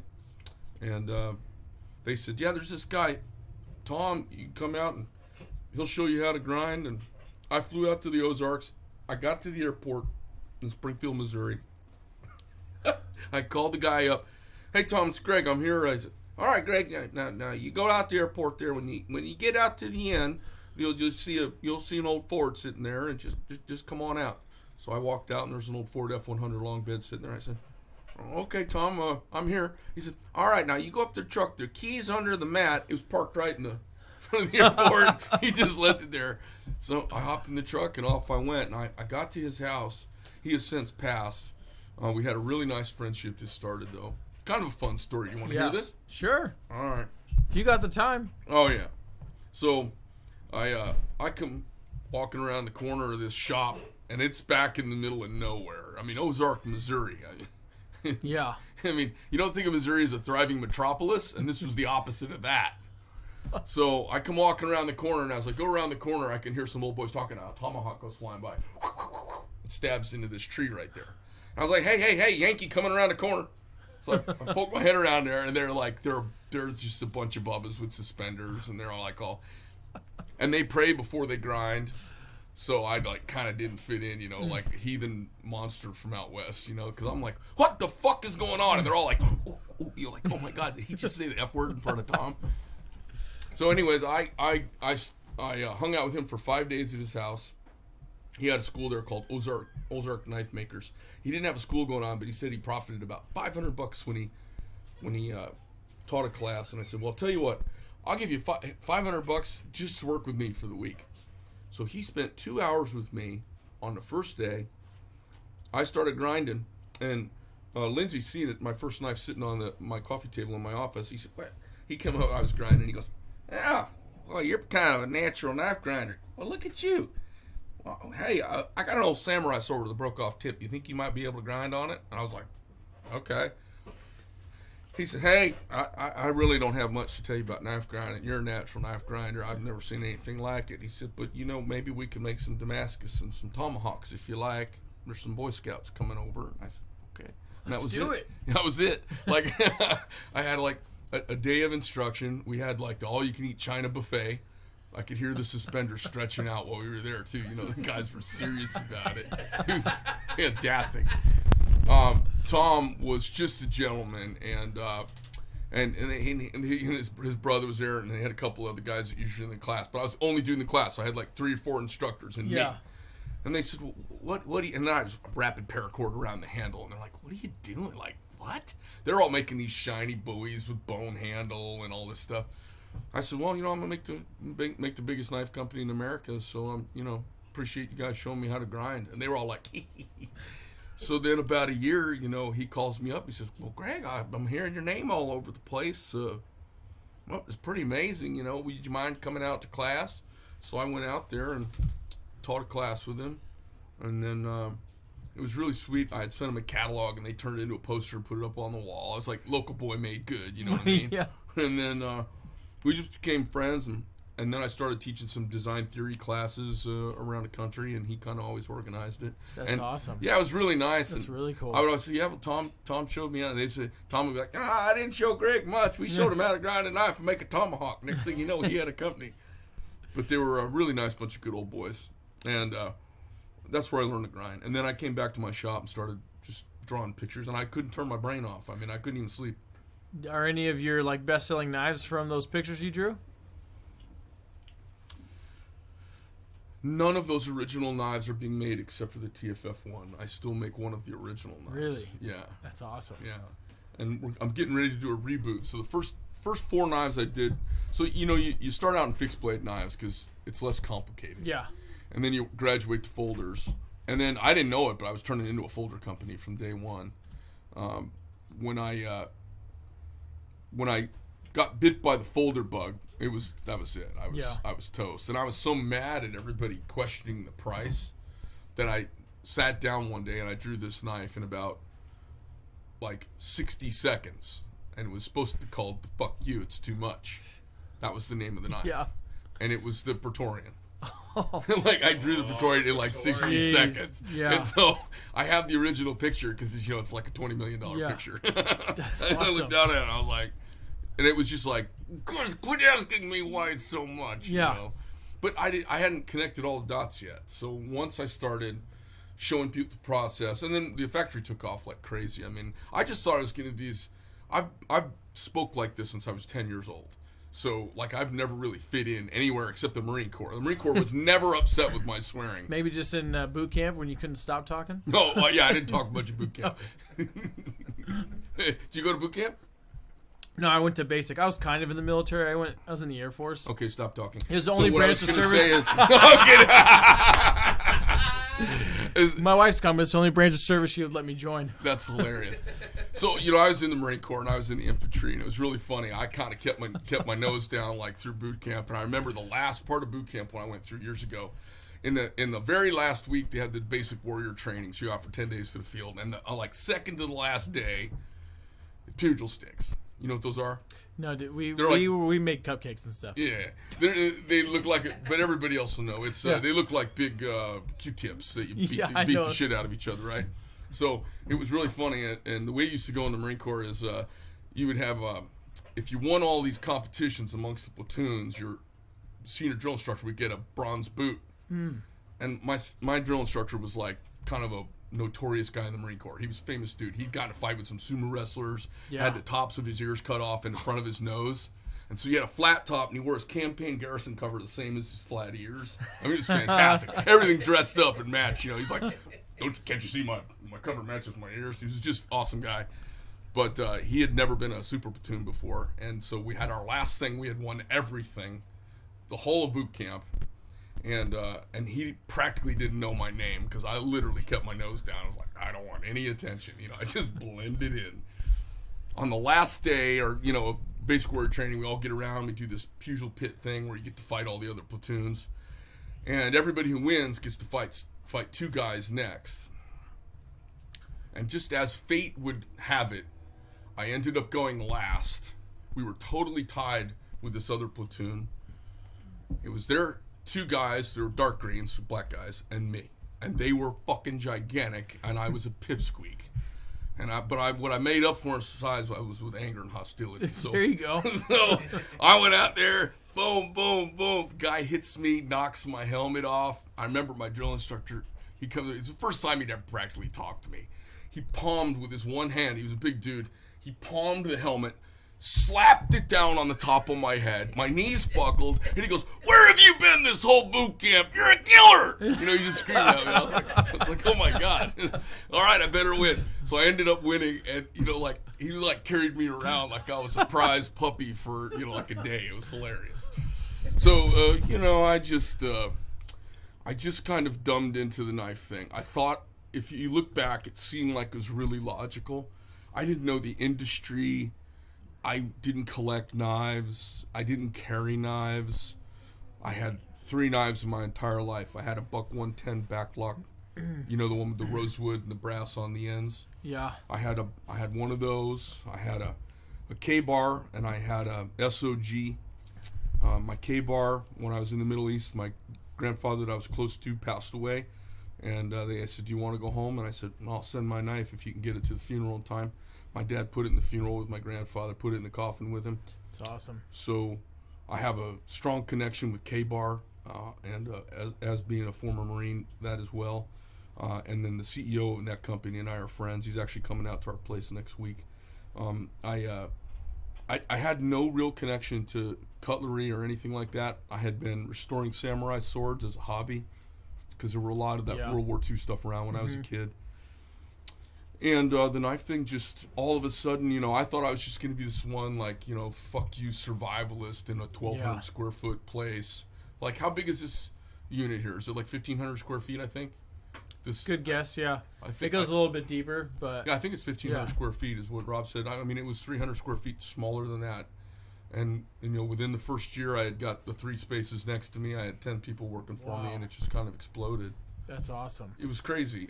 It was just crazy. And then I was like, oh shit, I better make a plan here, or like I could get in trouble cash wise real quick. So at that point I sat down and wrote out a pretty robust business plan, and then we've kind of, like, I look at what's going on now. I look across the factory. I look at the quality of the knives coming out of the building. The knives are better than I ever made on my own.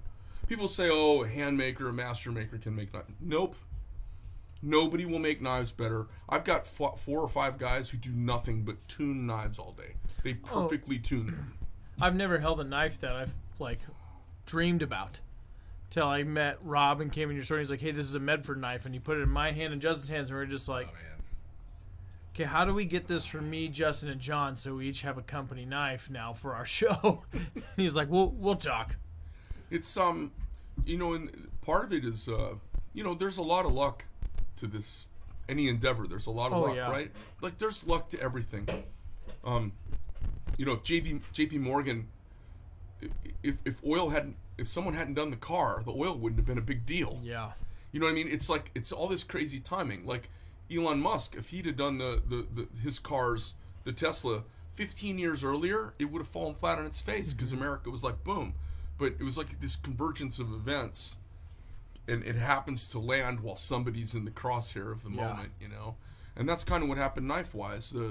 Nobody was doing podcasts back then. I was basically every day doing a 45-minute knife talk. That's awesome. Which these That's days we call a podcast. Yeah. And everyone said, where'd you get all these people? I'm like, I just talked to my phone, and like all these people call me up. It's crazy. So, that was back in the early days. So there's still, I don't know if there's any other bigger companies where the head guy is doing social media all the time. I mean, I don't do anything on Instagram or Facebook or any of those places, but I'll go on. But I'm on YouTube. I put stuff out there so people know what I'm up to all the time. I just like, awesome. I like connecting with everybody. Yeah, we love it. It's kind of fun. We're glad that you were here. We had no idea you'd be here till last minute. Rob was like, "Oh, hey, by the way, Greg Bedford's going to be here." And after he said that, Justin and I spent some time picking our jaws up, and we're like, seriously, the dude who makes the knives we want is going to be here? We can meet him? This is awesome. I don't want to take up too much of your time. I got all the time in the world. What do you want to know? I'll tell you this right now, though, Greg. I wanted one of your knives before this interview. Did I really want one after this interview? This is not a begging session. Is this a begging session? Dude, no.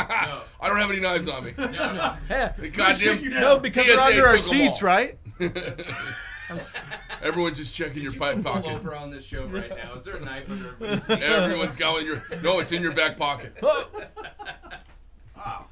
No, I snuck it in there. When next time you guys go to the bathroom. Dude, hearing you talk about your Stainless. passion and who you are as a person and how you brought this company to fruition to where it is today, I think it's fantastic. It's amazing. I think what's really cool about it is it's an American story because It this is. story has happened thousands of times. And what's cool about it, I think, for young people, if you find your passion and you yield to your passion, I think this country, there's trillions of dollars just laying around, and all you have to do is commit to it. It is everywhere. I see, like, everywhere I turn, I'm like, oh my God, it's a company. Oh my God, it's a company. Or I go, oh, that's going to go out of business, and then it's gone soon. Like, once you connect the dots once or twice, you go, oh, wow. It's an amazing country.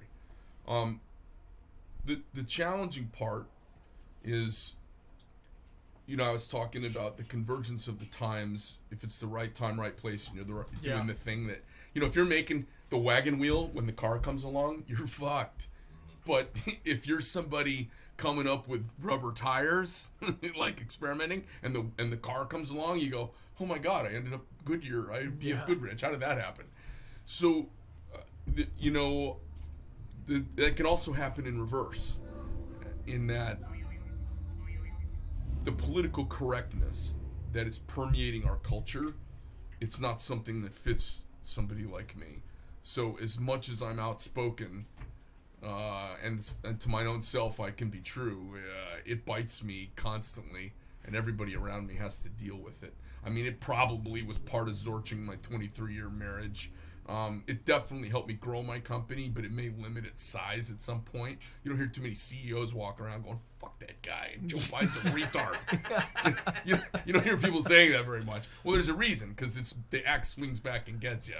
So I've had the axe swing back and get me a few times, and I just decided that I don't need every dollar. I just don't need every dollar. I only need the dollars that come my way being me. And if I don't get all the dollars, it's okay. Yeah. Somebody else can get them all. You can have my dollars. I definitely want that knife. Oh, no, I'm pretty sure he's getting some I more don't know if the camera picked that up, but he gave me a really sultry look right there. He looked deep into my eyes, like right to my soul. Well, I was looking at the. You can have my dollars. I was seeing the next knife you were gonna make. That's fantastic. Well, do you guys have any questions for me? You know I'm a knife maker. I mean, What knife should I buy? Oh. If you were to pick your knife. All right, well, here's what I'm going to do. I'm going to start with a little if-then, and then I'm going to go to artificial intelligence. So, because there's nothing really going on up here. So, hold on a second. He wants to know what knife to get. So, what do you want your knife for? I want it to be able to do. So I'm on SWAT team, in the local sheriff's office. Okay. And I want it to be able to do anything I need it to do. Like if I need to get somebody out of a car and doors are stuck or something, I need to get through glass. If I need to, cut something. Pause. So this is the moment where Greg decides to make heavy knives good for smashing, bashing, and slicing. That's it. For all of you fags out there who make fun of me for making anvils, it's just horseshit. Because when I talk to guys who actually use knives, who don't have their pants rolled up and plaid socks on, with their phony work boots, and they've never chopped a tree down in their whole life, when I actually talk to men who use their knives, they like to pry and twist and chop and slash and smash and break and occasionally cut some shit. Yeah. So it's really funny. Like, I needed to cut a cardboard box last, and at most kill. But if you go on Reddit, those little queer baits are up my ass about me making knives that are anchors. It's unbelievable. The guys, it's like I'm an alien, Jeez. So is that going to get us thrown off the internet? Nope. That's just gonna break all the internet. It might, but we're just those guys, and well, the moment you insult Reddit, everything falls apart. So- Our whole company's done, but it's and been so great. listen, like for everybody who doesn't know, I'm reasonably willing to be gay at some point. I'm not a gay hater. I'll try it if the well dries up, okay? But so don't take it that way. But it's not about the. It's just about like when I was a kid, we used to say if someone was stupid, they're being gay. Like, why is that guy being a fag? But we never knew that like that was like a gay thing, like homosexual. Totally unrelated. Oh, what picture against that like season 1 or 2 of The Office where he's coming out and he's having this conversation with his boss. Who's coming out? It's when Oscar comes out and Michael's like, yeah, I wasn't that's right. I wasn't making fun of him. I was just because he's being gay. Oh my God! I just got a Michael reference. That's fantastic. So, what was your question again? Oh, what knife should I buy? Yeah, so these guys on Reddit, you know, they got skinny jeans on, they got plaid socks, they wear lumberjack boots, they've got amazing beards. Like, have you noticed? Like, yeah, just a beautiful beard. I can't get a really beard like sexy that. beards, but like they've never chopped down a tree. But I mean, they look like lumberjacks. It's like they got that Monty Python skit like wrapped up in their head. Like, this is what a man should look like: skinny jeans, big boots, lumberjack shirt, big beard. Anyway, okay, so, and you've got big hands, and what are you, 6'1"? Yeah, that's 6'1", 6'2". Okay, so I you know, Praetorian's an awesome. I think that's the tactical one knife. we've been looking at, right? The Praetorian. Oh, you no, don't I'm know. not just looking at it. People I say, made my well, choice. why that? Okay, well, if you're in like a tactical environment, and you're going to be breaking, smashing, or prying at some point, I made the blade particularly wide so it had some good strength for sideways prying and leveraging. Now, those kids out there in Reddit land, they don't really know this, but you know, actually men do stuff like pry open doors. I mean, I had guys pry open car trunks in Afghanistan at checkpoints and in Iraq in the green zone using our knives, and they'll send me pictures of it. I mean, you know, you got to remember, we just got out of 20 years of two wars going on, and I had just tons of friends who were over there doing all of that, and I was making knives for them, and it just kind of like, you know, it was like the old Prel commercial. They told their friends and so on and so on and so on. All of a sudden, there was a lot of knives being made. But now, if you look at our lineup, you see a lot more gentlemanly, or what we would call everyday carried pocket-friendly knives, because I'm not making for dudes with cargo pants, you know, kicking down doors. That was who my main customer was for the first 10 years of the business. The last few years, you got the M48. If you just want a really nice, out of the way, straight, no interpretation in your brain needed to get it, an M48 is a perfect knife. It's got a great tip on it, pretty straightforward blade. You could cut steaks with it. This, you know, open up a box, do, you know, the normal kind of retail stuff. But if you're doing heavy stuff where you're ever gonna like pry open a window on a car, or pry Jimmy open a window on the back of a truck, or I'd get a Praetorian. Sold. Because you kind of get in with it. It's got enough blade you can pry. If you don't want to get in trouble, you could actually bitch slap somebody with the side of the blade. Whap! You just hit him with the side of the blade. That would work.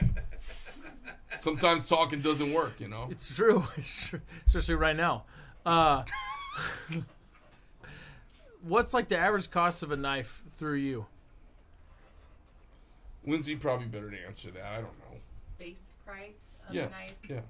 Around $600-700 for a knife? Yeah. Actually, I'd say after handling them, that's easy. That seems like I was expecting more. Let me break this down for you. This is gonna like this. Base price could be off just for anyone watching. Yeah. So all of the people who are politically sensitive already are in the shower with cold water washing off their privates. So they've already left us. It's just us men left. A knife's 4 components. Okay? If you look at a blade's got somewhere between $12 and $22 worth of steel in it before it's been cut out. Cutting it out's got another $5 to $10. Okay? So let's just say 15 and 8. You got 23 and just cutting out the blade. You haven't ground it, heat treated it. You haven't ground it flat yet. You haven't precision ground it after heat treat, and you haven't put a finish on it yet. There's 5 more processes. if all those processes cost between $3 and $5, you can see that a blade might have a $30 to $60 cost. Yeah. Just a blade of any size. Each handle is about half that much. Okay? Okay. That's just in the material and the parts. It's not putting it together, and that's not the screws. It's not packaging. It's not sales. It's just the three parts. So if you get something that the material costs, let's say $95, when I see a knife sell for $250 that I know has $95 of material in it,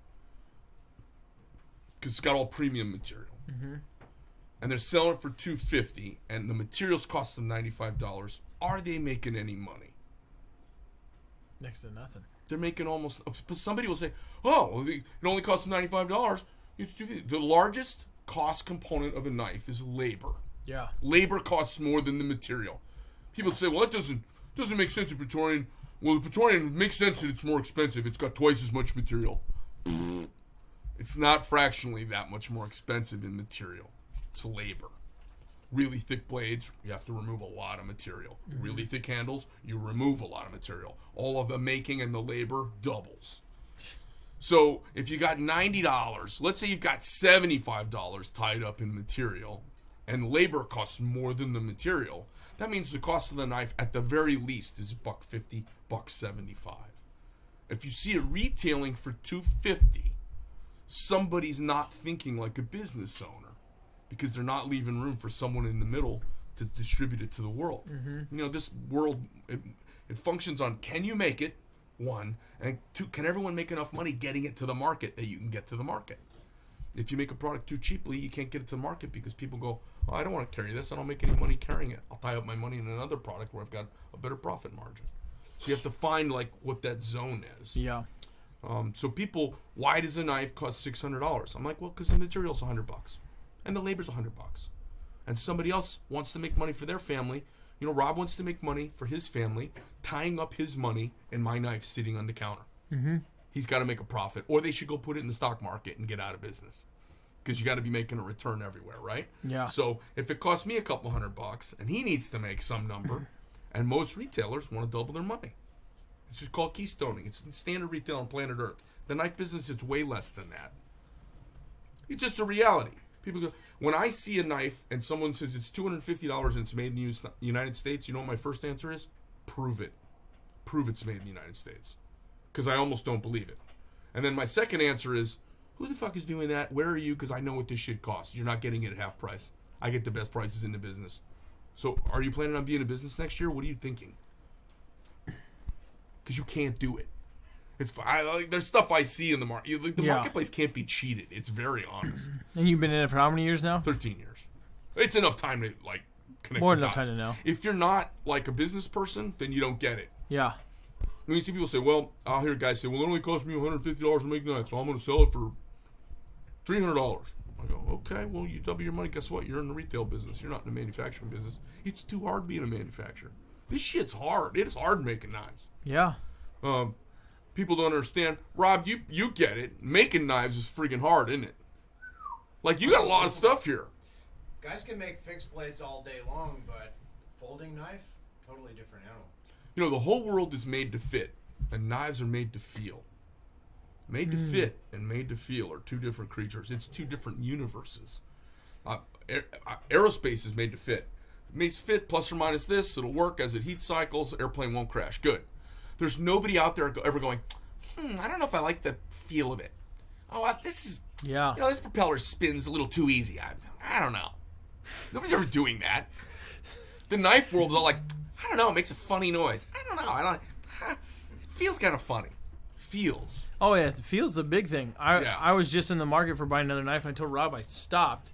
The moment I met Rob, because I went to the store, and I was like, I'm not ready to buy a knife. I was going to order it off the internet, but I stopped because I was like, I want to put something in my hands first. So I was planning on going to like a Cabela's or something, and then nothing wrong with that. We run into Rob, and Rob's like, "Yeah, I got a whole store full of knives." So we come in here, and I was like, "I'm definitely not ready because I've not felt the perfect knife yet that I'm ready to pull the trigger on."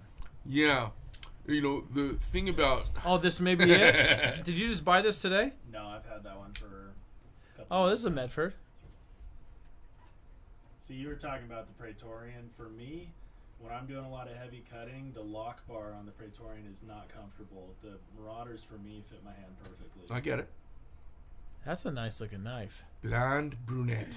My all-time favorite is the H, but that one's my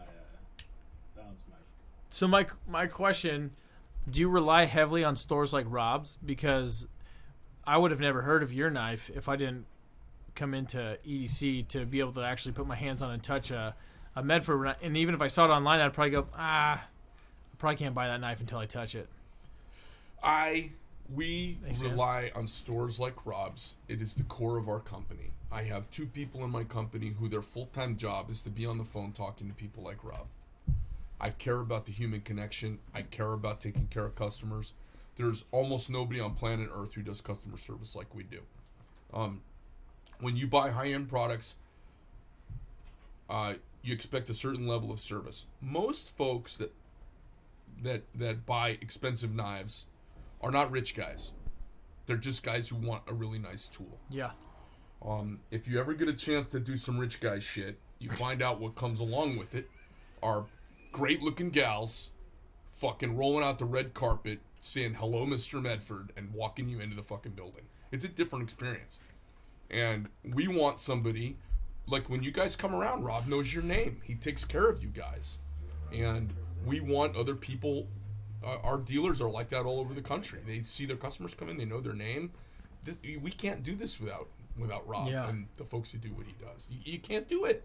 You cannot do this from your phone unless you're fucking locked up in your closet and you're on Instagram blowing this shit out doing drops of 12 custom knives. Good for you. You can't support all these people out of a place in Arizona with a lunatic running the shit.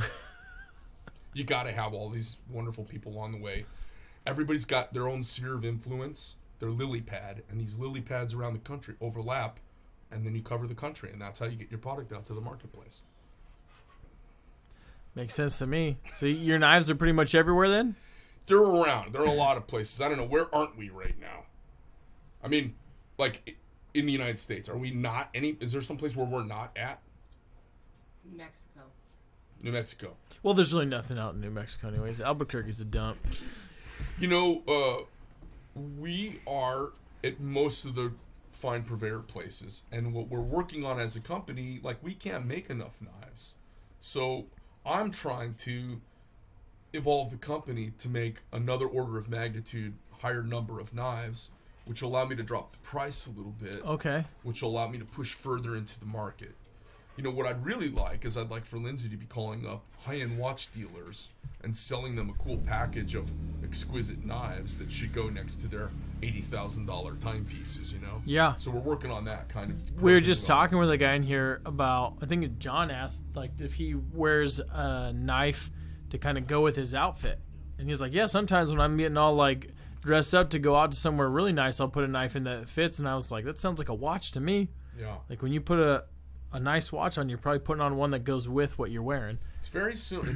It's very, very similar. It is. And the guys that geek out on like a titanium watch, or they like this kind of Swiss watch or this kind of movement, they're very prone, if they find anything about knives, they will take to it like, you know, like a duck to water. They're like, Yeah. oh, this is nerdy too. It's got all these different mechanisms, materials, and colors. Oh my God, I want 80 of them. Yeah. I think I do want all your knives. And there's a couple others out there. I'm like, yeah, every knife on this table. And it's fun and it's addictive. And, you know, I basically thumb my nose at the world all the time. And my designs are the same. I made knives that if you look out across the knife landscape, you will see guys that make knives that look like mine.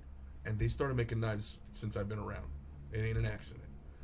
And then you will see everybody else. And you could spot our stuff, tell me if I'm wrong, across the room, and it's different than everybody's. Mhm. There's no question about it. You see my booth is different than everybody's. Yeah. And I'm not saying I'm better or anything. I'm making shit for me that's cool to me. If you like my taste, cool. If you don't, go buy Schmuckatelli's knife. I don't care. And so we just want to make cool shit.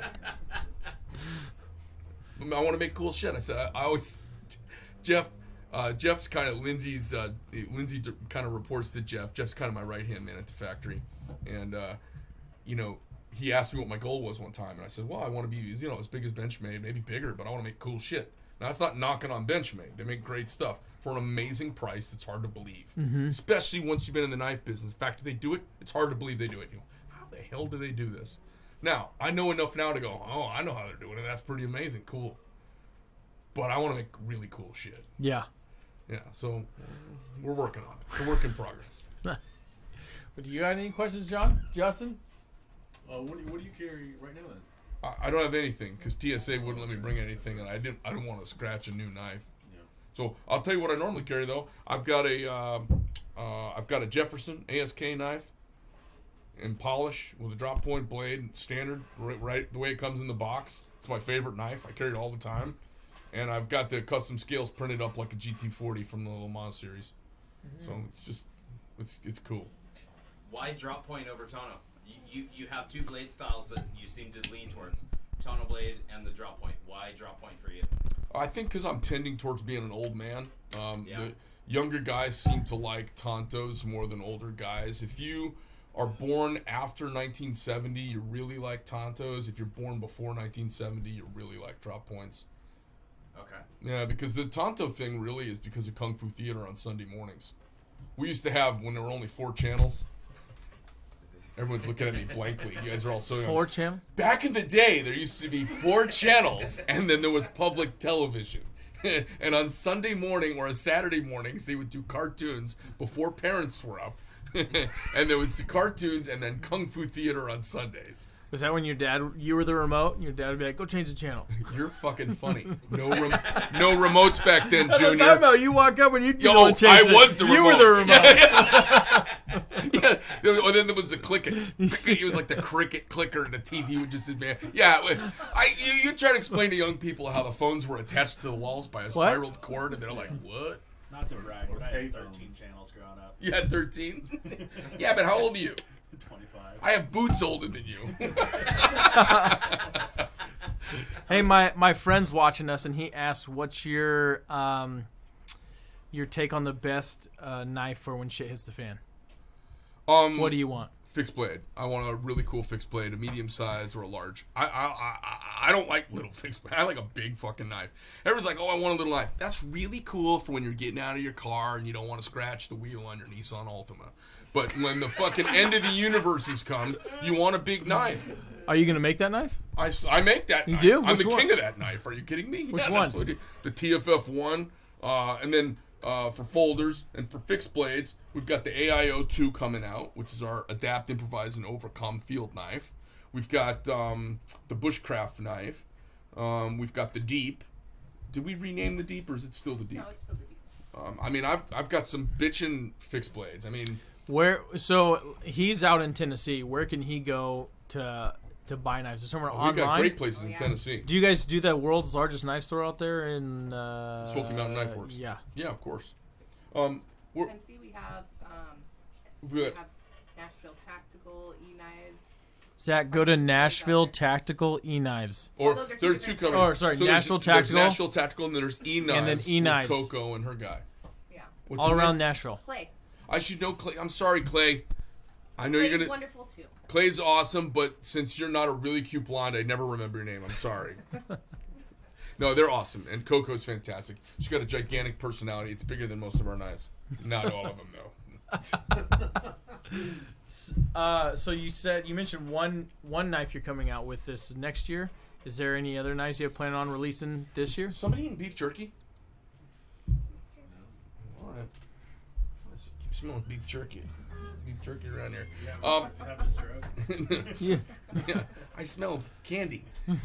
So we have a knife coming out. I have so many guys send me pictures of themselves with a Praetorian tie at a really nice steakhouse, cutting a steak with their $1,500 pocket knife, that I said, hey, let's just make, actually Jeff said it, hey, let's make what do you think about making a folding steak knife? So I have made a folding steak knife called the T-Bone, which is coming out, and it is a really, really cool flipper that looks like a steak knife if you're out at a steakhouse. It's That's super awesome. cool. And if you want to use it as a tactical knife, it would be great for going up into the pericardium, either behind the clavicle or in the armpit. Awesome at either one of those.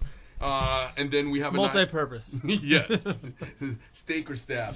And then we have another product. That's a good slogan for your sale on that one. Steak or stab. Yeah, that's right. And then we have another one coming out called the Antic, which in ancient Greek meant the thumb. It's a thumb forward flipper. Do you know what a forward flipper is? Forward flipper, yeah. Well, I don't know thumb. Like, well, you use your thumb to forward flip. Okay. So we made a really cool, very simple knife called the Antic, which is, I think, super. It's as cool as I've ever seen out of forward flipper. It's a neat knife. Nice. All titanium, really like aggressive looking blade. It's a sexy knife. We've got what else news coming out? Oh, I've got the TFF4 that I redesigned. So I have a new take on one of my old designs, which people won't even recognize it unless they know, and then they'll be like, "Oh my god, this is so cool." Okay. And then we have our new OTF, which is very cool. Very nice. Cool. Very cool project. So outside of knife stores, where can we find you at? Well, you can find us online at medfordknife.com. You can also find our growing line of our little utility knife called the American Service Knife at askknife.com. Any iteration of that. ASK Knife, ASK Knives, whatever. And they can buy them there if they don't have a local retailer, and they can always go to our website and find their local retailer, because we've got to locate a dealer thing on our website, right, by state. We do. And then pro shops like EDC and other ones. Yeah, so EDC Specialties here in Gold River outside of Sacramento are, these are few and far between around the country, but these are going to be the premier dealers that carry the most amount of our stuff throughout the year. But it's still very cyclical, because we're not making a model all year long. We make it for a couple months, and then we go on to the next model. So you have this, with models, you have this kind of feast or famine cycle that happens. Yeah. Yeah. Well, I learned from Rob real quick that you guys make a knife and then you go on to the next knife, and I went into his nice knife section where Medford's featured, and there was 2. I was like, why is there only 2? And Greg's like, because Rob buys them all. So if I want to see a Medford knife here, I just ask Rob, hey, can I look at your collection of what's coming back? And he'll pull his knives out. Because he's like, hey, when they're gone, they're gone. I want to make sure I have one. Oh, he's talking about my personal collection. His personal collection. So that I can show people Yep. all the models. What you mean is your floor model samples. That's exactly right. And Greg, what I've done is I've created them all in the same configuration. So that, like showing, a home, you allow that person to get what they want out of it, right? They just see the knife. Nice. And so all of my knives are all PVD with flamed hardware and flame clip. It adds a little color that shows the pizzazz, and I go right through the line. I got all the TFFs and all the Praetorians and all the versions, so that when a customer comes in and says, oh, I saw this knife online. Yes, I don't have it in store right now, but let me put one in your hand. You have a disconcerting amount of styles, so I'm a little suspect.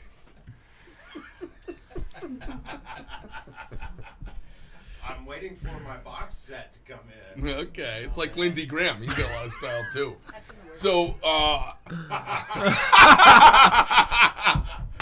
only a couple people hear that. Wow. So I know, isn't that awful? Wow. So, I was just gonna ask you something. Oh my God, it slipped my mind making a Lindsey Graham joke. It's worth it.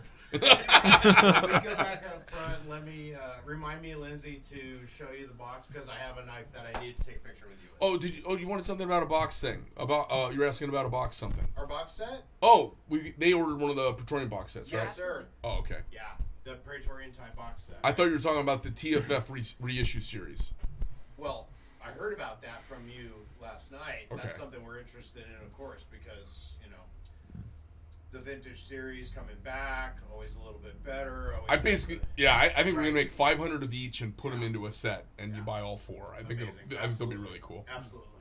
Yep. Well, this is the fun thing about knife making. Like, people don't realize it is so much fun. Like, we just kind of geek out on all right, what do you think people like? And then I'm like, well, this is what I'm making. What do you mean? What do people like? I don't care. And then they're like, all right, Greg, we gotta figure out a way. Okay, we'll make more of those. Like, they like the last thing I made. They should like the next thing I I'm made. like, why are we still making the Praetorian? I want to make something else. Well, hey, like I said, I think we've tied up a lot of your time. It's been awesome talking to you and get to know you. If you're ever back in the area doing stuff with Rob, we'd love to have you on our show on Whiskey Wednesday talking about your start very beginning starts of how you thought about being a knife maker, hardships you went through, to where you are now, and have it over whiskey. I'll do that. I will tell you anything you want over brown water. We'll supply it. Okay. All right. Well, thanks for having me. Yeah, thanks for being here. We really be safe appreciate out it. there. Appreciate Thank it. you. Sorry, kids and women and whoever else might be watching this. Yeah, can we get a... Oh, and any of you gay people. I love the gays, and I don't know why people get worked up about me talking about the gays. I don't think the gays get worked up. No, I mean, the stuff they do, how could they get worked up at me? But I mean, whatever. I'm out. Hey, can we get a photo with the three of us with you? Yeah, Would for you sure. mind?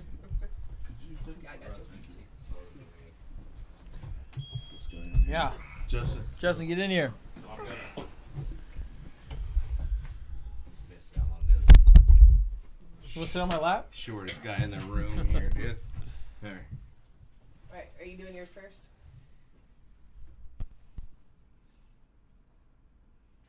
You get this on there?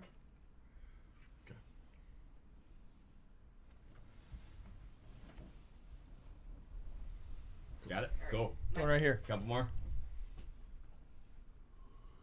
Wait, one more. Alright, we're good. All right, thanks, fellas. No, thank you. It was awesome. Oh, thank you, man. Appreciate it. Thanks, fellas. This whole day was worth that, man. Somebody's head's gonna explode when I watch that. You should check What out did a he fighter say? flipper, too. What did he Some say? stuff that you want, yeah. It's got like a nice hilt on it, or the flipper tab acts as a hilt. It's got a nice pommel if you need to build hammer something with it. Max someone. It's got thicker handles Well, too, who so are it's you really related durable. to here? I love that. Is that We your had dad? one, but I think you sold it earlier. Nice. Is your mom here with you? But I think we're gonna see you guys Oh, tonight. okay. Oh, sweet. Maybe. Is there a thing? I don't know. What are you talking about? We just got invited to something. Yep. All right, see y'all. Bye. Thank you. Later.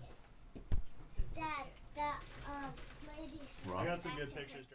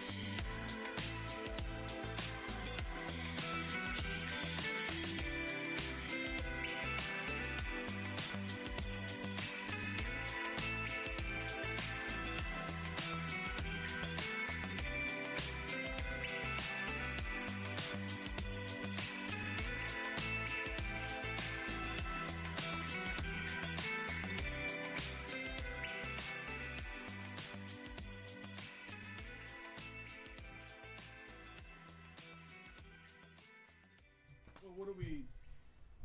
What's let's my introduce thing? Let's introduce your product. All right. Well, I am Maddie Everhart Powers, and my company is Mad Pal Cloth Works, and I make hanks. EDC Cool. hanks. Yeah. I brought a couple of them here to show you guys. These are some of my more well, this is one I just made, a Dungeons and Dragons hank. This one is right there. So oh yeah, there you go. this is the from The Shining hank. Nice. Yeah, and this is all the killers you could possibly want on a hank. How much is that one right there? They're all $20. And this is my murdered out hank, just black. I think you Plain old just black. sold that previous one. I know, right? Hey. Yeah, I like that. All right, it's yours. I'll hold Is it. this your top of the line? Your favorite? Your close to the heart? Yeah, I love the murdered out one. This is Yeah. my favorite one. It's this fabric called duck cloth, I think, and I just like the texture of it. It's not just like black cotton. It's got a little texture to it. Yeah. And I put microfiber on the back of all of my hanks. Yeah. Good for cleaning glasses and knives and guitars. Yeah. And, let me show you some of those. yeah, right there. They're really good. They're good for that, for sure. So how did you get started? How did I get started? In 2020, right around the time when the pandemic started, I saw a bunch of hank makers on Instagram, and I thought, I can do that. I can sew. I'm gonna try my hand at this. And all these guys that buy knives, and they like to put their knives on a hank and take a picture of it and put it on Instagram. Yeah. So I thought, I'm gonna give this a whirl. Bought a sewing machine, overpaid for it because I couldn't find one. They were all gone because everyone was making masks for COVID. Yeah. And so so I just started and got my name out there and started interacting with the community, and next thing you know, I got a nice little side hustle going. Cool. No, the sewing is a dear close to me because my parents, we own the dry cleaners, and then my mom used to do the alterations. So anytime we had any, we need to fix my pants, we need to tighten something up or loosen something up, she's always, it was great to have. Like, yeah, that's I can't do any of that. Okay. I can sew a square hank and that's it. Okay. People will come to me and do, can you adjust these pants for me? Yeah. Like, that's out of my wheelhouse. No, sorry, but yeah. So and then I got hooked up with Rob and Greg, and I've been making hanks for them. His Patriot hanks. I make all his Patriot hanks for him, and he puts them in his box club. And he sells them in the shop. Yeah. And so I do that, and then he sells my hanks in his store, and so so it's a nice little relationship we got. Yeah, going on. that relationship with any of these vendors, you can't bash on anybody because no. there's gonna be someone needing somebody, and someone's gonna need your product, and you're gonna need their product, all that stuff. Yeah, for sure.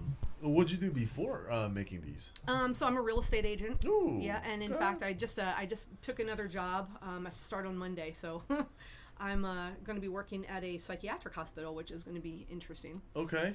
Yeah. That's a lot of hats you gotta wear.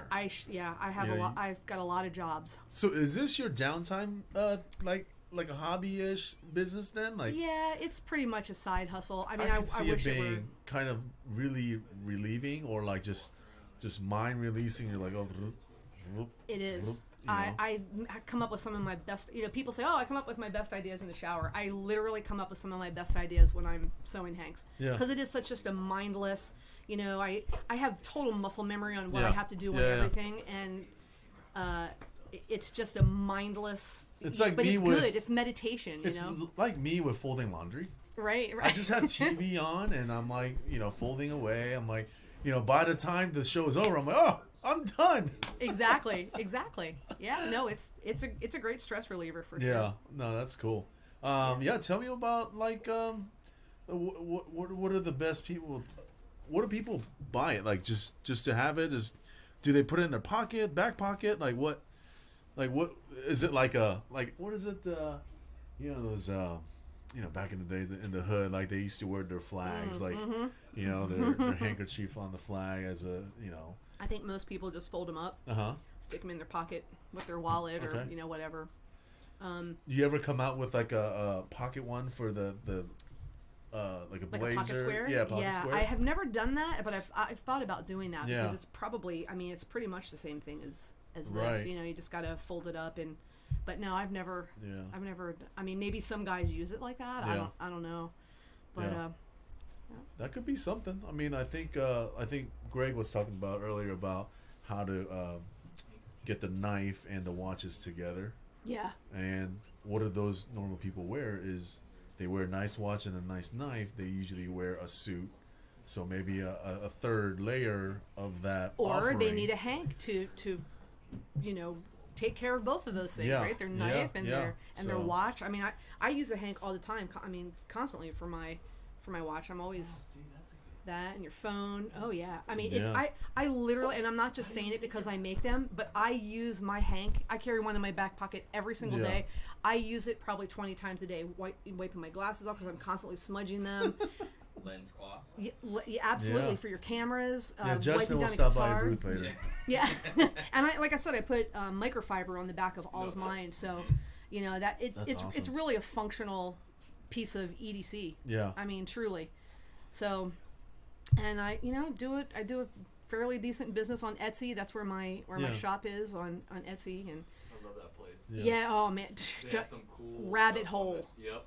Oh, You really? just get bankrupt on that. Oh website. yeah. Yeah. Oh yeah. No, as we were talking earlier about time in place and when you created this, like let's say if there wasn't right. Etsy available, Mhm. you'd be just doing stuff on I don't know, like tents Probably like selling that through or Instagram. swap meet or Yeah, there's a or- couple hank makers I know that do it through Instagram and they just do it through DMs, but that's Yeah. way too much to keep up with. Oh, I There's see. no way I could. Every Yeah. time someone would DM you and ask, and then they got to pay you and then you got to ship it out.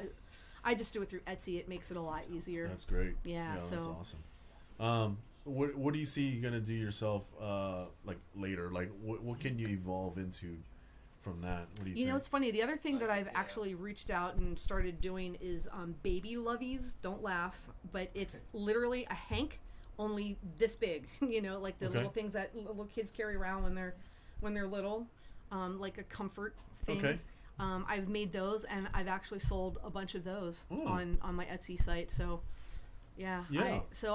I'll probably continue doing some of those, and I tried the mask thing, and it was disastrous. Oh, I see. Like I said, I'm not a seamstress, so it was awful. I was like, nope, no, thank you. I can't make these. Yeah. That's awesome. But yeah, What- I started in 2020 Okay. and got the sewing machine and started going, got my Etsy store up and running, and the Uh-huh. rest is history. I mean, just, I think really the Instagram community is what really helped me Yeah. to take off. There's a lot of people that just are on Etsy and they search for EDC hanks. Mm-hmm. And so I get a lot of customers just through Etsy, but I really owe most of my business to all my friends on Instagram, because without them, I Yeah. wouldn't be here. So thank y'all. Thank So you. what's your Instagram page? How do we find you? You can just go onto Etsy and look at Mad Pal Clothworks. Okay. And yep, I'll pop up and you can look at all my stuff. Nice. and- Can you do? Yep. Mad There Pal you Clothworks. Uh huh. Yeah. Perfect. And then before you go, what do you have in your pocket for EDC? That's right now. You mean everything? You mean do like a pocket dump? Yeah, right here. Enough. I got my keys. Okay. I got. Let's see, I got Anything got a cool on your pen. keys? I got one knife. I got two knives. I got my wallet. I got my hank. I got my phone. Wow, I got more than I thought I had. Man. Yeah, and that's it. There we go. Oh wait, what's this? Oh, money. Yeah. Money. Yeah. Yeah, that's it. That's awesome. Yeah, No, what's on I- my keys? No, nothing fun. Just a house key and. Okay. Yeah, nothing. What about Although this thing I did buy from Rob, it's pretty cool. It glows in the dark. I don't know what it's called, but it's like $20. Really I cool. just saw that, and I don't know what it was. I wanted to buy it. I didn't know what it was. Yeah, it's It didn't really- have it's any- really cool. It didn't say anything about it. It's just one of those silly things. I'm like, oh, I need to have that. Yeah. Put it on my keychain. That's So, funny. yeah. I know, like all these things, like it's just never thought of. Like I know, right? It's crazy. I Yeah. mean, and there's a whole community of people, like I said, on Instagram, thousands and thousands and thousands of people Yeah. that, walk around with. I mean, I usually carry more than this. I mean, I used to have a CCW, so I used to carry my gun. And, Yeah. I mean, if I did a pocket dump, I probably would have dumped out 20 things on your counter. But, well, yeah. Well, I really appreciate your time. Yeah, thank you. Thanks for having me. I yeah, appreciate thanks it. for Yeah. being here. I You know guys are awesome. I know. I came can't back wait to twice check and- out your podcast. Yeah. Are you following us? I know, but I'm going to be. Yeah, follow I us just on, posted something on Instagram and tagged you all. So and- yeah. John, plug the basket giveaway. Yeah. So this is our basket giveaway. Oh, okay. You get all this. So in order to qualify on the drawing is to follow us on Instagram. Okay. Gear and Beer Show and EDC _specialties. and then tag 2 friends along with a hashtag a NorCal Knife Meetup 23. Nice. Yeah. Okay. So you get like one of these Pry bars. Yeah. You'll get one of these knives. Sweet. It's a case. Case knife. Nice. Okay. Very nice. And then we get a little EDC 2 patch. coasters. Oh, those are cool. Yep. Yeah, I saw one here. And then Lack Fear Not Gear, the EDC little patch. They got lots of cool stuff in there. And to then wrap it all up, you tray. get one of these dump trays. Gotta love that. Yeah, no, this is going to be a great giveaway. It's going to be a one lucky winner. Maybe next week we'll draw it, and hopefully you'll be it. Yeah, right? Yeah. All right. Well, thank you very much. Oh, yeah, thanks so much. Thanks for the and beer, too. Of course. Take it with Cheers. you. I don't know what the rules are out there, but I yeah. don't know. Yeah. It'll be gone by the time I hit the trash can down Right. there, so. Are you local to Sac? No. I am, yes. Big Sexy Brewing Company. Yes. Where is that located? Fruit Ridge and 88. Fruit Ridge. Fruit Ridge and Watt. And Yeah, Watt. yeah. Okay. Wait. So Watt, and then make a left, or coming What is from that? What is that? Is that like the South Sac? I guess. Kind of. Yeah, Rancho, South Sac. Right. So it's still Rancho. Okay. It might be still Rancho. I'm not sure. I It's haven't right been on the there, line but somewhere. that's like my thing is to visit all the breweries. Sure. So I You will won't wanna definitely leave. be there. You won't want to leave. Yep. Yeah. Nicest. Not only is it the nicest staff at a brewery, it's the nicest clientele. Really? Okay. Yeah. We're there. Maybe we'll Friday come down there nights they tonight. do music and stuff, and they do it through the weekends with food trucks, outdoor stage, and everything. They have rolled garage doors. Great time. Nice. I love that. All right. Awesome. Yeah, I love me some breweries, man. I'll be seeing y'all. Good. Okay. Cool. All right. Give that to him, please. Oh. Russell. That's on me. All right. All right, you guys. Thanks so much. I'll give you all some Hanks. Thank you. All right. Thank you. I appreciate it. All right, take care. That is cool, man. That fits you. Once she held it up, you were like,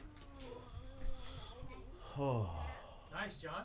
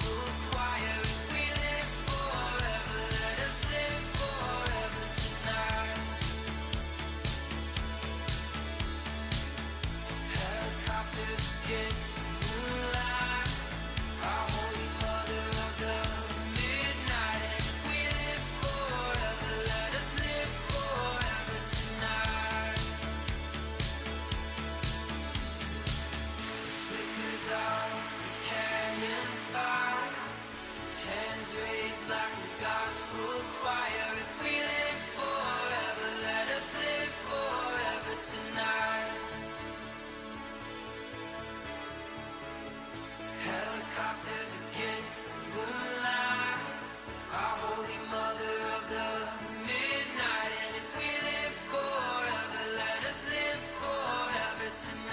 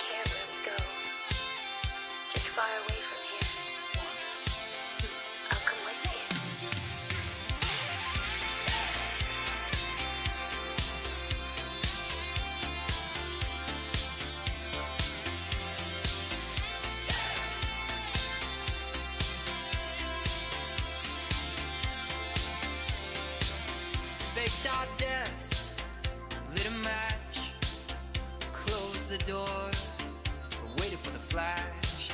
Greyhound station, paid in cash. As Lazarus, we're coming back. They say it's darkest before the dawn. We've been in this town for far too long. They say it's darkest before the dawn. We're moving on, we're moving on, we're moving on. Sunset, no regrets. First chance, last dance, stuck in the middle, even daggers. No good love. You taste so sweet, it hurts a little.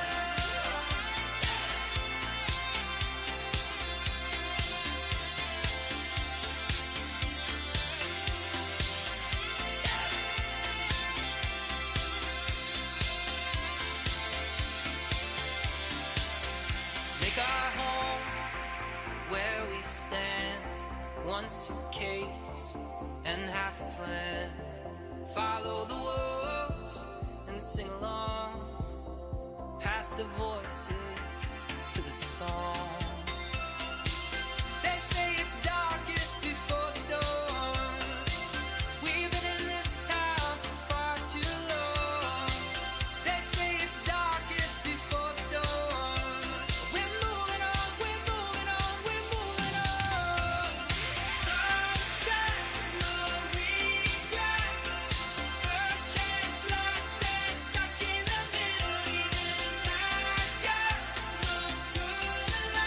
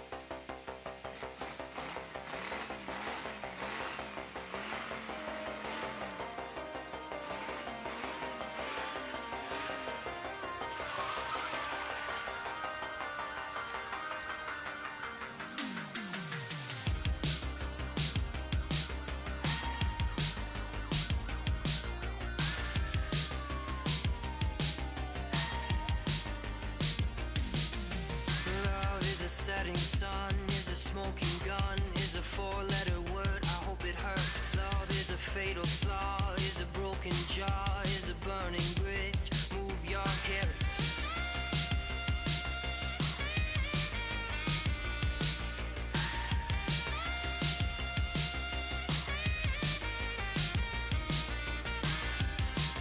And the ghosts of the boulevard, littered with lonely hearts. A city like a graveyard, once was a postcard. When you lose your wonder. The best shop in town. Yeah. I am a mechanical engineer by trade now. I actually started going here when I was a college student on the GI Bill. I'm an Iraq Afghanistan veteran and did a year in Korea out of training too. So I was a veteran of 3 wars by the time I was 23 and got out of the military. And now I'm about to take over a CNC machine shop. I'm going to be one of the people helping run a CNC machine shop that's literally like right across the freeway over here. That's super neat too. Yeah. Yeah, I do. I do cigars too. Sold. Of course. This show for like this is our really fun. We have beer, we have awesome gear, and we basically tell you what you should be buying and what you should be drinking. And then Whiskey Wednesdays is when we sit down and talk to people, one-on-one interview over a glass of whiskey about what you've done, what you're doing now, and why you're doing what you're doing now. Cool. And it's like an open forum. And then John's about to launch his own show. We're still working on a name where we sit down with like artists of all kinds, music, painting, anywhere where you're an artist, and we sit down and chat with you. With John sits there, hosts it. Cool. And that's gonna launch in like hopefully this month. Next month. This month, next month is the first. Oh, this is the first. Yeah. Today's the first. So we're trying to work on a name. Fools. Yeah. Oh So- yeah, I'm glad I've avoided most of the April Fool's jokes. I started smoking cigars when I went to Korea, and I have the cigar cutter on the Swiss Army knife. Oh, People heck don't yeah, even see? know these are made. I didn't know that was This made. is the everyday carry that I'm like Swiss Army knife. No, that's in my pocket. I use that cutter and the toothpick from that more than I use anything else. Like, Are we- I've never yeah. seen that. They make 2 models. This is the thinner one. This is great. Okay, so Swiss Army knife. What is the actual name of the company? This is Swiss Army knife. It's actually SAK. Oh, Victorinox? Yes. Yeah, there that's it the is, one. right there for So, all the diehard fans. This is the Cigar 36, and they actually also make Cigar like 85 or something like that. I'm not sure, they might have discontinued one of them, but that's cool. This is like, That this thing's is some of the amazing. things. Yeah. That's super cool. The cigar cutter right there. This is my favorite cigar cutter, hands down. So Nice. You look like a man who needs a beer. No, I'm fine. Oh, okay.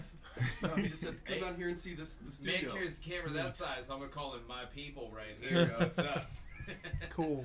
Dude, that is awesome. That So- cigar cutter and everything. Did you Yeah. carry that with you overseas?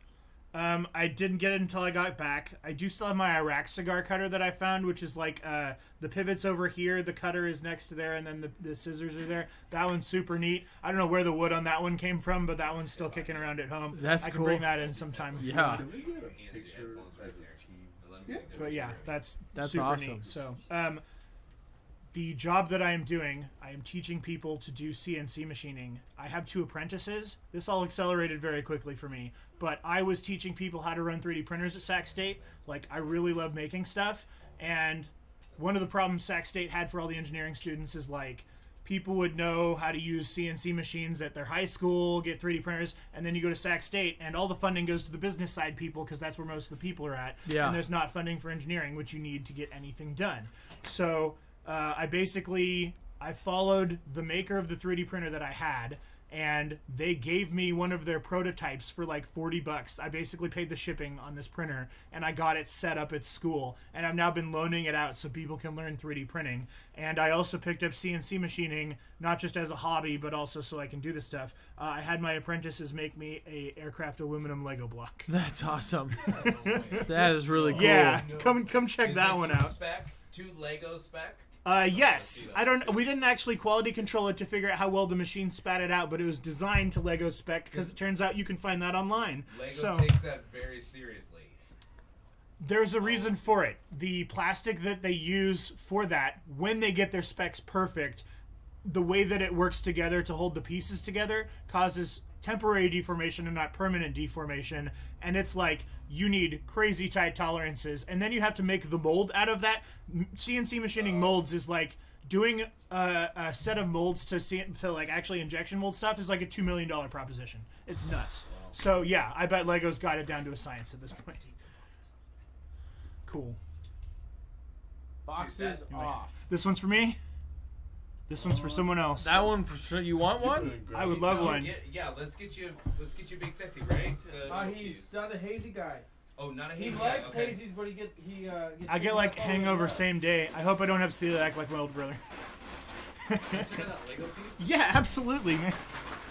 This is neat. I'm like, what can we make from a piece of scraps? One of them goes, how about a Lego? I'm like, yes. Cool. I'd Yeah. carry this in my pocket. Well, you're local guy. You should check out Big Sexy Brewing Company. Fruit Ridge and Watt is basically the two main intersections. It's like right next That's to right there. where our other facility is at. Yep, it's right Dang. back there off of like 88th and that. Like That's once you go perfect. Watt to Fruit Ridge, it's a little 88. It's back there. It's awesome. Yeah. It's the best brewery I've had. That's neat. No beer under like 7.5 on the scale. Nice. Yeah, and the people Thanks. at Big Sexy are. That thing is awesome, by the way. I can't help but think, like, especially if I can figure out how to get some spare time and work some of these machines, I should have a booth here next year, and I should actually make stuff like this. Yes. Theoretically, if I spend another $200 on tools, I can make these out of titanium. You can make keychains. Yeah, you can make everything, I'd dude. buy that for $20, you know? Yeah, like aluminum, if I can figure out how to bring the cycle times down, I think this took like an hour. If I can bring that cycle time down to like 20 minutes, I could probably make it. Maybe it's like a $40 thing for a keychain, but still doable, right? And it's American made. Also, if you want to use them as caltrops. It's a Lego, of course. It's American made. It's veteran owned company. We're working with a bunch of veterans that are doing a whole bunch of stuff that we can get you just tied into. Cool. Thanks. So.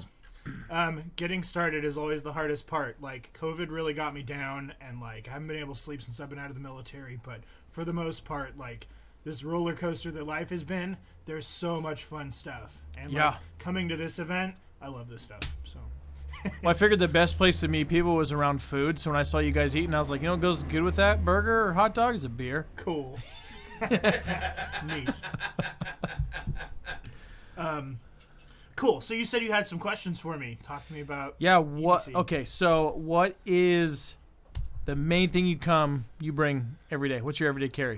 So the keys, wallet, phone, knife, light are typically the ones that I want to make sure that I have. I like to rotate what I have just because I like variety more than I like having one good thing. I don't know why I like variety so much, but it's really neat. So if I'm like going somewhere on purpose, I'll bring different things. If I know that I'm going to go to somewhere where I need to be politically correct, I'll try and make sure I have like a small knife on me. So one of my favorite small knives is the Microtech UTX-70CA, which I picked up at one of these events, the one 2 years ago. And I've had them sharpen it for me here. This thing is so cool. It's a tiny knife. It's just under 2 inches, like 1.99 inches, and you can get your thumb behind it. Crazy as it sounds, like, yeah, you can go and get a 5-inch blade and do stuff with a 5-inch blade, but 95% of the stuff you need to do with a knife, you can do with something that's small. Yeah. And you get much better control over something that's tiny. That is sweet. How much something like this run? That one was probably $260 range. Okay. The Microtechs are not cheap. No, they're not. There are a lot of other knives you can get in that size range that are also good, but if you want to get a really nice auto, Microtech is the right one. If you want to get something that's just okay, there's a lot of other good options. I have a Zero Tolerance 0022, which is a small knife. That one's really easy to get a thumb behind. What else makes my pocket? I have a Buck Budgie that's a really small one. There's a Kershaw Cinder that's copper for like $20. I sharpened that one myself because I can actually get the mirror edge on that one with the sharpener system I've got.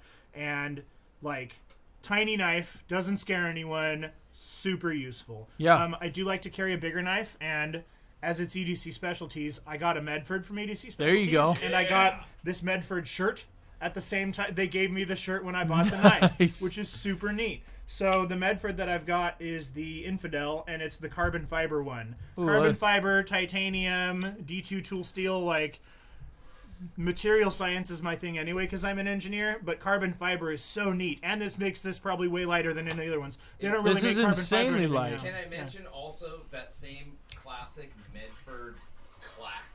when it opens, Yeah. You know. it has that beautiful clack. as Medford soon as has, like the way Greg makes his knives, it's his own style. It's this big chunky knife, and this one is even like not as wide as a lot of the other ones, but I mean, this is like almost a 1/4 inch thick. This is a big, huge, chunky knife. It always sounds different because it's titanium and like quality blades that are really thick. That sounds completely different than any of the other knives you typically see. So, but yeah, like having something that's carbon fiber and having something that's titanium on me, like, love it. But traditional, the way Greg Medford is that knife's Bigger. very robust. Yeah, I don't feel like absolutely. that's gonna break. Oh, and we I don't just think we I just could break it if I tried. We just had Greg sitting down here, and it was he's a larger than life personality. I'll tell you that. Greg's a fun guy. So, you said you're an avid EDC specialties visitor. You clearly don't have EPD, empty pocket disorder, which is what they do. What have you changed or started to carry because you've started coming to EDC or these knife events? Going for 2 knives instead of 1, so I can get 1 tiny one, 1 big one. The wallet. So I 3D printed this wallet, and I think I'm probably going to invest in a new wallet soon. This is flexible filament, but the pen, being able to write, the EDC specialties is write, slice, pry, light, and like the right portion, if you don't have a pen on you, there are so many things you can't do. Whereas if you do have a pen, and it's a good pen, like a space pen, like almost all the ones they sell are, then the space pen you can successfully get. Like when someone hands you a receipt because you're paying for something, and then they hand you a pen that doesn't work, you can just be like, nah, I got it. Let me just do this real quick. Always writes the first time. Like, spectacular. So that's kind of neat to have. So I designed the wallet specifically to hold that in it so that I would stop forgetting my pen. I frequently carry around the same notebook I brought with me to Iraq and Afghanistan. It's like an ACU cover notebook. And I've got my... is it the Hinderer pen, I think, is the one I picked. What's the... Just from Rob's store or from one of the vendors? It's from here. I think that's... I think it's the Hinderer. I have so many things in my checklist from Rob's store that I just the one know... that's about that big and has like a bullet screw top. Yeah, I'm more concentrated on the price tag, so I know how much I'm spending. Oh, yeah. So I think those ones are like I forget the name. $85 price. Yeah. $65 to $85 price point for those ones. But you can get other space pens for cheaper. Yeah. I think I bought an extra space pen so I could throw it in extra backpacks I've got. They have the Ride in the Rain one. That's one of the ones I carried when I was deployed. I got a green version. I carried a black one while I was deployed. Nice. So that was one of my purchases today. And Rob makes a wallet like this out of leather. It carries a pen. I think it slides a knife in, and you can carry all your cards.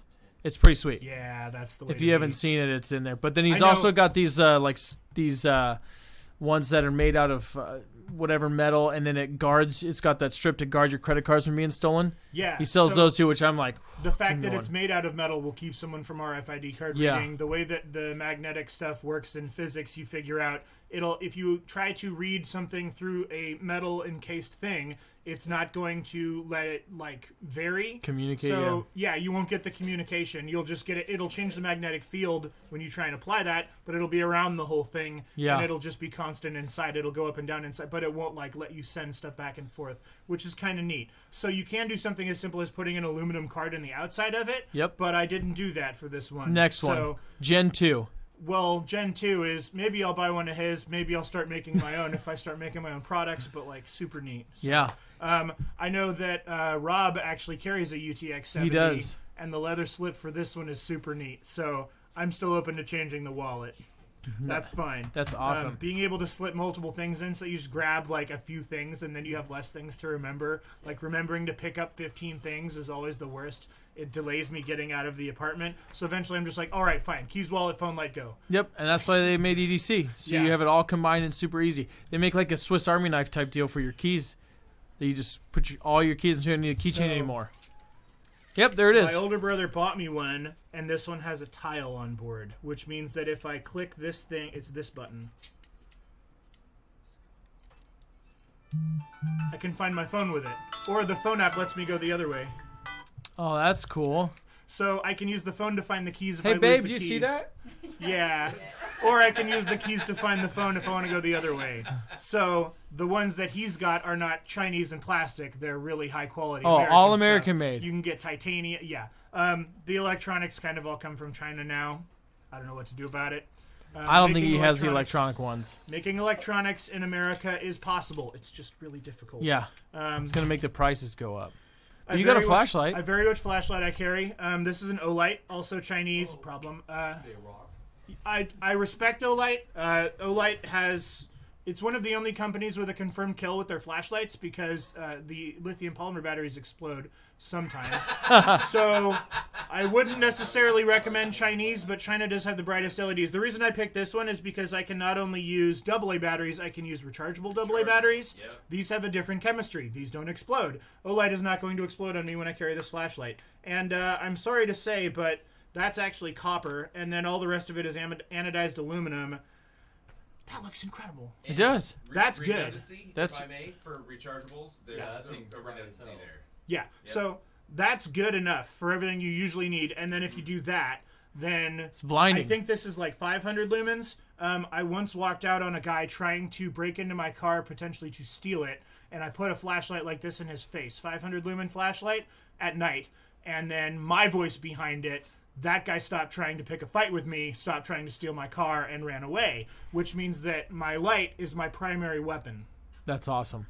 As crazy as that sounds, that's why something like a Surefire stiletto is probably going to make its way into my rotation soon. Yeah, and he's selling those right now. He has them in stock right yeah, now. which is They're a little I need pricey. to add that, but yeah, it's Well, it's- somewhere between 100 and 260 depending on which model you go for. The brighter, the better. If you realize that any gun that you buy is 2 times that price at least, it's fine. You just have to figure out like, are you going to be realistic about how you're actually going to do it? I And- know that you guys are advertising stuff that's like situational awareness type classes. I'm a veteran. I've already got all that under my belt, but that's the kind of thing people wouldn't think about. What's your primary weapon? My flashlight. Yep.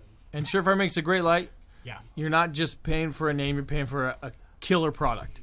Surefire has people that don't just engineer something that fits together and works. They have people that prove that it doesn't break. Yeah. They break it until it breaks, and they continue to figure out where it breaks, and And then then they fix keep it. going to make sure that it's not going to break when you need it. Surefire costs a lot of money because when you go somewhere like Iraq, Afghanistan, you know you can trust your life And it's to going to work. to the gear. Yeah. When you need it to work, it's going to work, which is why we go Surefire. Last question. Clearly you like beer. What's I'm your more beer? of a whiskey man. I admit Okay. it. What's your whiskey of choice? Because we do Whiskey Wednesdays. Okay. Can I give 2? Sure. No, we're very strict on one. Sorry, I spoke too soon. You're only allowed to carry 1 knife as We're the well. strictest episode. You only get one favorite, one best friend, one whiskey. There's a 12-year, it's Glenfiddich 12, and that's good for the money. And then Glenfiddich 18 is my favorite, but spending $100 a bottle when it's in stock is a little bit more difficult.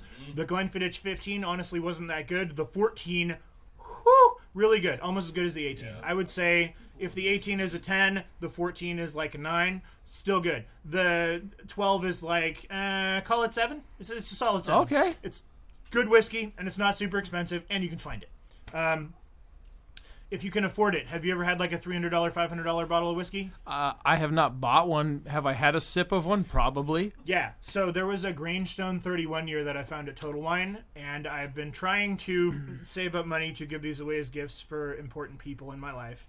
And hands down, the best whiskey I've ever had. I cannot believe how much better it is than the ones that I like to drink on a regular basis. So much better.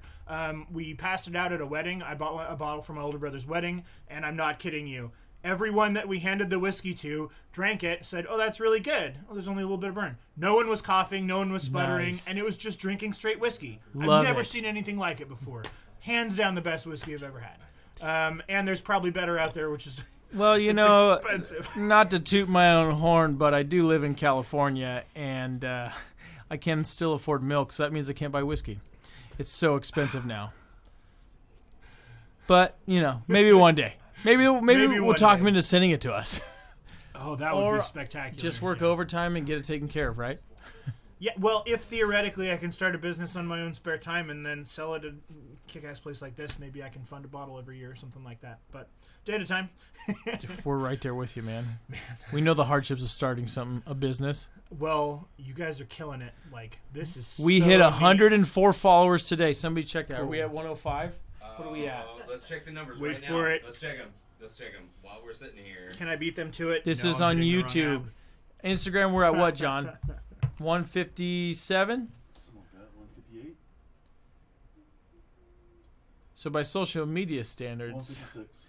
we're still startup. 104. 104 on YouTube. Okay, what's the exact? You're about to be 105. YouTube is is it YouTube or Instagram? both. Both. YouTube's What's at 104. The Instagram is at the Gear and Beer Show. The Gear and Beer Show. And if it's this purple palm trees, it's us. You've now got, I think I'm 157. There we go. Yeah. Sold. Yes. Yeah. Perfect. And then YouTube, we're at 104, and if you add there, 105. Nice. Yeah, the Gear Beer Show on YouTube. It's the Gear Beer Show, not the Gear and Beer? It's if you type in the Gear and Beer Show and you look for that logo, it should. Hey, neat. It should come up. Subscribed. Nailed it. Yes. Thank you, Phil. Appreciate you sitting down with us. Cool. And hopefully next time we talk, which hopefully is soon, we hear more about your business. That sounds all the new spectacular. ventures you're getting in. Oh, 106. 106. Woo! Just hit a double. YouTube is so lazy. And if you're ever on, drinks on us, man. Thanks. Drinks on us. I live relatively around the corner, so I will keep following you guys, and I'll try and stop by sometime. I see that you guys have manufacturing here. I am a manufacturing engineer and also someone who really likes making stuff. How much do you guys make in-house? Well, this is Rob's Rob's shop, This okay. is Rob's studio called The Roost. So Rob has graciously let us come and use it. We're out. We're farther up the hill. Cool. Okay. So Rob got tied in with us, and he's been on the Gear and Beer Show. He's been on Whiskey Wednesdays. We started talking to him about this. He wanted to do a giveaway with us. We said, can we take over your studio and do live stuff with your guests and customers? He said, absolutely. And we showed that up. guy incredible? We figured he was providing the gear, we could provide the beer, and Big Sexy jumped in to help us out with some of that. So it's been awesome. Neat. But just follow, get ready because Rob's going to launch EDC tools soon on Instagram. Yeah, all of his that's custom really tools are neat. going to be there. Like, seeing that he has a water jet here, that's so exciting. Yeah. Usually getting into a water jet is super expensive, and then, like, it was pulling teeth for me to try and learn this as a mechanical engineer, and I want to try and help as many people as possible. One of the knives that I am most excited about purchasing today was a little 3D printed thing that holds a blade in it. Yeah, the And guy was selling it at the like $5 shop. I gave him my contact information and got his contact information. I want to try and make my little like 3D printer size format machine make his invention out of like high quality wood and or maybe aluminum, just to see if I can do it. And if I can give him that engineering consult in my spare time, I'm just going to do it. I want to see everybody succeed. Nice. It's pulling teeth trying to learn a lot of this stuff, so I'm trying to at least go in a direction where professionally I can teach it, and then on the side I can help people when they need help. So I hope to be that guy. I might also be getting into machine repair professionally, which includes repairing like CNC machines. So I'm trying to. You're build doing these everything. Contacts. I'm okay. Well, hey, if you need help with social media stuff, just send it to us. Yes. Come sit on our show, and we'll be your. yes. You'll be our guest, and we'll be your marketing. I have this really great skill of getting banned off of Instagram, and I need to not do that. Hey, we don't want to take any more of your time, Phil. Thanks for coming, man. Thanks for having me on. Appreciate it. Cool. That was fun, dude. You got a lot of toys.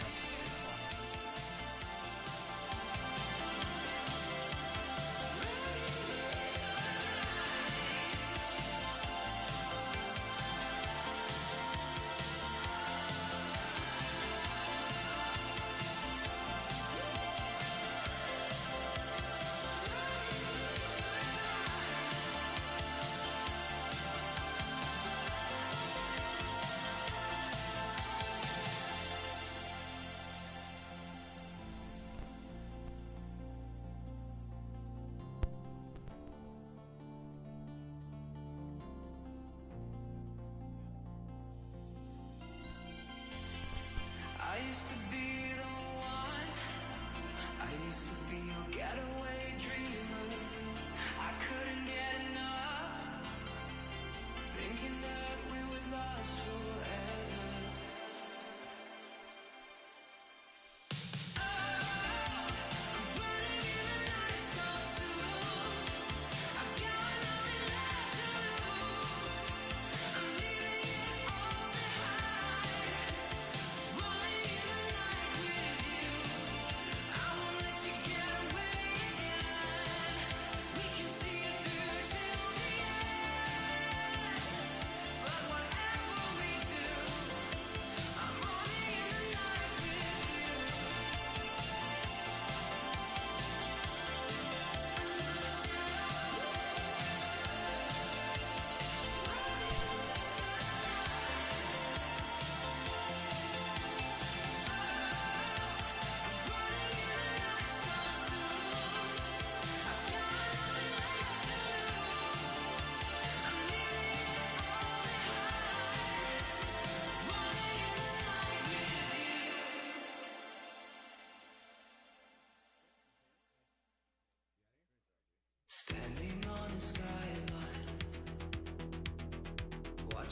all the cars go